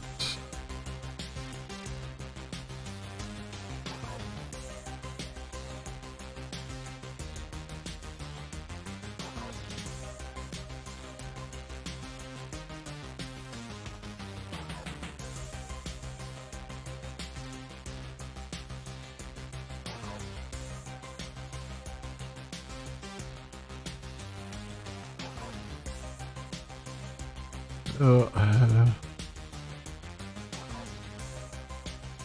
I not? Is there something else I'm fundamentally missing here? Info error warn success. Look, I've got it in the controller. Where I'm adding those in to the model, where I should be. Info messages, model. So model add attribute messages is null. Otherwise, we're grabbing it was there and we're adding additional messages to it. It's just a simple list of strings. So each of the messages is a message key into the externalized strings. Yeah.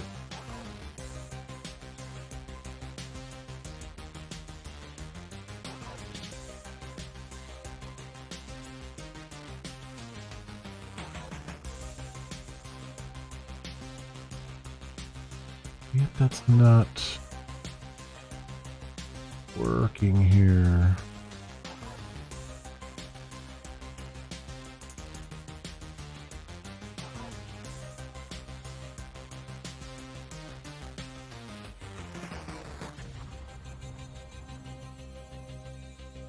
I did a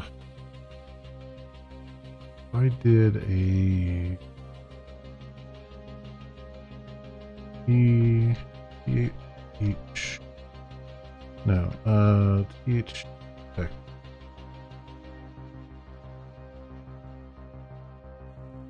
And I just do this.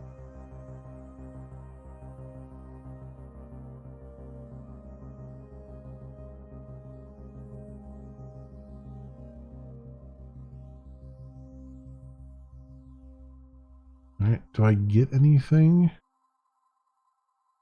I should, theoretically, that should do a 2-string on that and print out all the items in that list, hopefully. Or at least the memory address of the list.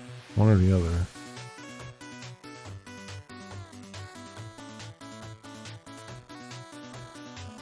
Page errors. What the frick?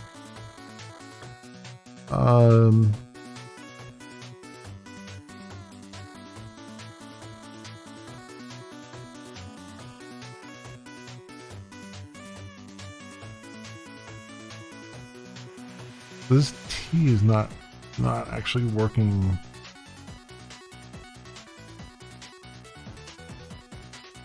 The way I was expecting. But it is looking it up. It's looking up the constant.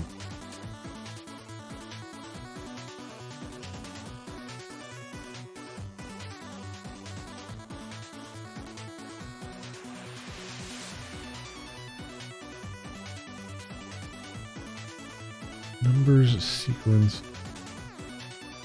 In value, max value.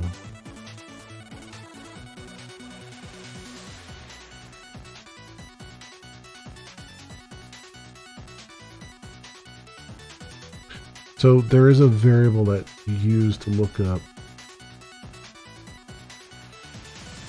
stuff, right? There was a was it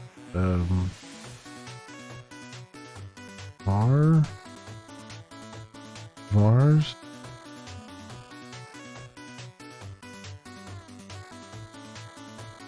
CTX vars and root are synonyms for same object. Using CTX is recommended.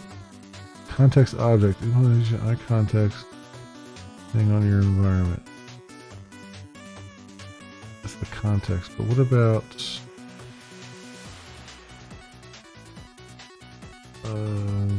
parameters? Request parameters. Param session application.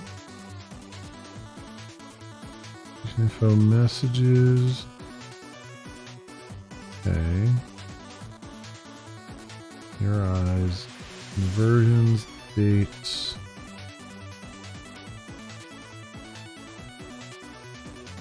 Calendars.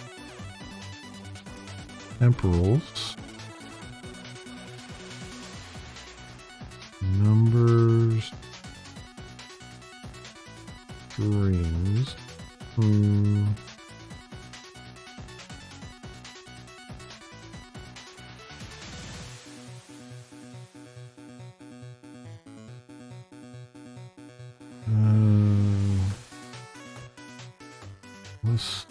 String object. For objects in general. Okay. That null safe. Booleans. Arrays.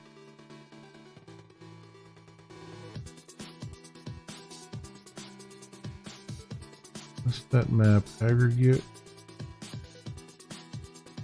IDs. Okay. How do I... Is there another way to reference model variables?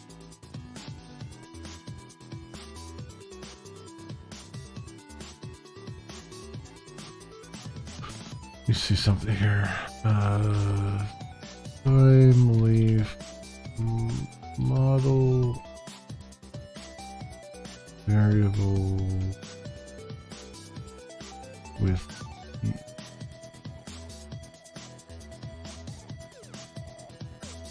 using T.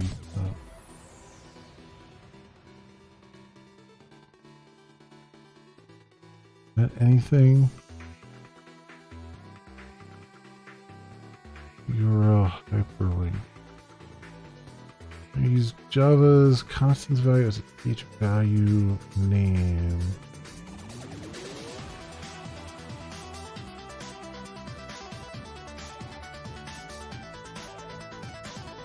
With the actual value from the model name sum, yes, the value equals sum.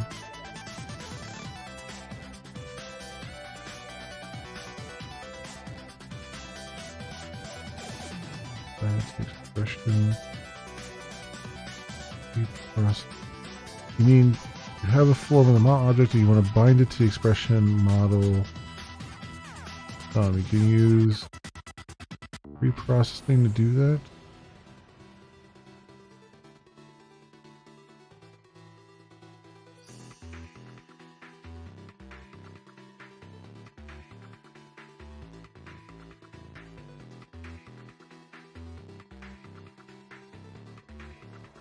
Each field.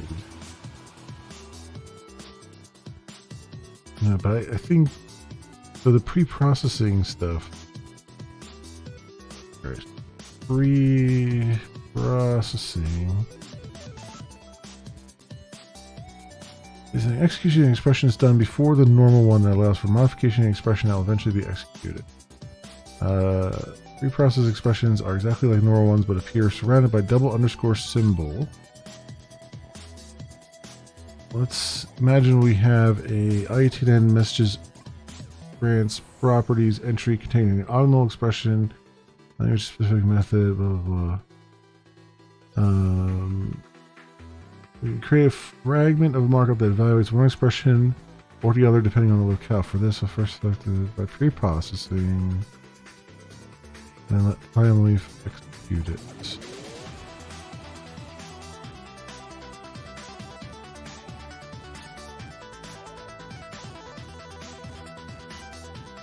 Article next.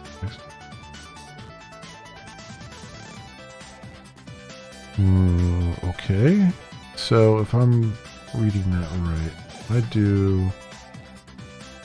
How did they have it over here?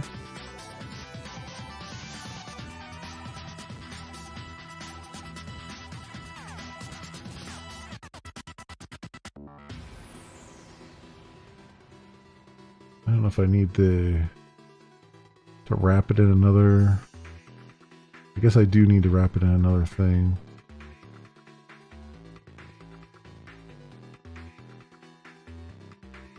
Reprocessed expressions are exactly like normal ones, but appear surrounded by a double underscore symbol. Okay, so I do need to kind of wrap it.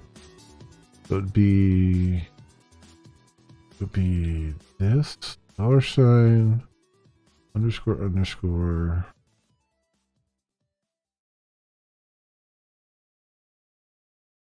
That. So I do that to the text here.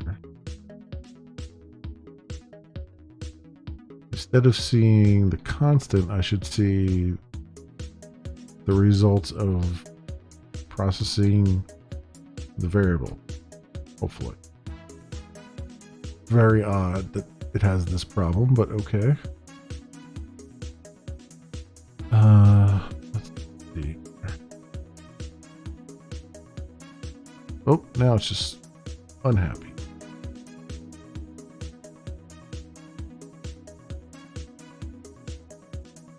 Request processing failed. Initiation of new objects and access to static classes or parameters is forbidden in this context.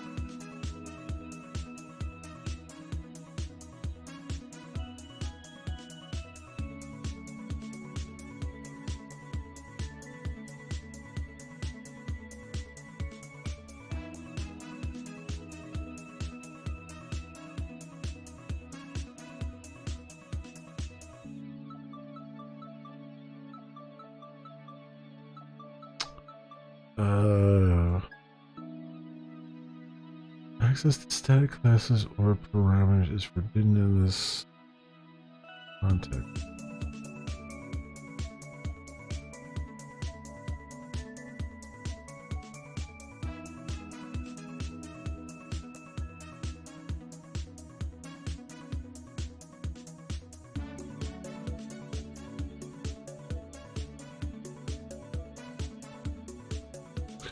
Wait a minute, what if I did? This is...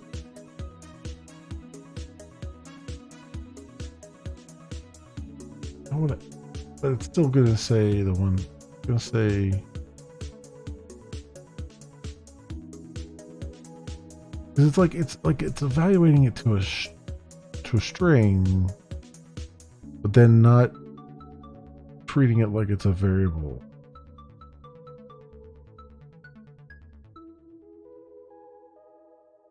Like it's a lookup in the model. I wonder if I could just. I mean, can I just look up the model?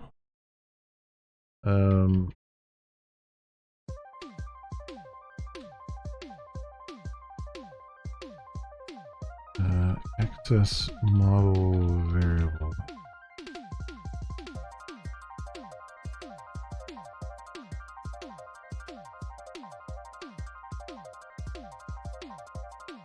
attribute name.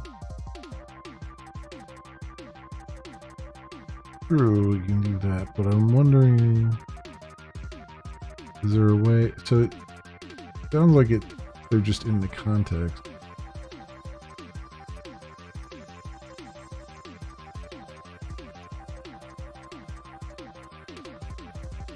What context?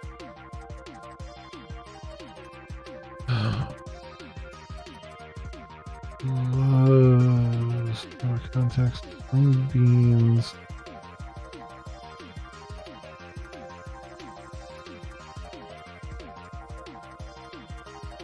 URL service.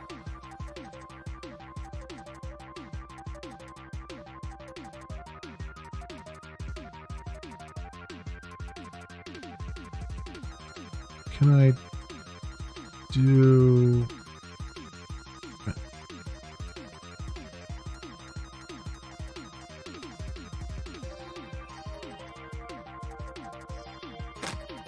will be available finally if these model attributes reacts to the following syntax. Or attribute name in our case. This is special language, screen define object graph at runtime. Follows.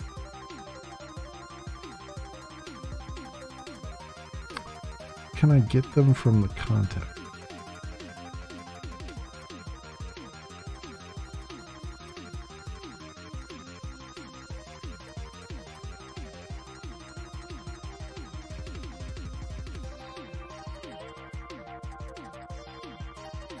Attribute from context.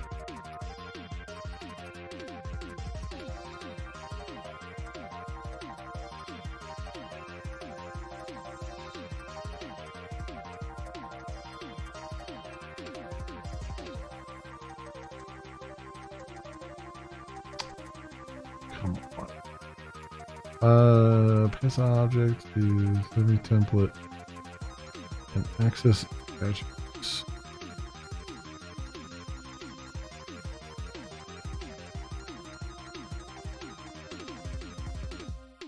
Context.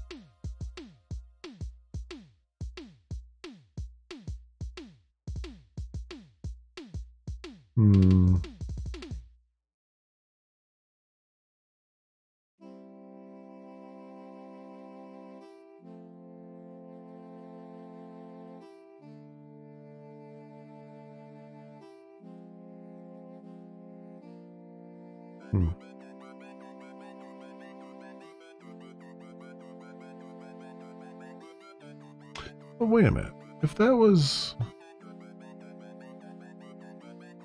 What if I just did this? If I just nested these? Like, wouldn't that accomplish the same thing? Because if it's nested, you gotta do the inside before you do the outside anyway. Right? Like, wouldn't that mean something? I guess it's gonna probably say, I can't parse that.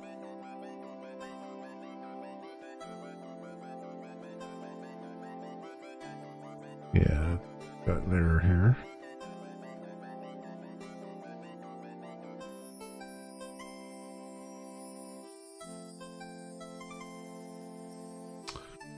They're parsing a valid expression. There's still more data in the expression. Yeah.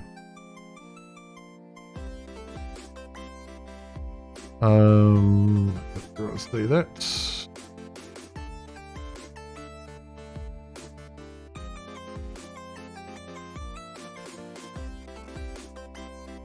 Context, variable names, request response.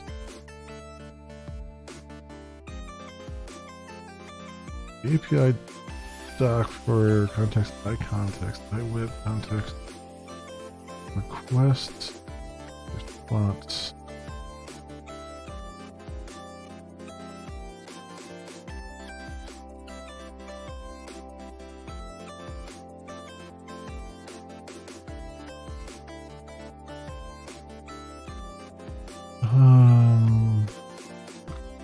Web context.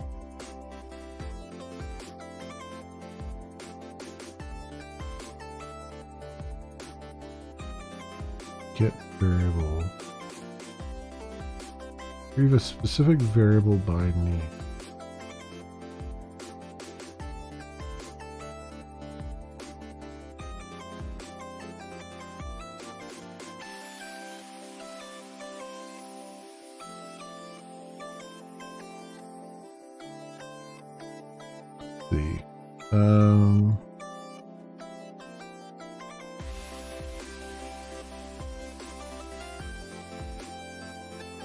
Get variable.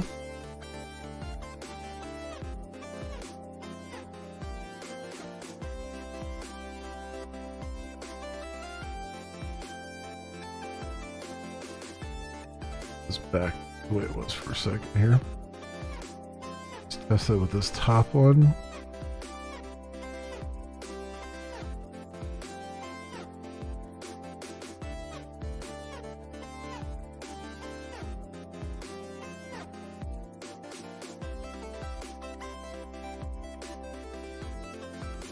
Next, get variable. Okay, so can I think I could just do this, right? Because we're inside this thing.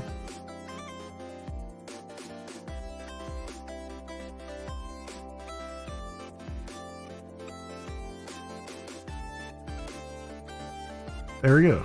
Now it found, okay. Now I found the list. I printed out what was in the list. Wow, that is like crazy pants.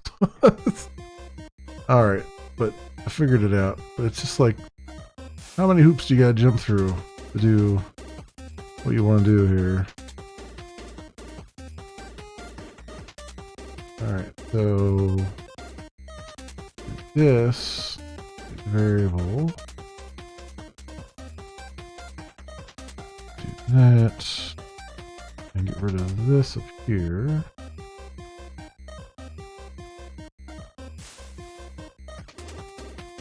And do that, and then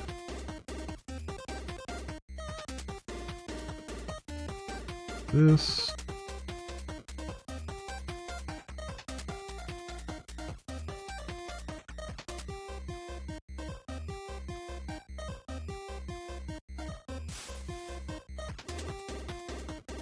That, and then these become pound. Oops, pound $sign. Sign, right?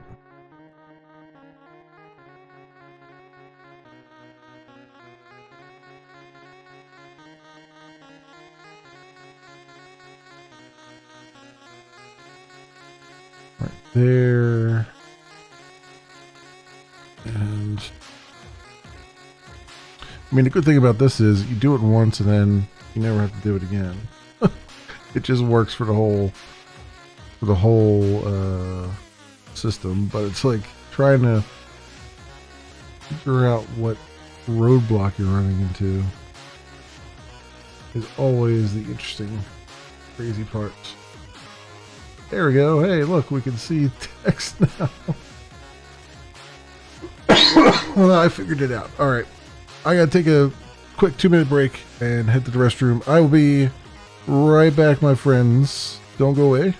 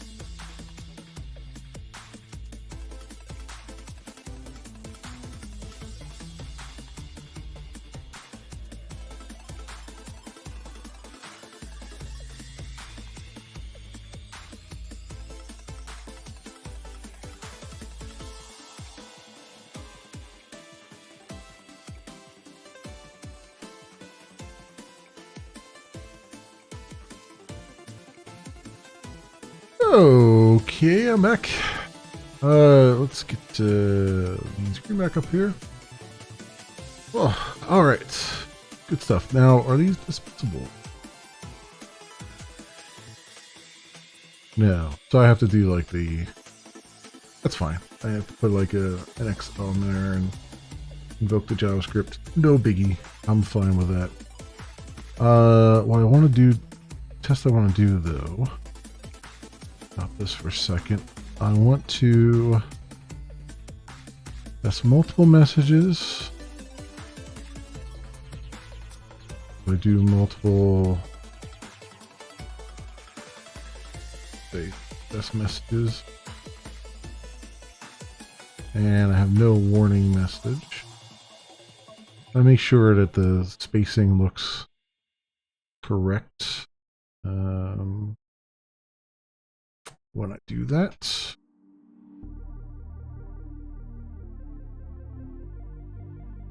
see whether we have to do that if around there or not.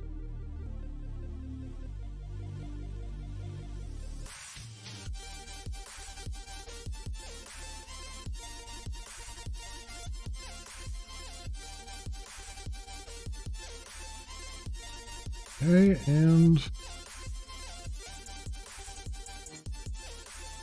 oh, I forgot to start the server, didn't I? Would be useful.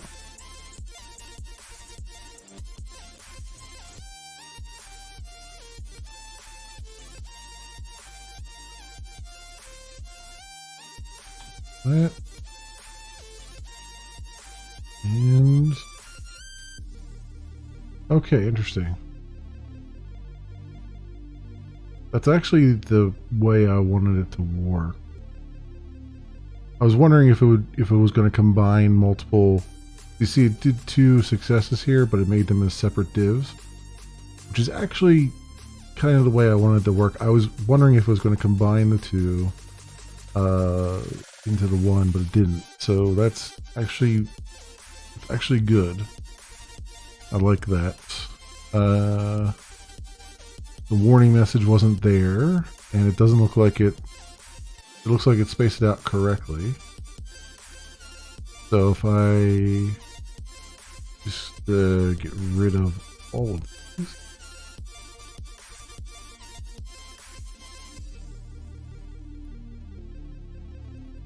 Let's do 1 success message here. Project clean. So make sure the spacing is correct. It's not out of whack.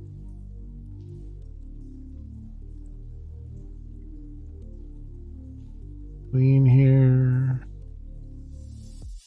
Clean that. Start.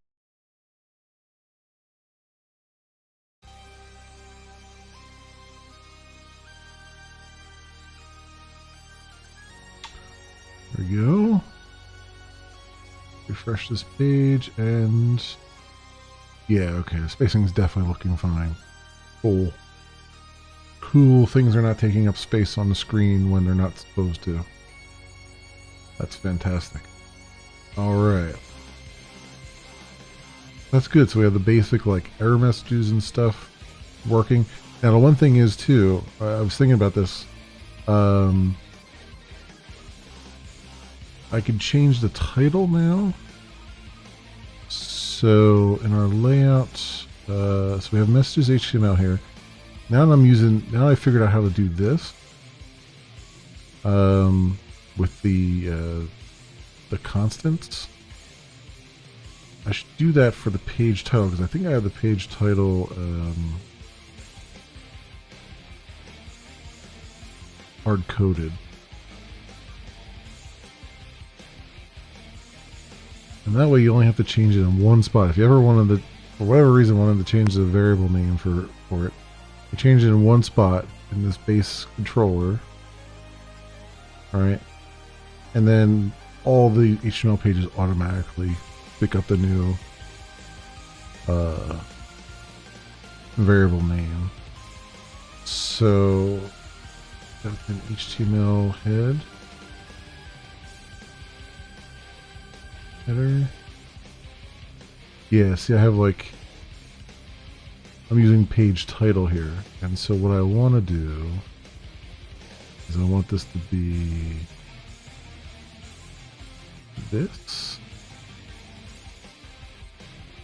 And then this would be page title. All right.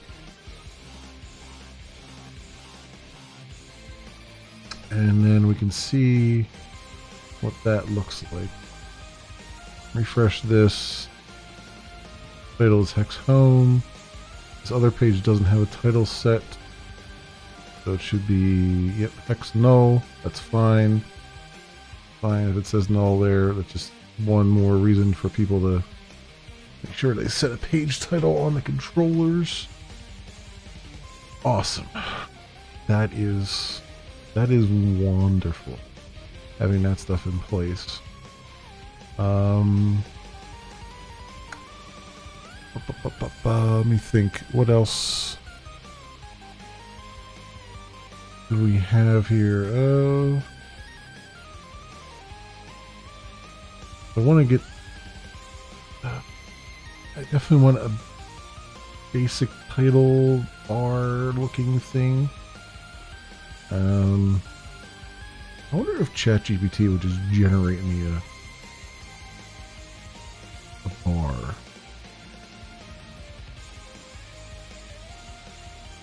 I mean, I could do it myself, but it'd be interesting if ChatGPT would just like, if I told to use Bootstrap classes, if it would just do it. I'm sort of curious here. Let's go get rid of some of these.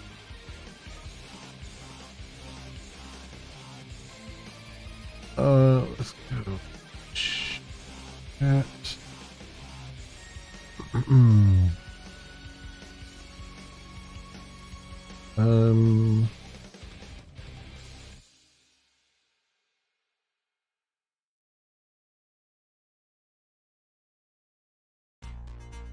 Using Bootstrap CSS classes.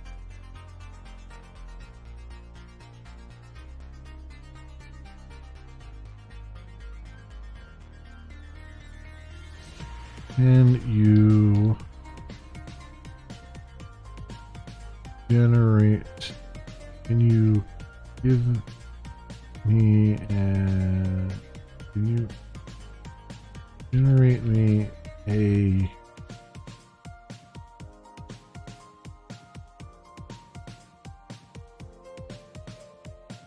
top bar for a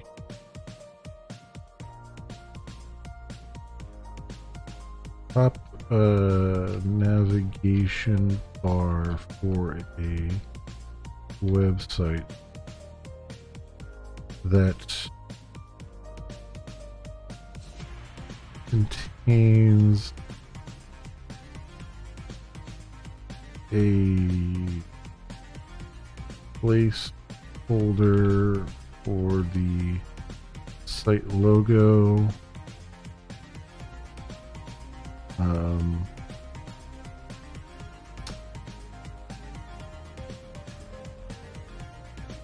What else do I want there? What else do I have in my thing here?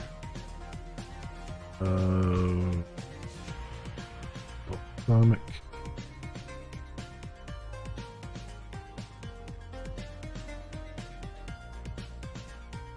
Oh, what did I put here?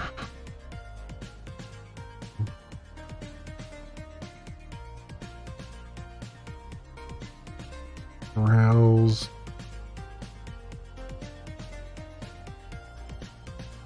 Gonna feed.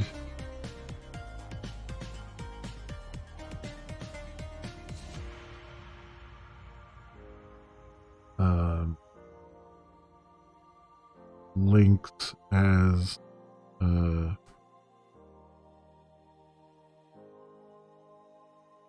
well, let's say header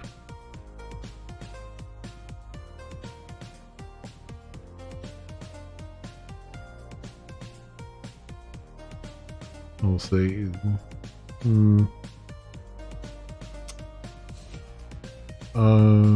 slate logo, a browse and feed navigation items, a search bar as site search input bar, input field,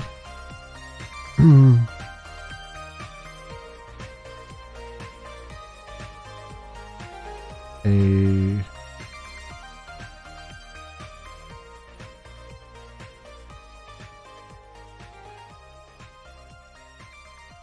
font awesome FA bell icon,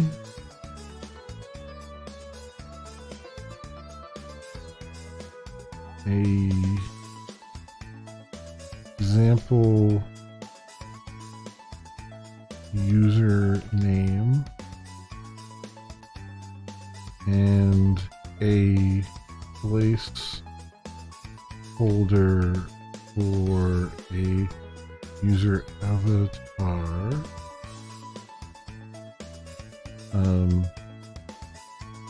with attached drop menu.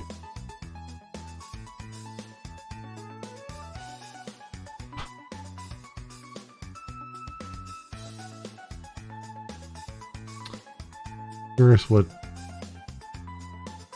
comes out of it. I really want to see what this generates.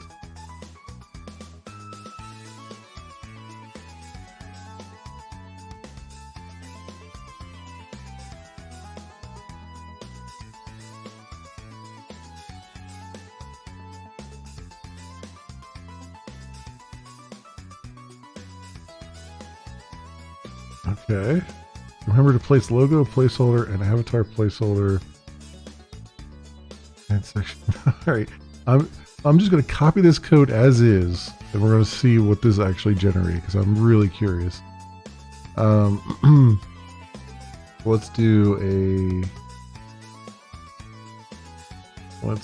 a fragment. We'll call it navbar or top bar. I guess navbar would be fine.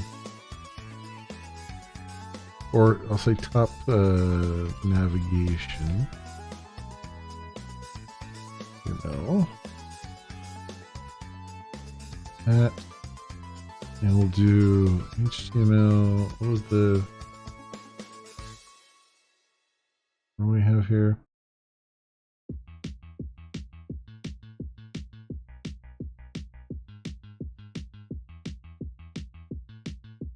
Doc type HTML and stuff. I'll copy those over in a second. Do HTML. Paste this in. And we'll do...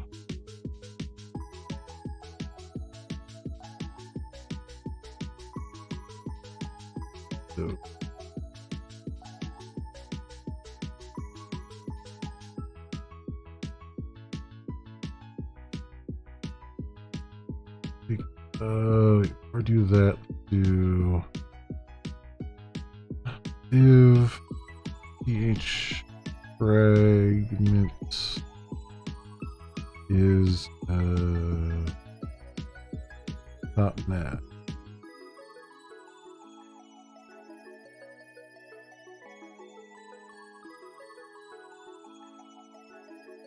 Oh, why did you go over there? Oh, probably.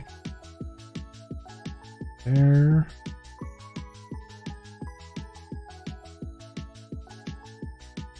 And that, and then indent this. I don't know what version of Bootstrap they did, but I would imagine, hopefully it's pretty close. Save that. Each fragment top nav, right? So then over in main here, the messages will go below this thing. So it'd be div ph replace fragments top navigation top nav. Save that. All right, moment of truth. Let's see what ChatGPT generated.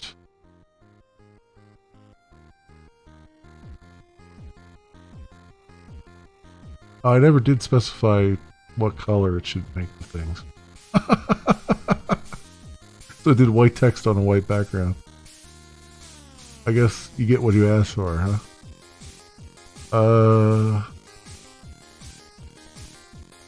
Yeah, wait a minute here. What do I, where's that at? Oh. Oh, it actually did navbar light. That's funny. I didn't even notice that. Navbar dark. Ground. Dark. I guess technically it would expect you to be on light mode for stuff. Toggle icon, toggle navigation, navbar, browse and feed. Okay, so let's save that.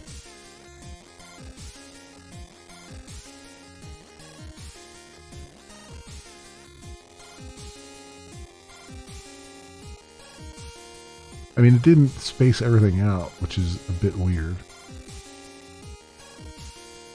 But I guess I could do...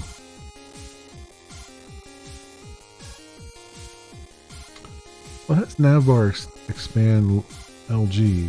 I wonder if that doesn't work in this version of Bootstrap anymore. Where's navbars at? Navbar.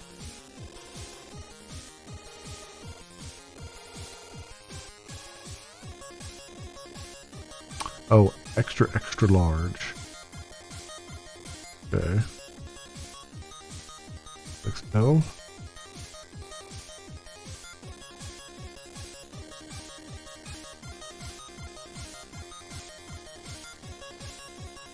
That doesn't seem to do anything. So it wasn't that. For responsive collapsing color scheme. Okay. Navbar expand.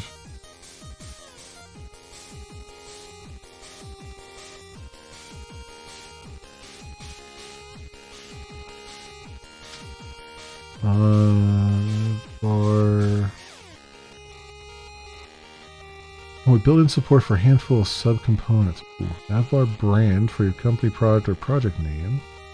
Did it actually use those? I wonder. It did. Hey, how about that? Navbar brand. Nav toggler. Navbar text. Navbar collapse. Scroll. But how do you get it to go expand to the whole width?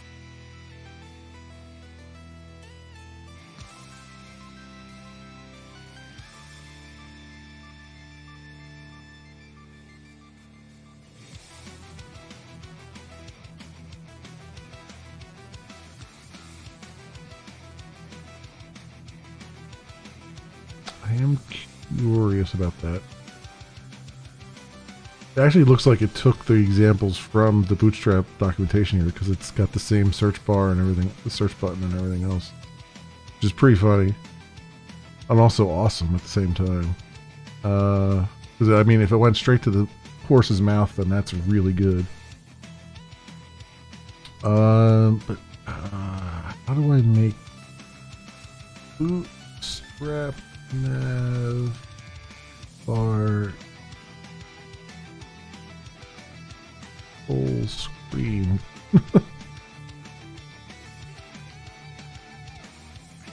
Full screen. How do you How do you make that for full width, really? Navbar full width. I have a full width navbar.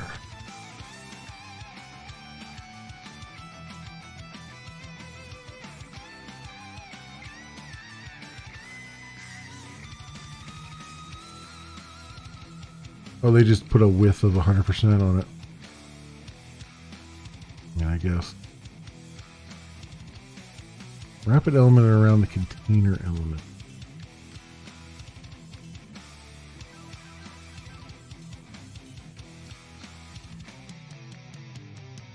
Why would... What was he trying to do?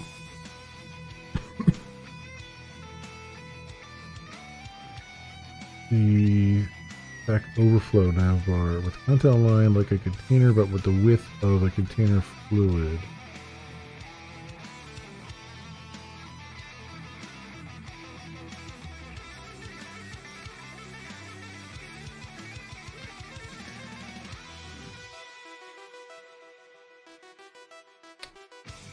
Alright, nav, so container, and then they wrap the container class around the nav. Okay. So if I just put a class up here, class container.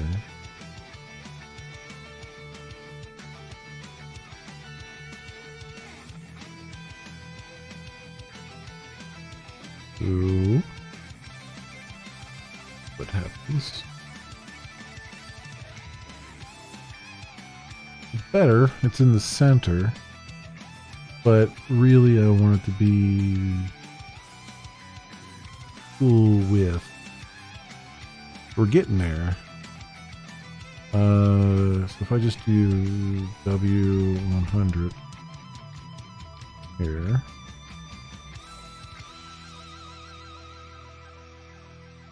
Not quite. Probably inside here I have to do it. So if I say W100 here.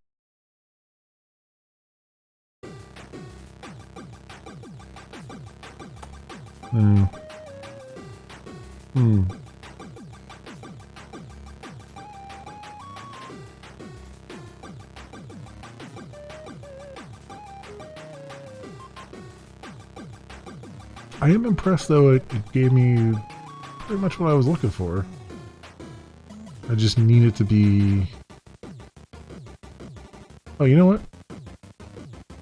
Let me see something here.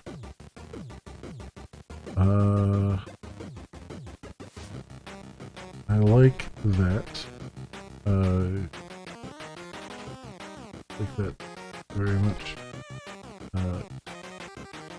Can you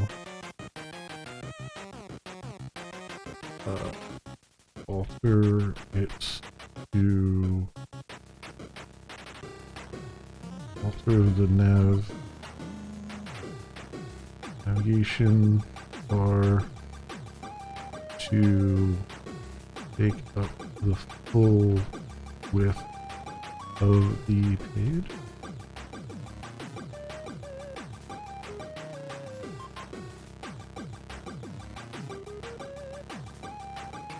It's thinking about it. It's not used to getting complimented, I guess. I broke the system.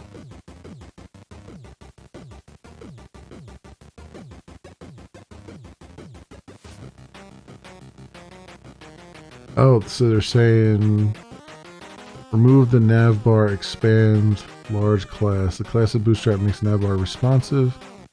And it will collapse into a hamburger icon on screen smaller than large. It is not full width by default. Oh, that sucks though, but I do want it to be responsive.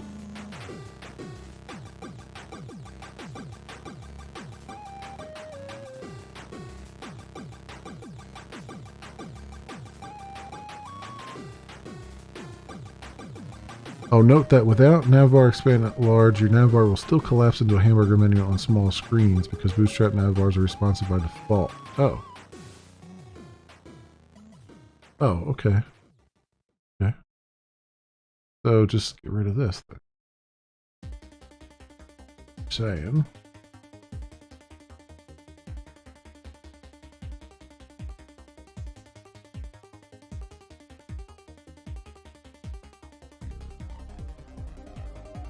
Unfortunately, it's just collapsed into a hamburger menu already. Let me take the class container off the maybe like that. Okay, well that's cool and all, but that's not. I've lost my stuff here.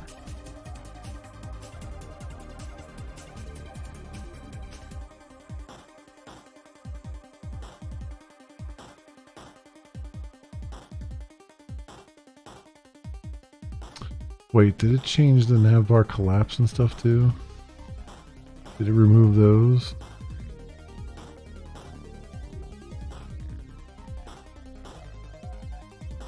Margin right auto, navbar nav.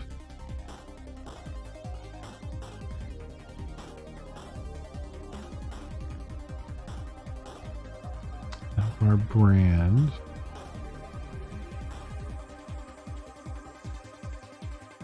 Navbar toggler icon.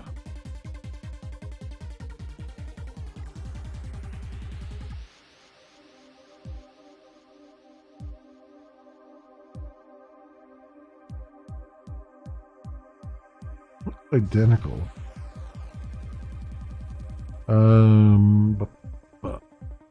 Looks identical. But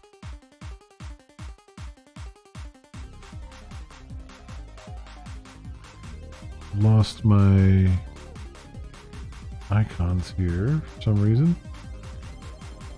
What happens if I make it smaller?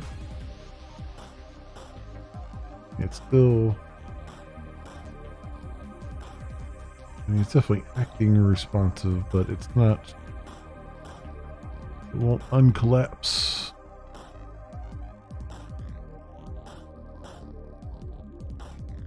That's weird.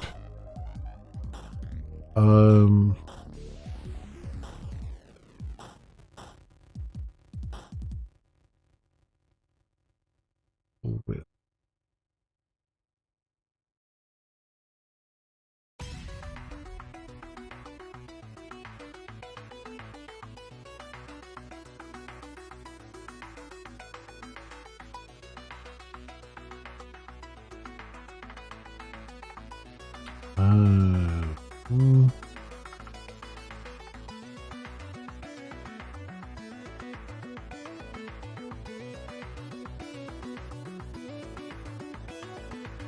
Change nav class to navbar.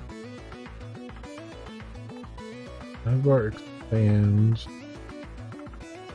Or light fixed up.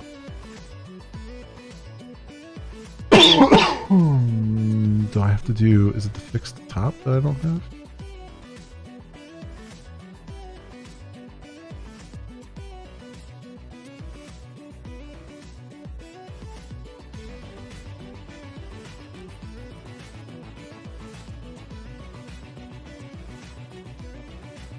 Wait, is it navbar fixed up?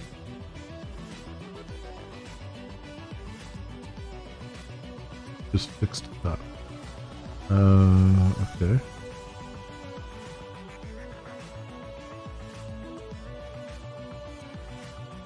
Although I don't really want, I don't think I want fixed top because I think that means as I scroll down it's going to stay at the top, but yeah, maybe I do. We'll see how it looks.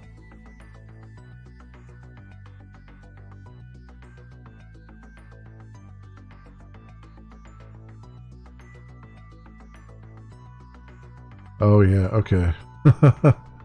So yeah, because I did fixed top, it's now override. It's it's overlaying the other elements on the page, which I don't particularly like.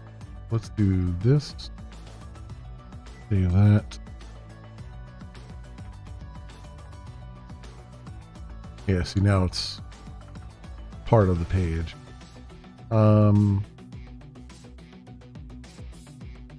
Okay, so technically the nav bar is going across the whole page now.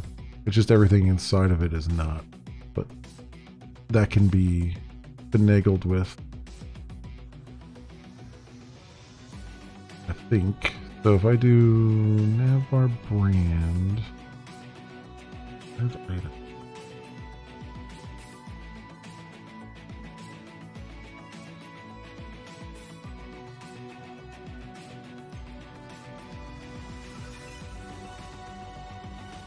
So can I do div class container?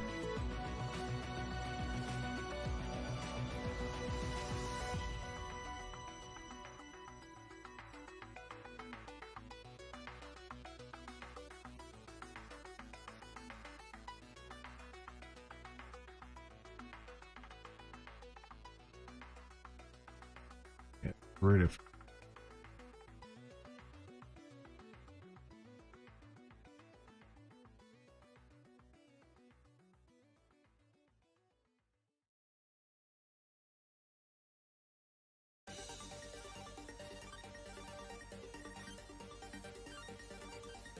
I put it in the center, which is not a bad thing. If I do 100,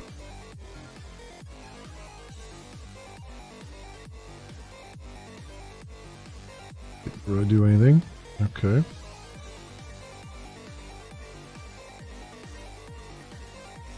Yeah, that's the only problem with Bootstrap. Is really nice. It gives you all kinds of possibilities right out of the box. But then when it doesn't quite work the way they think it should work, it becomes a pain in the ass to try to get it to work the way you want.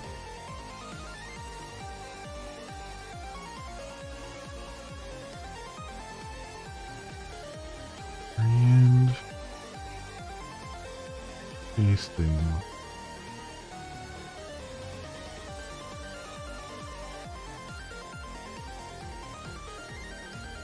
ME Auto. What the hell is ME Auto?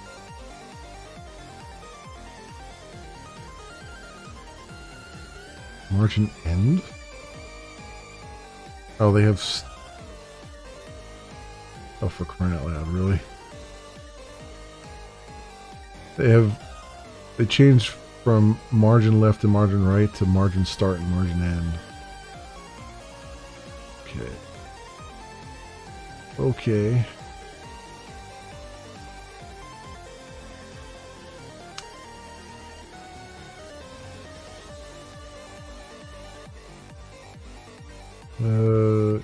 Did margin end? I wonder if that's...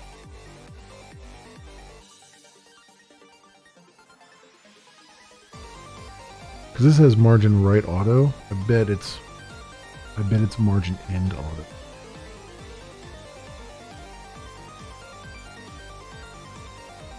Because this is what I said about Bootstrap. The maintainer's Bootstrap just like to change things for no apparent reason. Just so that they're not backwards compatible with the last version. It's just they just come up with these cockamamie ideas and like, let's just change this. Like, why did you change that? Yeah, we just felt it. Yeah, see now it's expanding out more. So form inline margin Y E.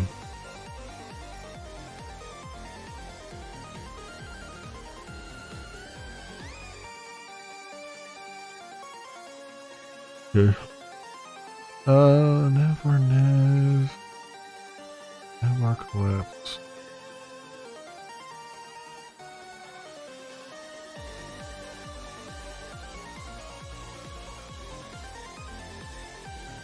search. Like it even made like, I was trying to make sure that it made like the search, not the search, but like made like the browse and the feed like links but not look like links, and it did that. And the search here, I mean, it put a search button which you don't really need. This is the only input, but it still made it a button like it's supposed to be and all that stuff.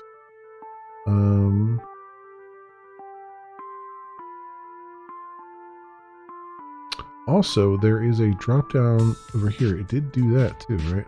The avatar. Although it's not, nothing seems to be working. I wonder, is my JavaScript not?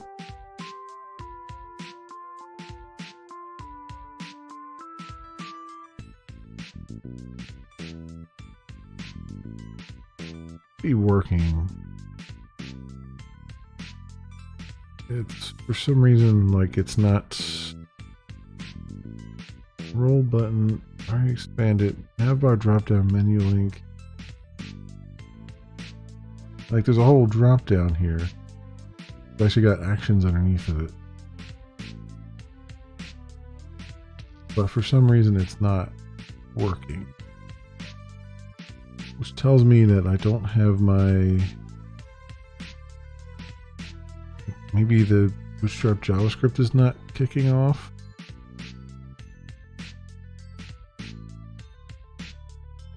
Sources.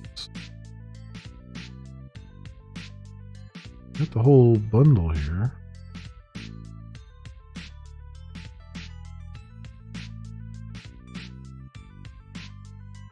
Carousels and all, like it should be there.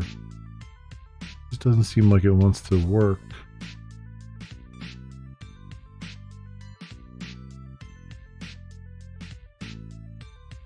I'm bringing that into top here, right?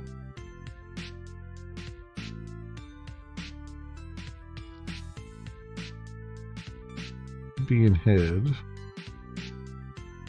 Yeah, Bootstrap bundle min.js there.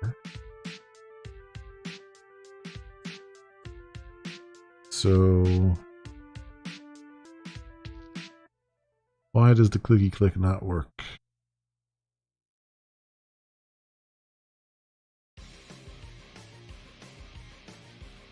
Question here. You know, labeled by drop down menu. When you do drop down menus, now you usually have a thing here to say.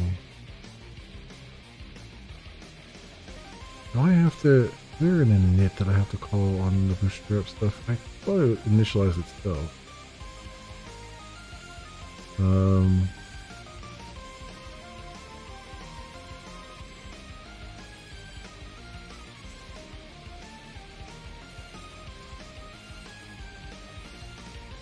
Drop downs.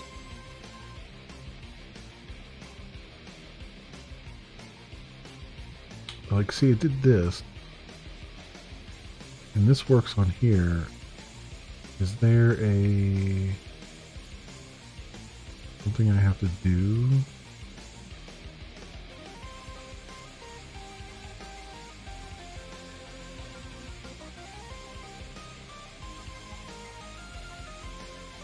Getting started JavaScript. This is what JavaScript has. Frameworks. Bootstrap as a module.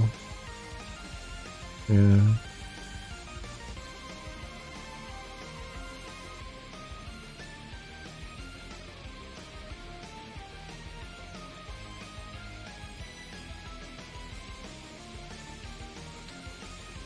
Data attributes. Now, all Bootstrap plugins are enabled to configure through HTML alone with data attributes. Okay. Reserve data attribute house. Okay. Selectors. Event.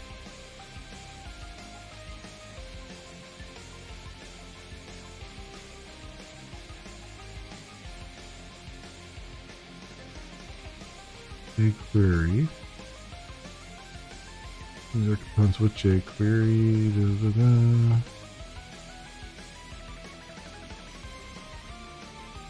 Bootstrap detects jQuery in the window object. It'll add all of our components in jQuery's plugin system. Okay, that's fine.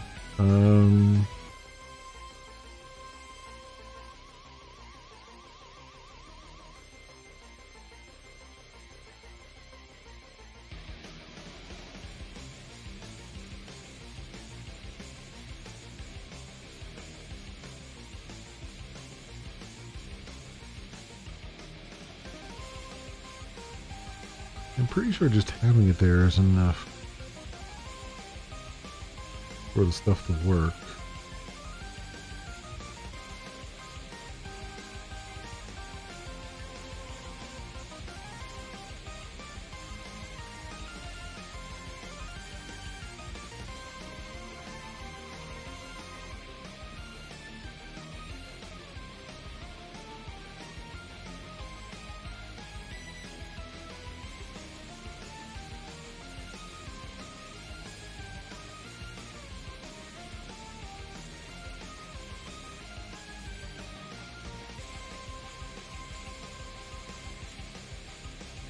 Look at the drop down here, and then what did so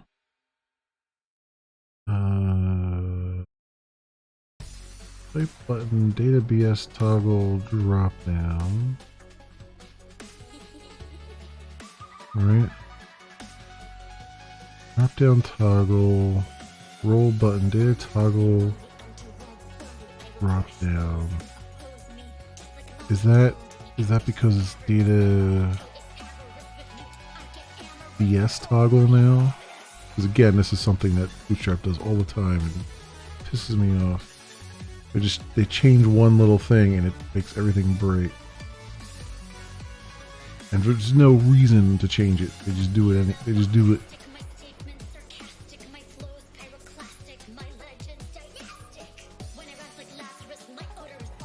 Yep, there it is.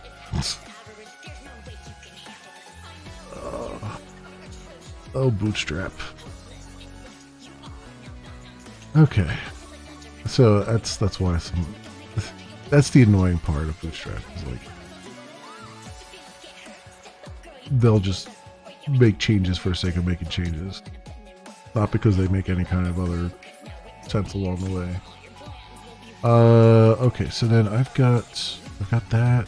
So then we can expand, like the search bar can get expanded out so it takes up most of the space, and then that would probably push all these back out to the edges where they should be. And you got a menu there, we got a username, and then it didn't bring in the Font Awesome icon. I wonder, did I link up Font Awesome correctly here?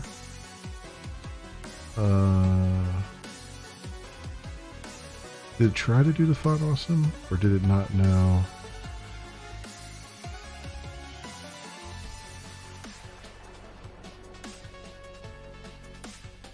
Oh, it did. It tried to do FA Bell.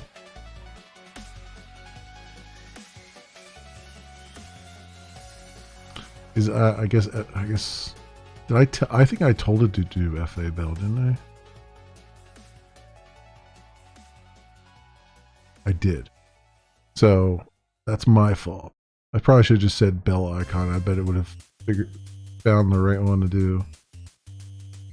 Let's see. Font.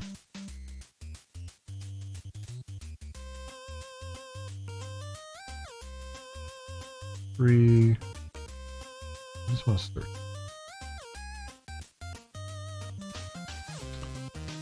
Bell.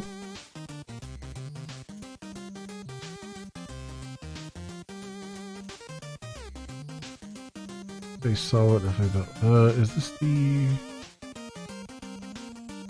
free stuff? There you go. FA regular, FA bell. Did I actually have to type out the FA regular now? It used to be FAS, FAR. I bet that's, yeah, I think they changed that. Oh, maybe that's why it didn't even come up. This is FAR. Hey, Speed! Welcome. Sorry, wow, it's been a while since you put that in there. Sorry about that. Everything's on fire. Everything's on fire. Do I do FAR FA build? Is that come up now? Yeah, okay. Alright, well I'll do FA regular. Oh yeah, I am in it deep. But still I need to be a little bit more cognizant of what's going on. Interesting. Do I not have Font Awesome set up properly?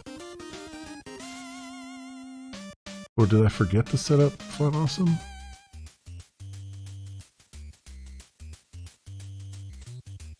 No, I've got them in here. Regular, solid, brands, Font Awesome in. Interesting. So why?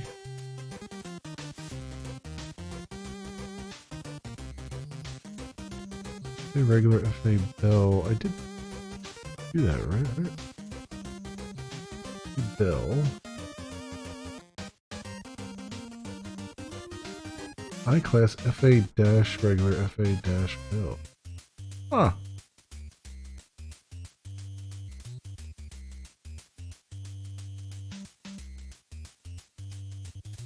I do FA here again. Does that make a difference? Weird. Still not getting that icon there. Probably one of the easiest things in the world to set up is Font Awesome, and somehow I have managed to botch that.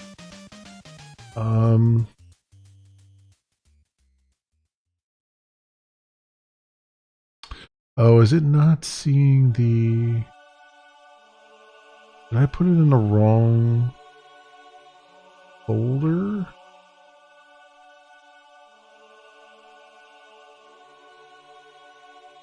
No, it's under CSS. It would tell me if it couldn't find it, right?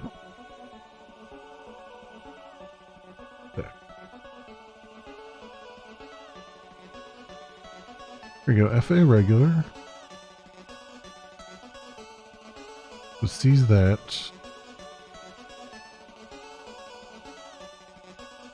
Oh, it still supports far and fast. Okay.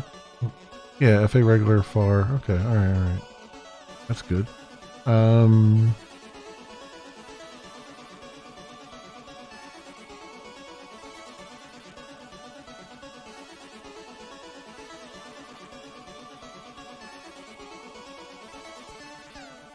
The font family is that. Is there no FA Bell?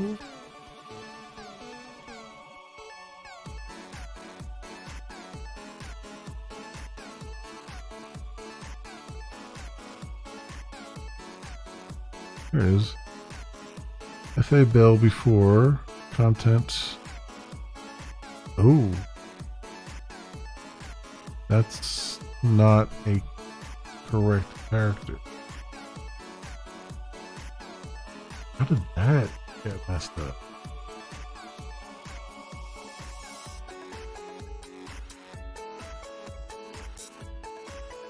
Well, it's not an ASCII character, but F0, F3 is what it was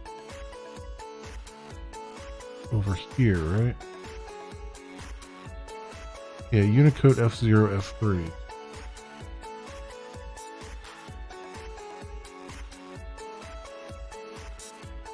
So did I...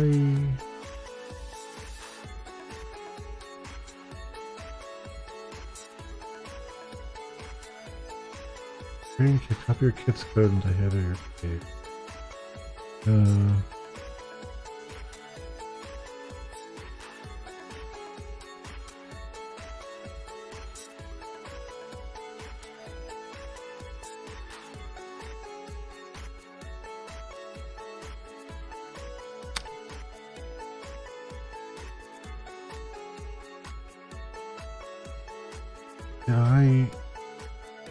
Unicode. Okay, this is weird. I've missed something here. Oh, awesome. Icons not going.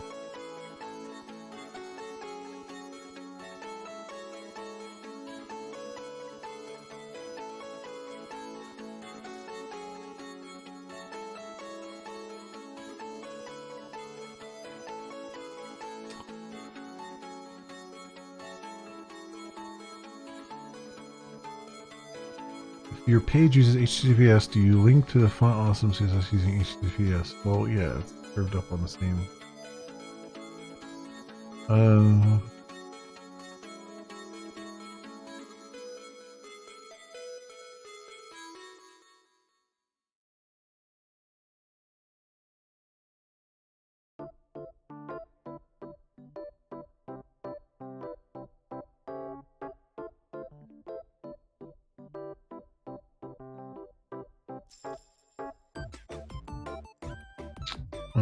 That's not it. Link relative style sheet.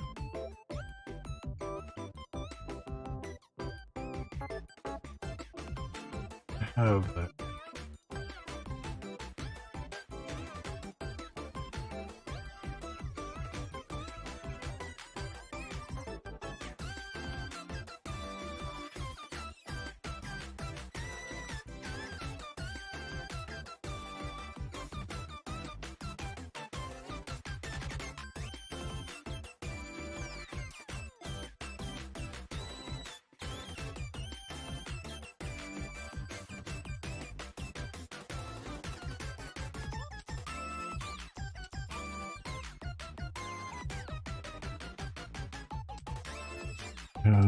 Okay. Oh.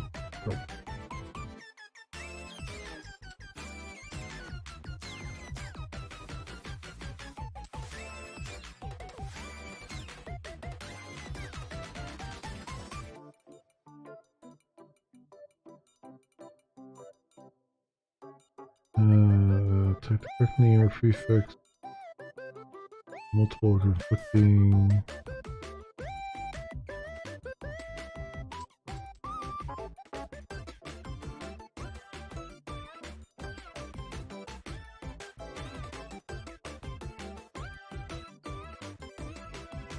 Oh, wait a minute now.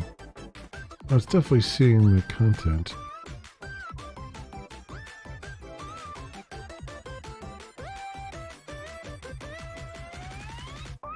I did FAR. FA Bill.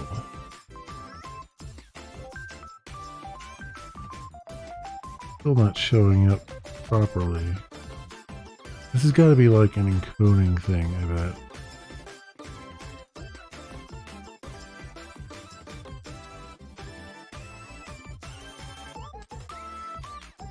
I bet it is. HTML5 encoding.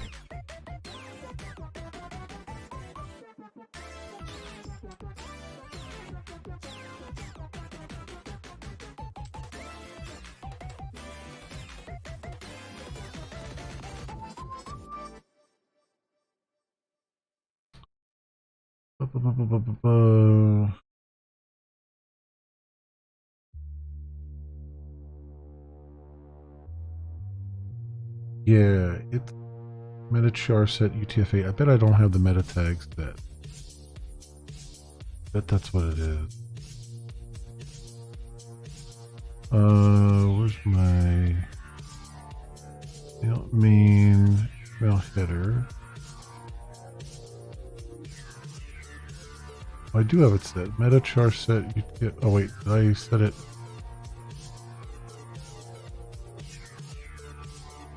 I bet it has to be capital. I bet it. Well, no, they have lowercase there.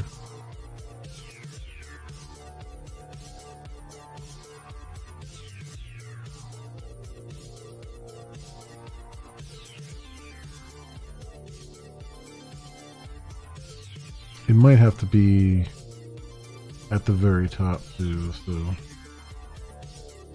do this.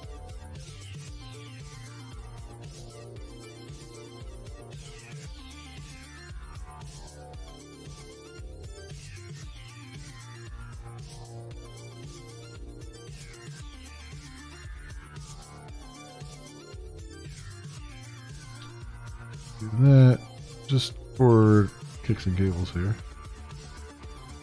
Okay, no. Still not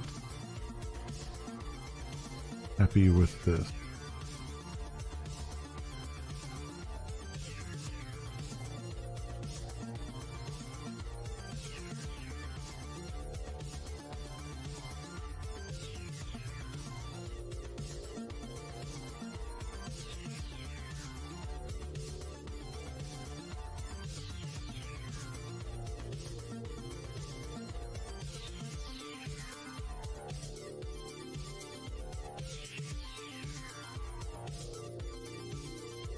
I wonder when that's... I can search for that. Is it not applied?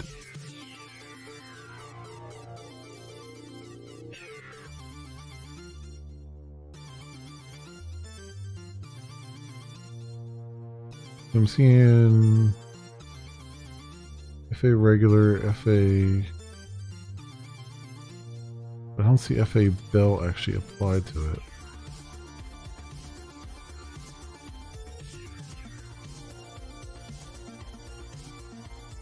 Which is what is weird right now. So, maybe if I filter here, I could see it, but I don't know if I'm seeing the right stuff.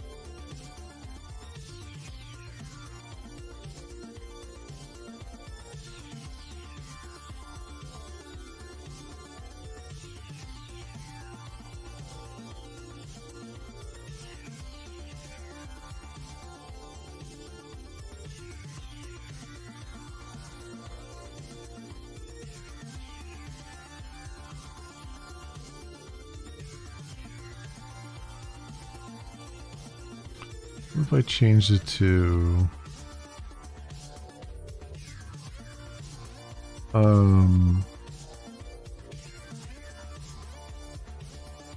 are we at here? So if I just do FAS, FA Bell.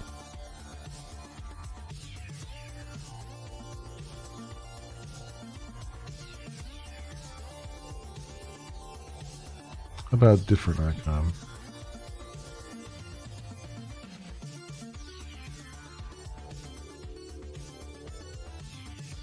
Do free, we'll do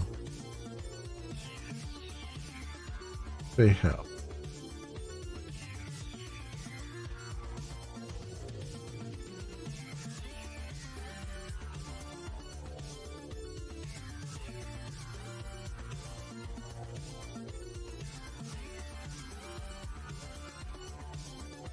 No, it's definitely some kind of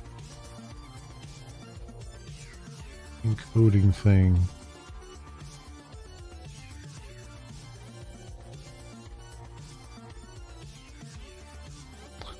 What happens if I don't want to do this, but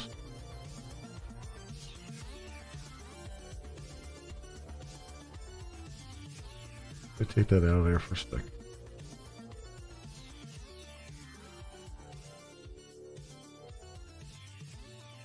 No.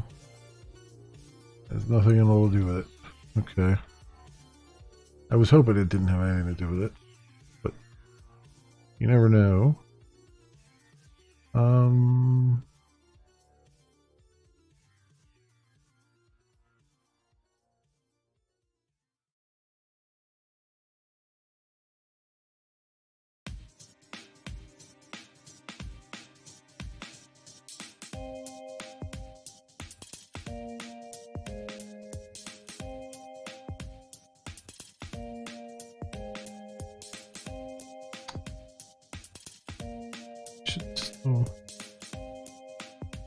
This is 640, which is the version I have. Right, I mean, even if you get it in 515, that would still be still free, right?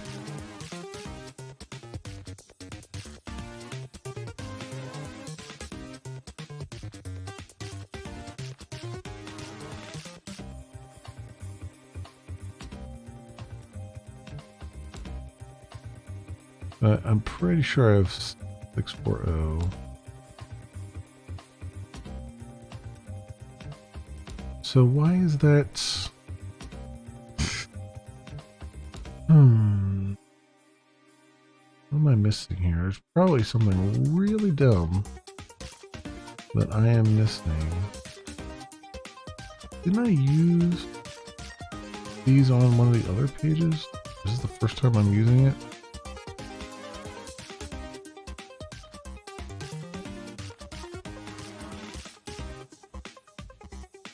All these are coming in too, right?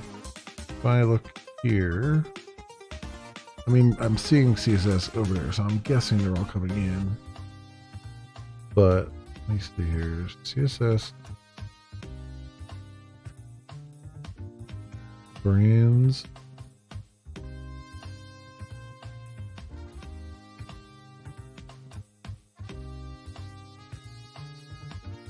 Solid.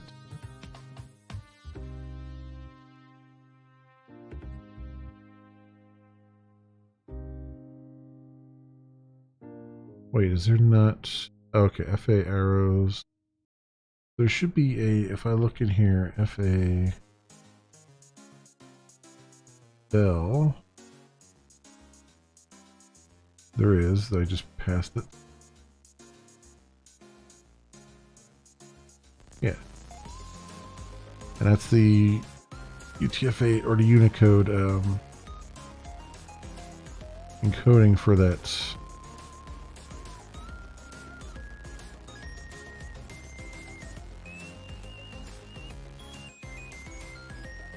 Oh, wait. I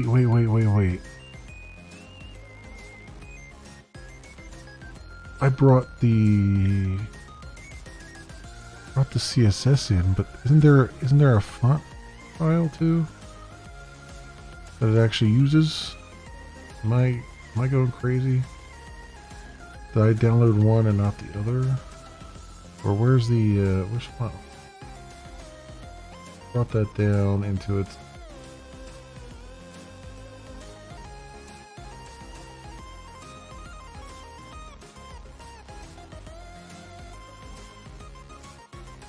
Fort Austin, Fort Austin free. Yeah, here's the web font. Frick. That's why I can't find them. Did I copy those over to... No, I didn't copy those to the fonts folder. Well, here I am, the goofball. Goof freaking ball. Alright.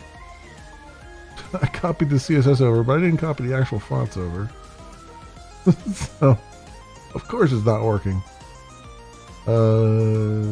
Bootstrap, got brands. This CSS. Front end. Okay, so I gotta copy.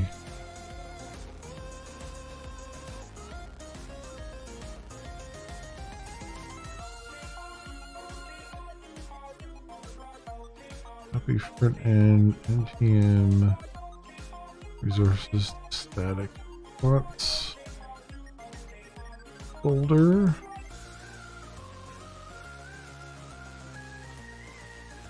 Right, I did have a fonts folder here. Yeah. Web inf fonts.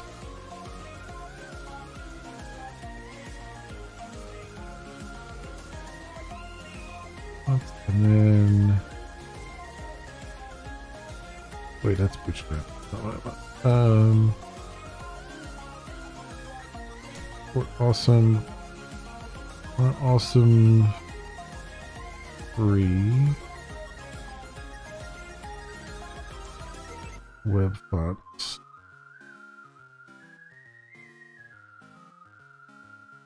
And then I want basically all of those I guess should come over probably. FA brands.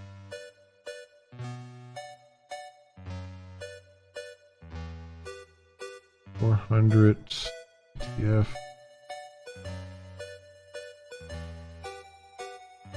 Or probably, do I need, probably the WAF 2 is what I want. I guess I better bring both of them for compatibility. Maybe. With different browsers. Okay, brands 400 WO.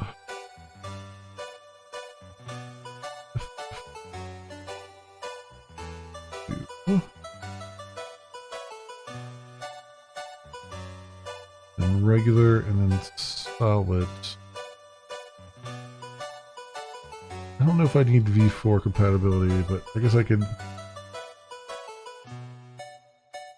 bring them anyway. Does it tell me?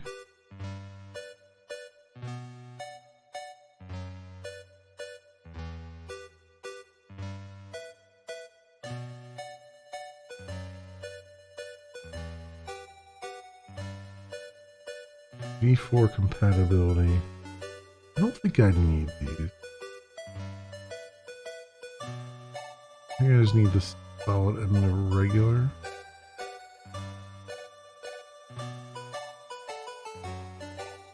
There's regular. Yeah, I think that's... And brands. Brands, regular, and solid, I think, are all we need.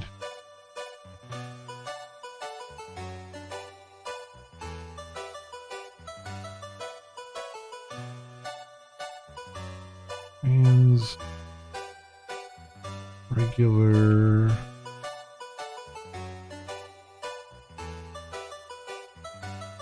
Solid is 900, right?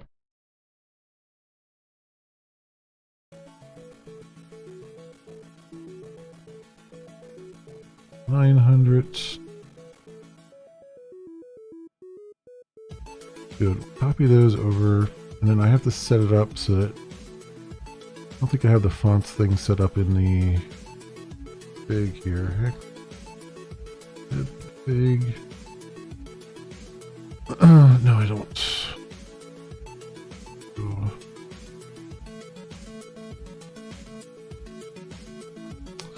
Do no fonts, sacrilege. No fonts, no fonts for you.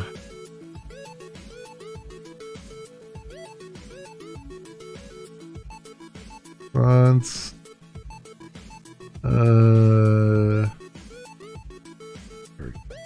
Save that. Then down here, let's stop the server. Do project clean. Where things get copied over to fonts. The old fonts.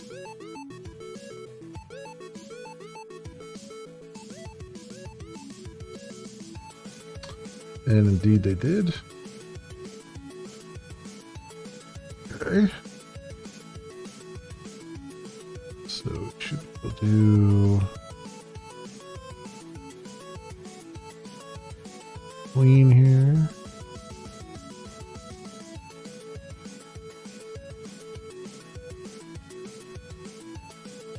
Wait, did I do a clean and republish? Oh, yeah, I did. It went really fast. No. Oh. No, I know what happened. I'm like, why is that? Why is that? Yeah. Didn't show differences because this thing reverted again. I don't know why that's... And why 6... Because it... Honestly, it's reverting to 6.0, which is actually the correct one. But for some reason, Eclipse thinks that Tomcat can't handle Servlet 6.0, even though it can. I don't know what, and it keeps reverting it, and then I don't know. But anyway. Anyway.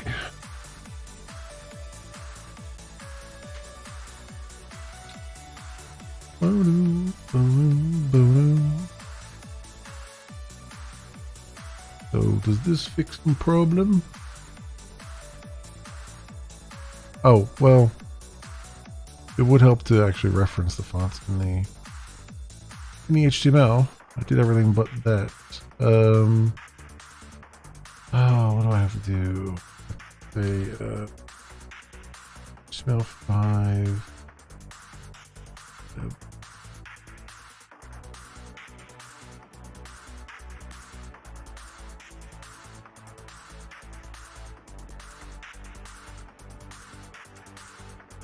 The font tag is deprecated.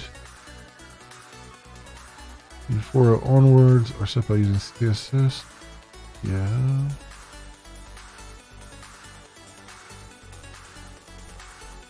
I still need to tell it where to find the fonts, right?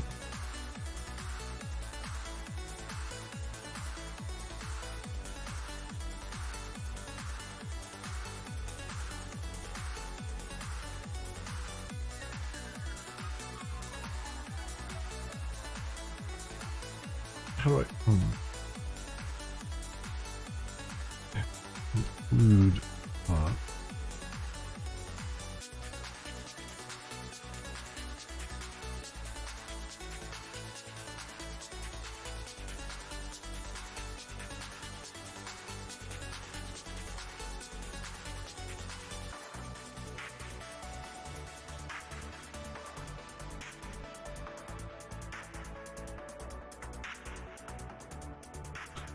Wait, really?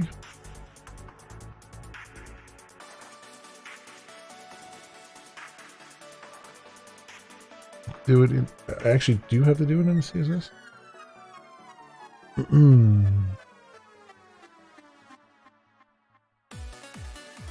The font face CSS rule?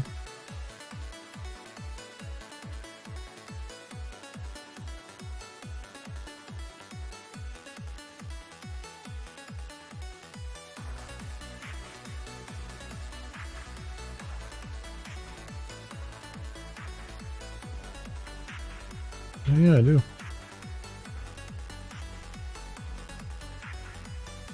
You would think the add font faces would be in Font Awesome Min CSS, right? It was just that it was missing.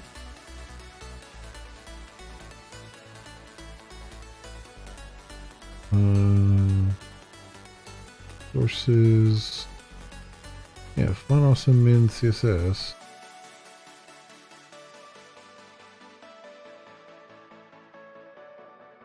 I mean, I guess it wouldn't know. Yeah, no, I guess that makes sense. It wouldn't know where you've configured them, what directory you've configured them under. So I guess it makes sense that you would have to do it yourself. So do that in application CSS. I'm guessing.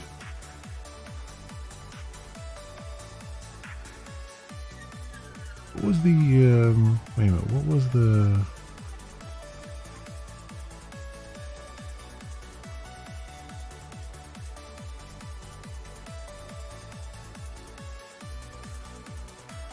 before Font Family, Font Awesome 6.3. Yeah, okay.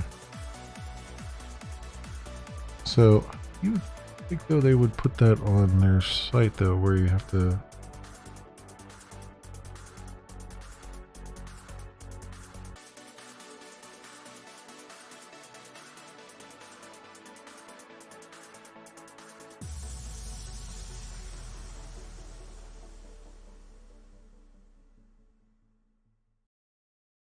Download web fonts plus CSS method, yeah.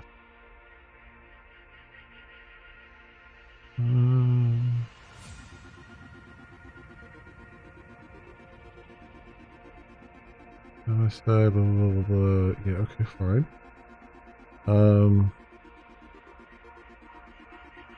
Oh, accessible. Oh, alright. So I don't, yeah, like how? Where you get starts up with web fonts. As web fonts. Free web fonts. Yeah. Awesome. Okay. Web fonts CSS.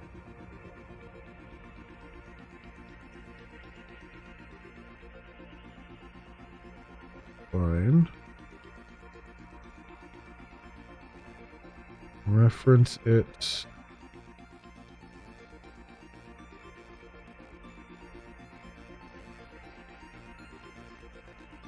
Oh, double check your path.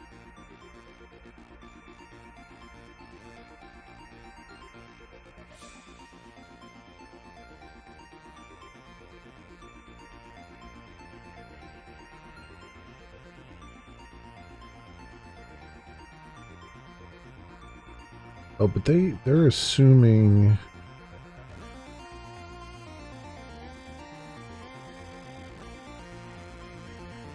a particular directory, right?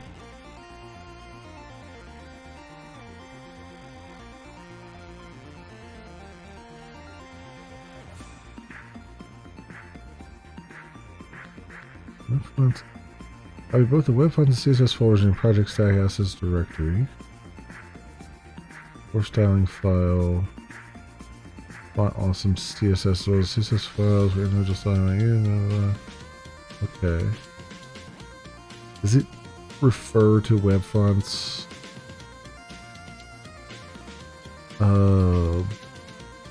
By name? Is that what it's doing?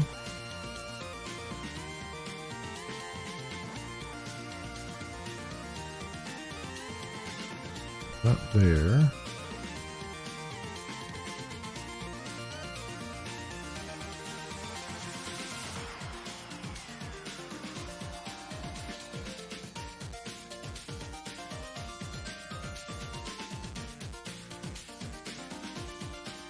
Yep. It's referring to web fonts.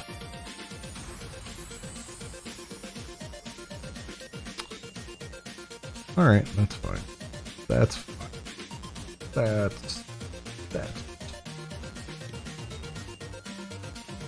That's fine. We name this web fonts. And that means I gotta fix the freaking world. Alright, so we got that there, and then there's my comments. This goes to web fonts. Because Font Awesome says so.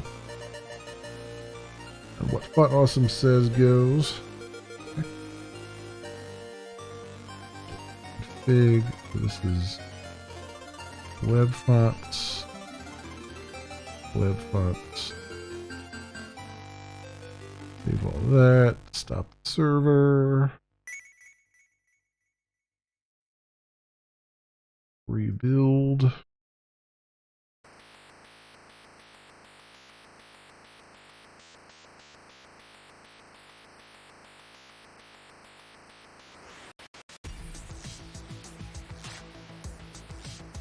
Okay. Clean and rebuild. And start.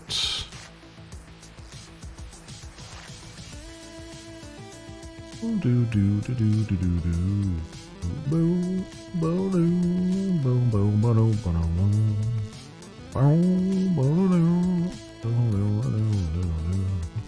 Hey, look at that. We now have an icon. It's amazing. It's amazing how things work when you actually read the instructions.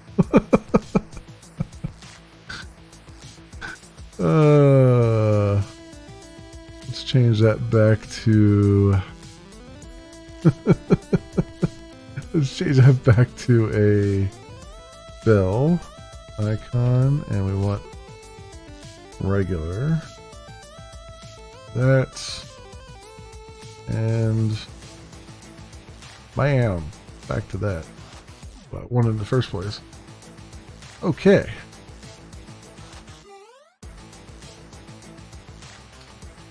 You know, I'm interested to see. I like ChatGPT did a decent enough job, like laying out the placeholders and stuff here, and doing it correctly with Bootstrap and everything for the navigation bar. And now I'm kind of excited to like kind of let it loose on like CSS and stuff and see what it does. Especially, you know, if I tell it to just use like plain old CSS for something, like that might be interesting. But hey, this is working out a little bit better. You know, obviously there's things that have to move around here a little bit, search bar and things. How would I get this to be? First of all, we don't need a search button.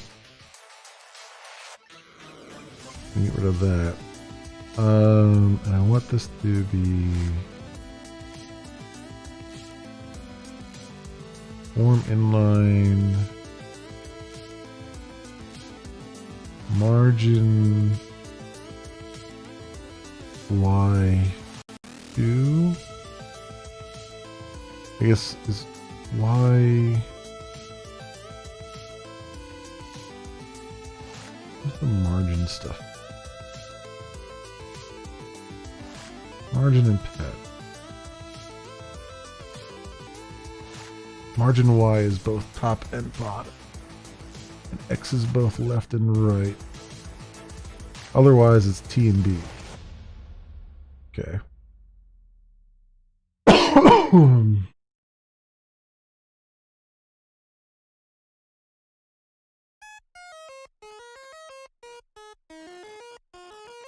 So I need that's doing that. I need it to be a larger size though. How do I so I can just say I can just put width on it, right?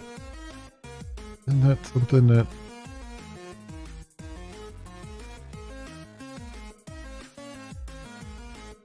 input class, type search, placeholder search, width of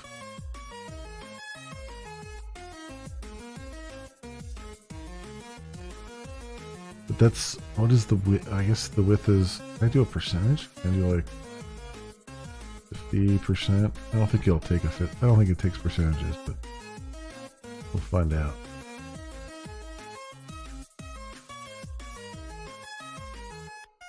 No, it definitely doesn't.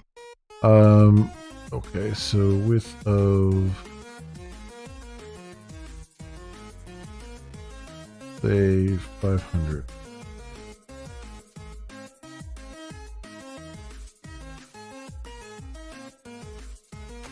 Now I think that's telling it how many. That's not right. Say boot wrap input width, input size.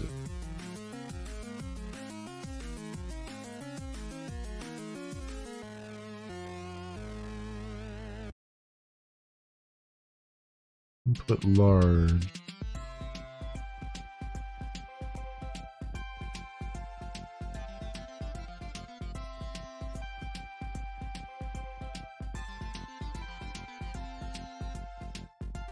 What's different height? I don't want different height. I want width.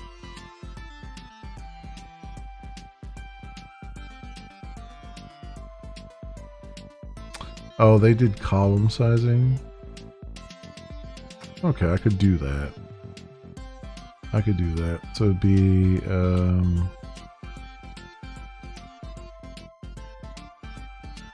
so form control all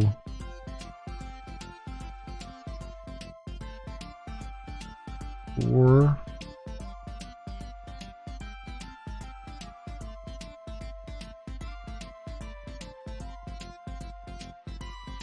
Oh, come on. How does that not change anything? Something else is pushing us over here.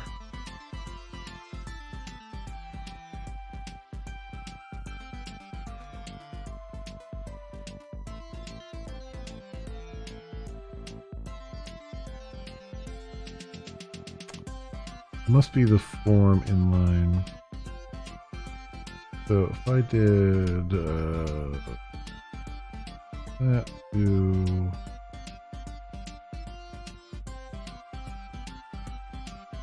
all stick.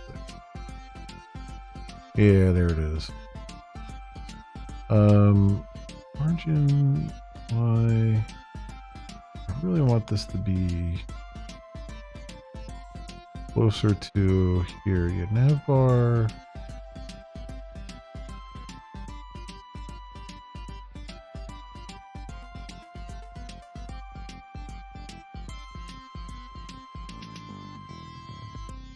If I take away that,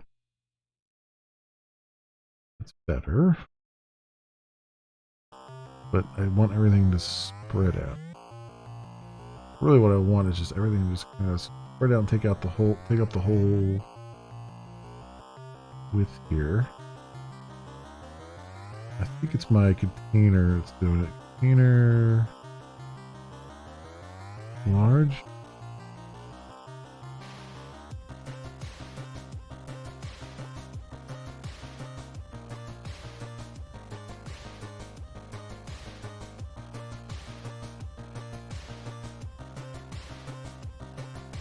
That doesn't do anything. It's got too much of a. What's the other container type thing?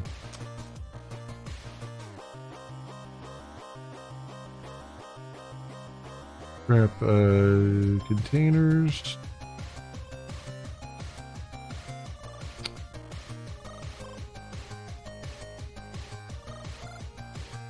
Lots of containers.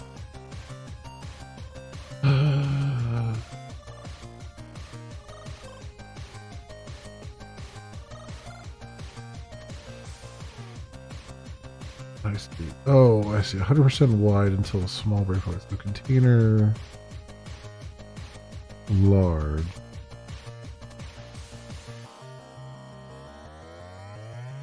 Let's go. Oh, sticks on this and container large.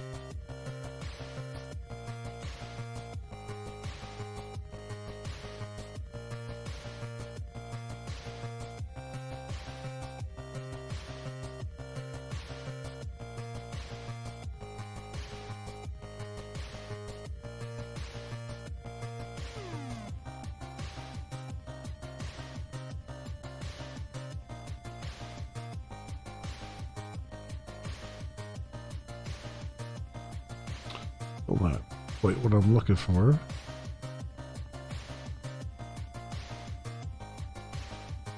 Like, why does it have so much fucking padding?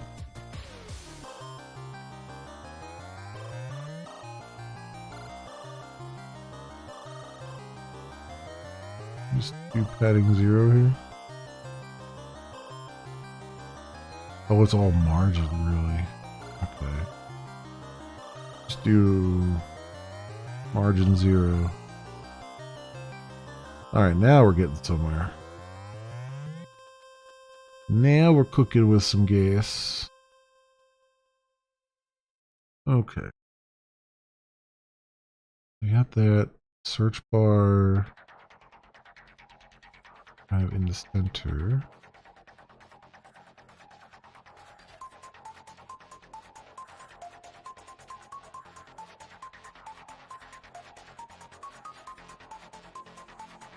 Computer, so we have the brand. Toggler. Isn't visible right now.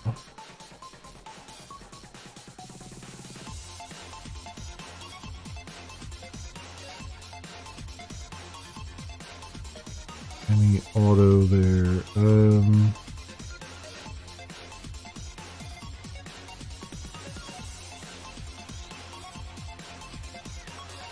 What if I put ME auto on this too?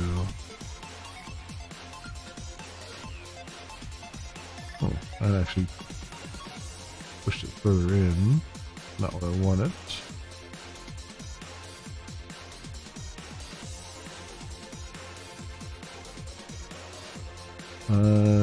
Perhaps a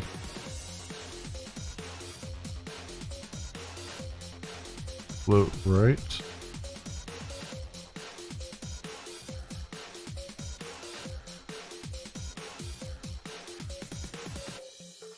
Just float right, not just anymore. Or maybe push right. I think it's push right now, isn't it?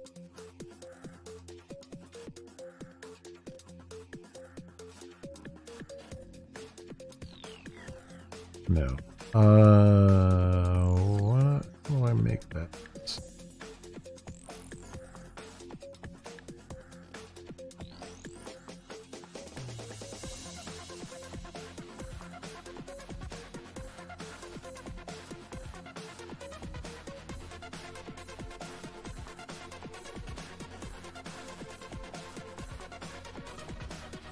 Float start, float end.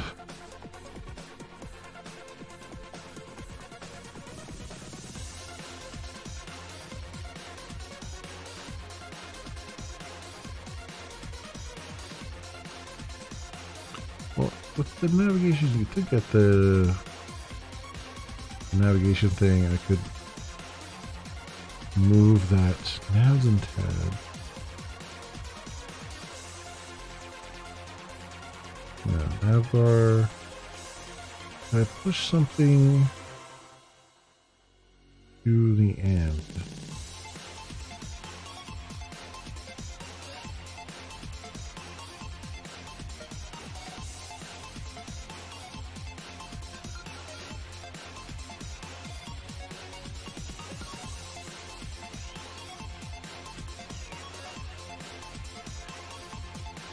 Forms, navbar. Oh, here we go. Immediate child elements of navbar use flex layout and will default to justify content space between. Use additional flex utilities as needed to adjust this behavior. Okay.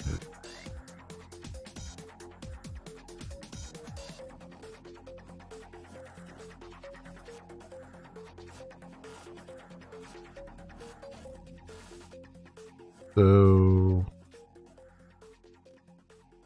direction, flex column, justify.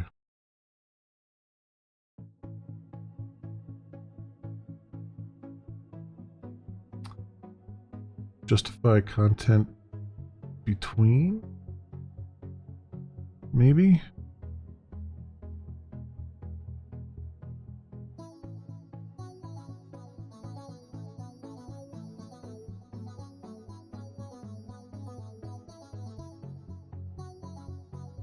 See what that does.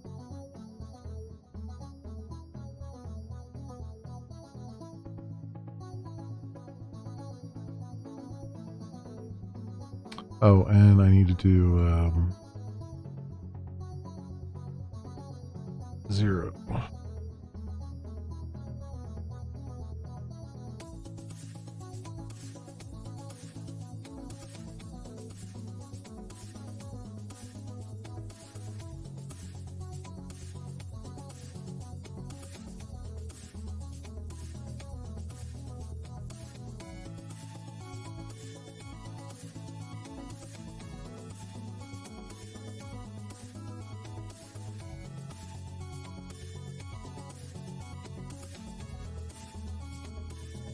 Oh, you know what? I probably have to put that on the container. Let me see here.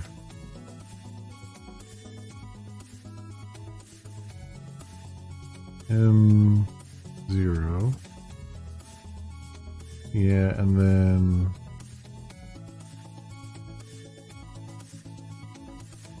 content between.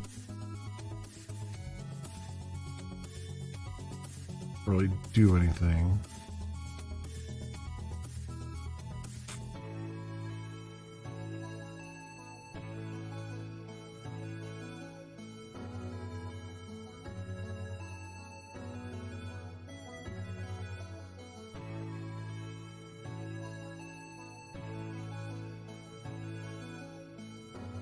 Space evenly.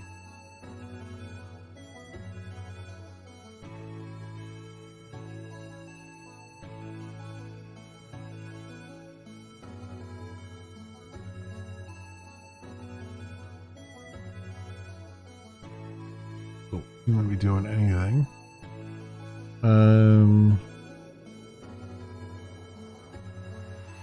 Those changes anyway.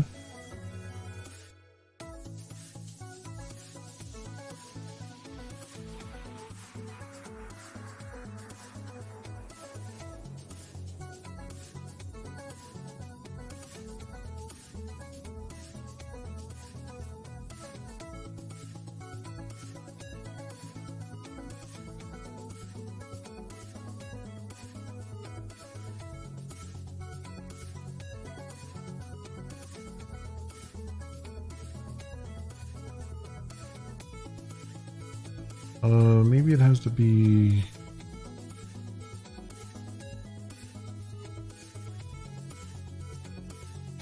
I don't know. That container has the whole thing there, though.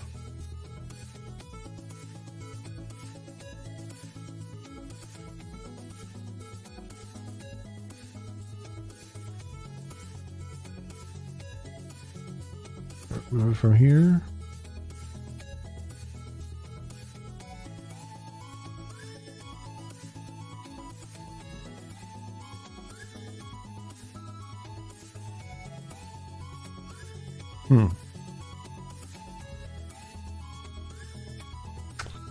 Play with this a lot to get it to. I just want those things to slide down to the end there. I mean, the other thing I can do is put a cowl on it, I guess.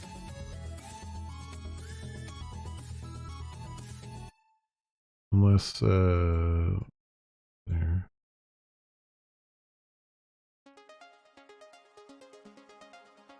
No. Oh, not margin end. Margin start.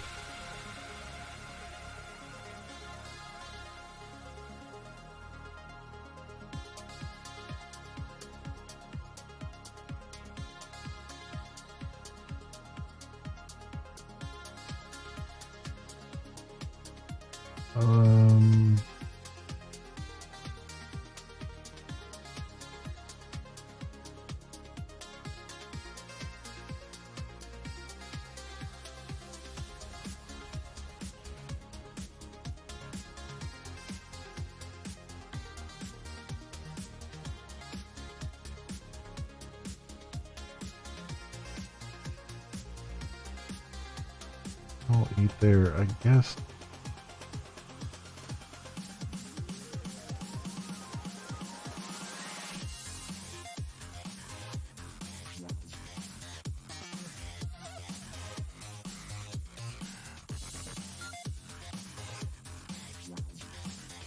I guess for this one I have to do, oh, what was it? It goes to 12, right? So it's 4 or 2, and then I'll do here. Right?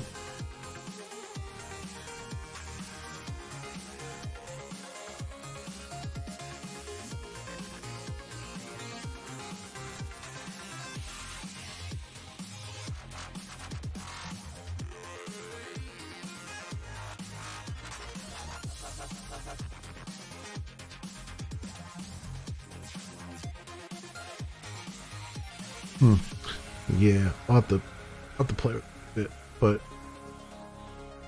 I can do move these down.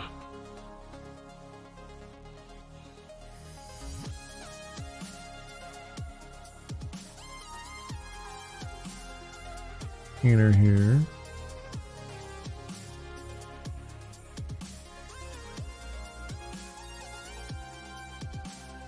There we go, and then bump this up to 8.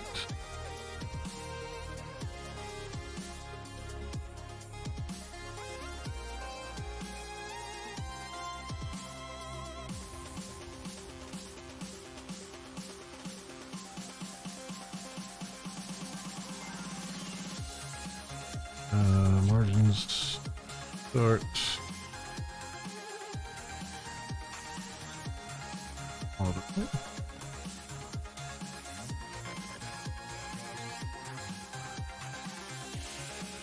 Okay, it's looking better. It just needs to expand further, expand its horizons, but it's getting there.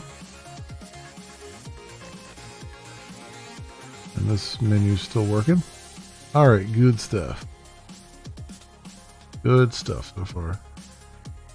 Trying to get the basic layouts set up. We got Fine Awesome working, confirmed. I'll have places for links and logos and things. So that is good. We got the basic error messages set up so they will work. We got the title set up so it uses the variable correctly. We'll need obviously up here we'll need a login button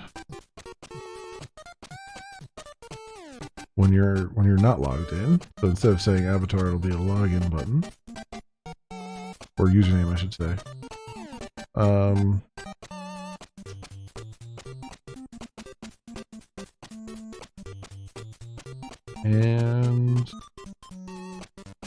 And then when you actually log in, I can actually, so we'll have to work on the register some more so that I can get the settings saving and get like display names on this page and all that stuff. But now I have the placeholders for it. I can pop in the things that we need. And obviously all these words need to come from the messages properties file as well, so that they're all externalized, so they can be translated to other languages. But I mean, getting there this way, and then these other things will come with time. And then this sidebar, that's another thing I want to kind of, I think that's just a what is that in Bootstrap? It's a God, I already installed this stuff. I don't think it's actually installing. I don't think it's actually installing because every time I close this out, it says there's this version's variable, and I keep installing it, and it doesn't like can install it. I think that's an accordion, or at least it used to be called an accordion. I don't know if it's still.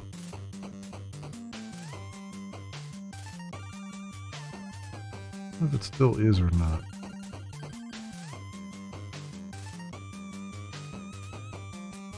Let's see. Bootstrap sidebar.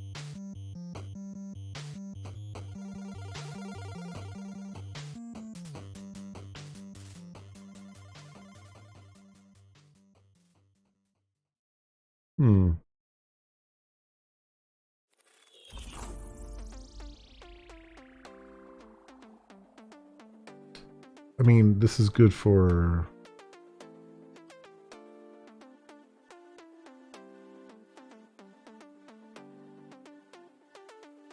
not exactly what I had in mind, but it's good for like the dashboard would have this, but the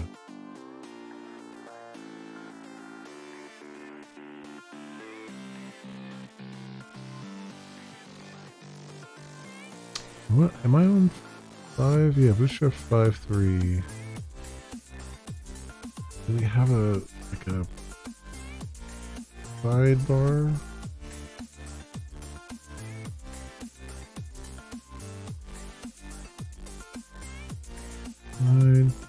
Build hidden sidebars in your project for navigation.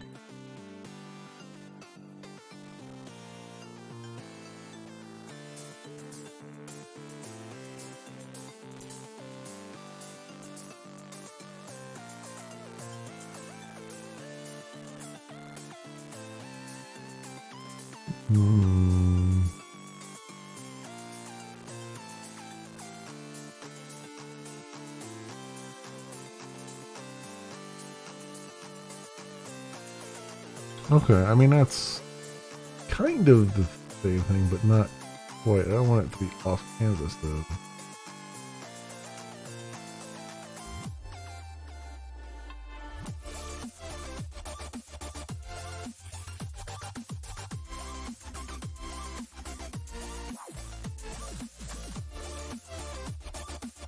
Hmm.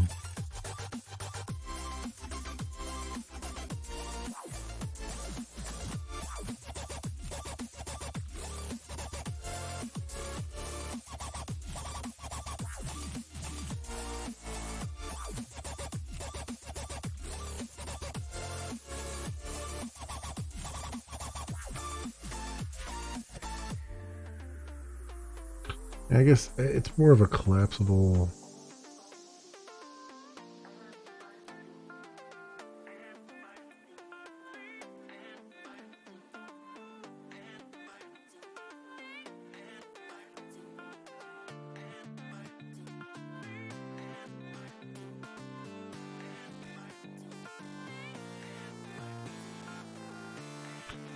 It would be more of a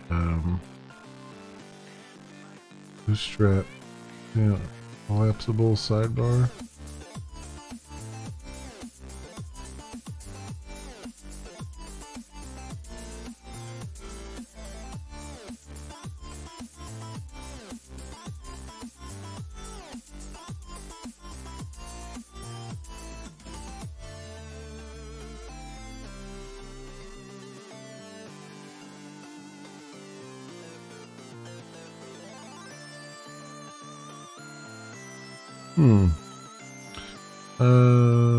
Sidebar, collapse sidebar. F5 sidebar.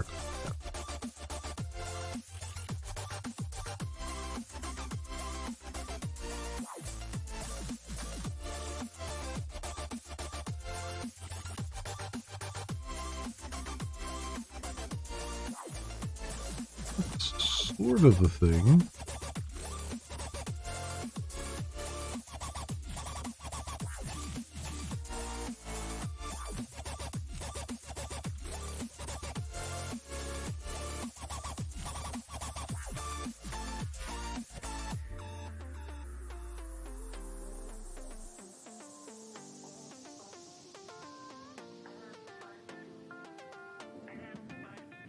I mean, that's kind of the idea.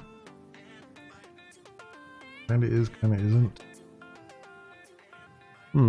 Maybe I'll throw ChatGPT at that and see what it comes up with here. Otherwise,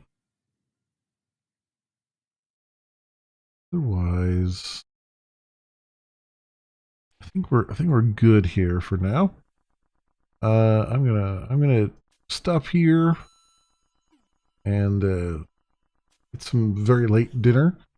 Haven't had anything for most of the day. So let's go submit the world here. Actually, I want to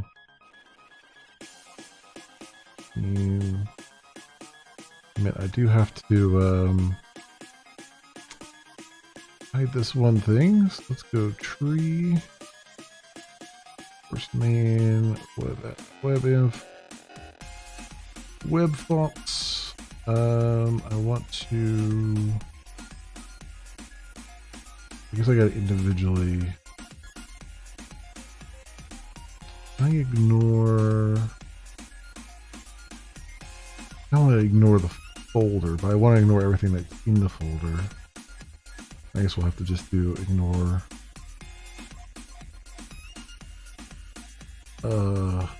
On all the individual ones.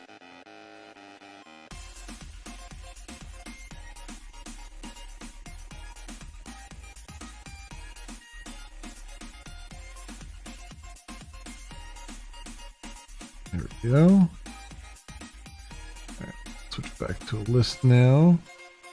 And we'll get all these added. All right, so what do we do today? So we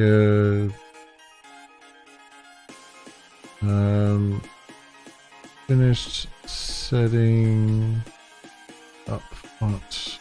Awesome.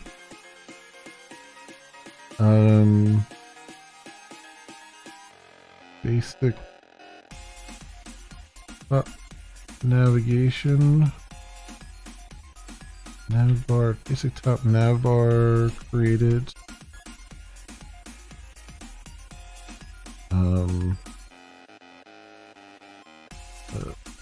Page error info,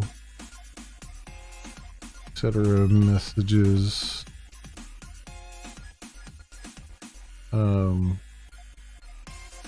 Initial look and feel. Basic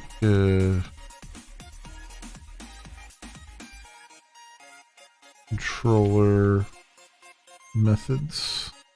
Basic shared controller methods and shared page helper class. What else?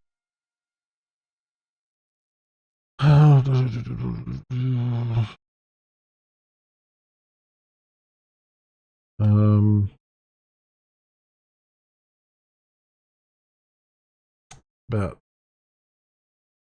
I think that yeah covers most of it.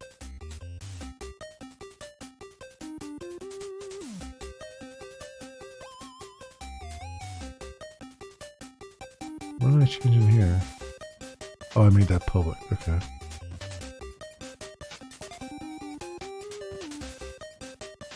Right. All right. We're good here. Alright, sign commit is on. I think it's on all the time now, just not sure.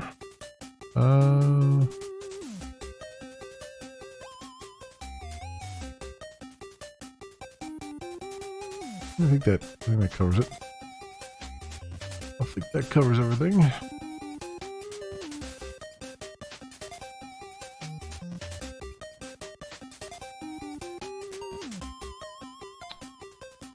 Cool. So that is now pushed out onto the oldie GitHub here.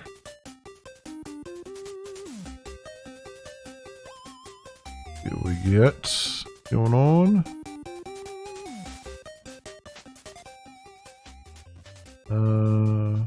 Yeah, finish setting up file. So that is the first line. It's running tests right now, which hopefully will just pass because I didn't run them myself. Yep, they did. They did pass. Okay, good. Excellent. We're moving along there. I don't know what else to... I don't think I can really drag anything off the in progress here.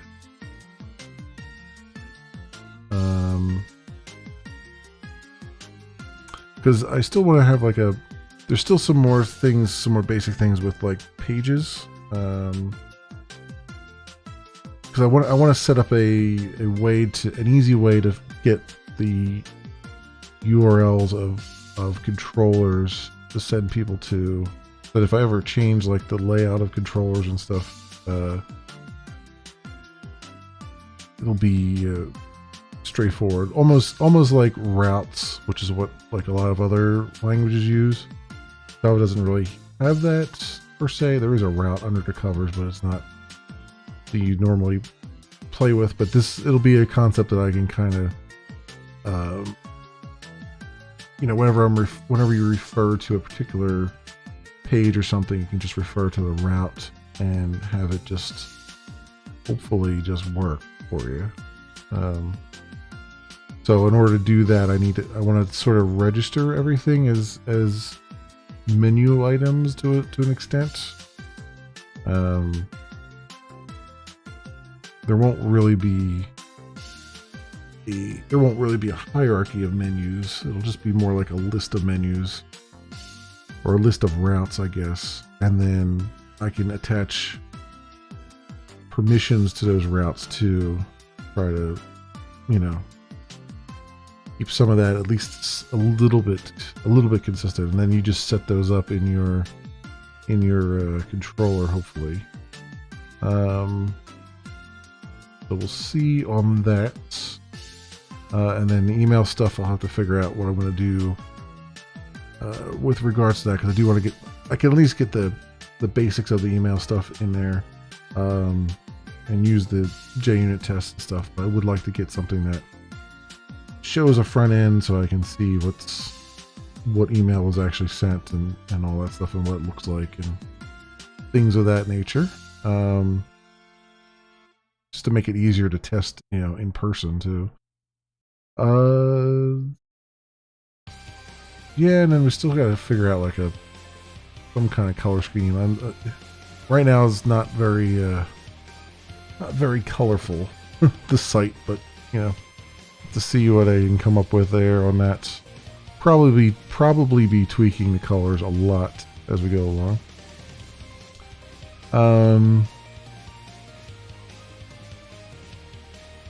And yeah, I guess. Oh, and I forgot to do I just remembered to wanted to do the CAPTCHA stuff too. But we'll have to jump back to that. That'll be on the user registration page, which actually goes hand in hand with like the registration stuff. So probably next week focus on the registration page a little bit more and try to get that set up and get the settings in there so that we can then show that you're logged in and logged out on the home page with the user and avatars and all that fun stuff. So yeah, that sounds like a plan to me, friends. Time formatter, where did I leave off here? Springscape utils. I think it's, yeah, right about here probably. Leave that open. Lots and lots of tabs, trying to consolidate at least a little bit here. And this I don't even need open. Awesome. Awesome. So that will do it for me for today, my friends, for this week. And as usual, there's no streams on tomorrow or Monday. Tuesday and Wednesday, I'll be back with some Realms of Magic, playing that. And Thursday and Friday, be back with Everspace 2.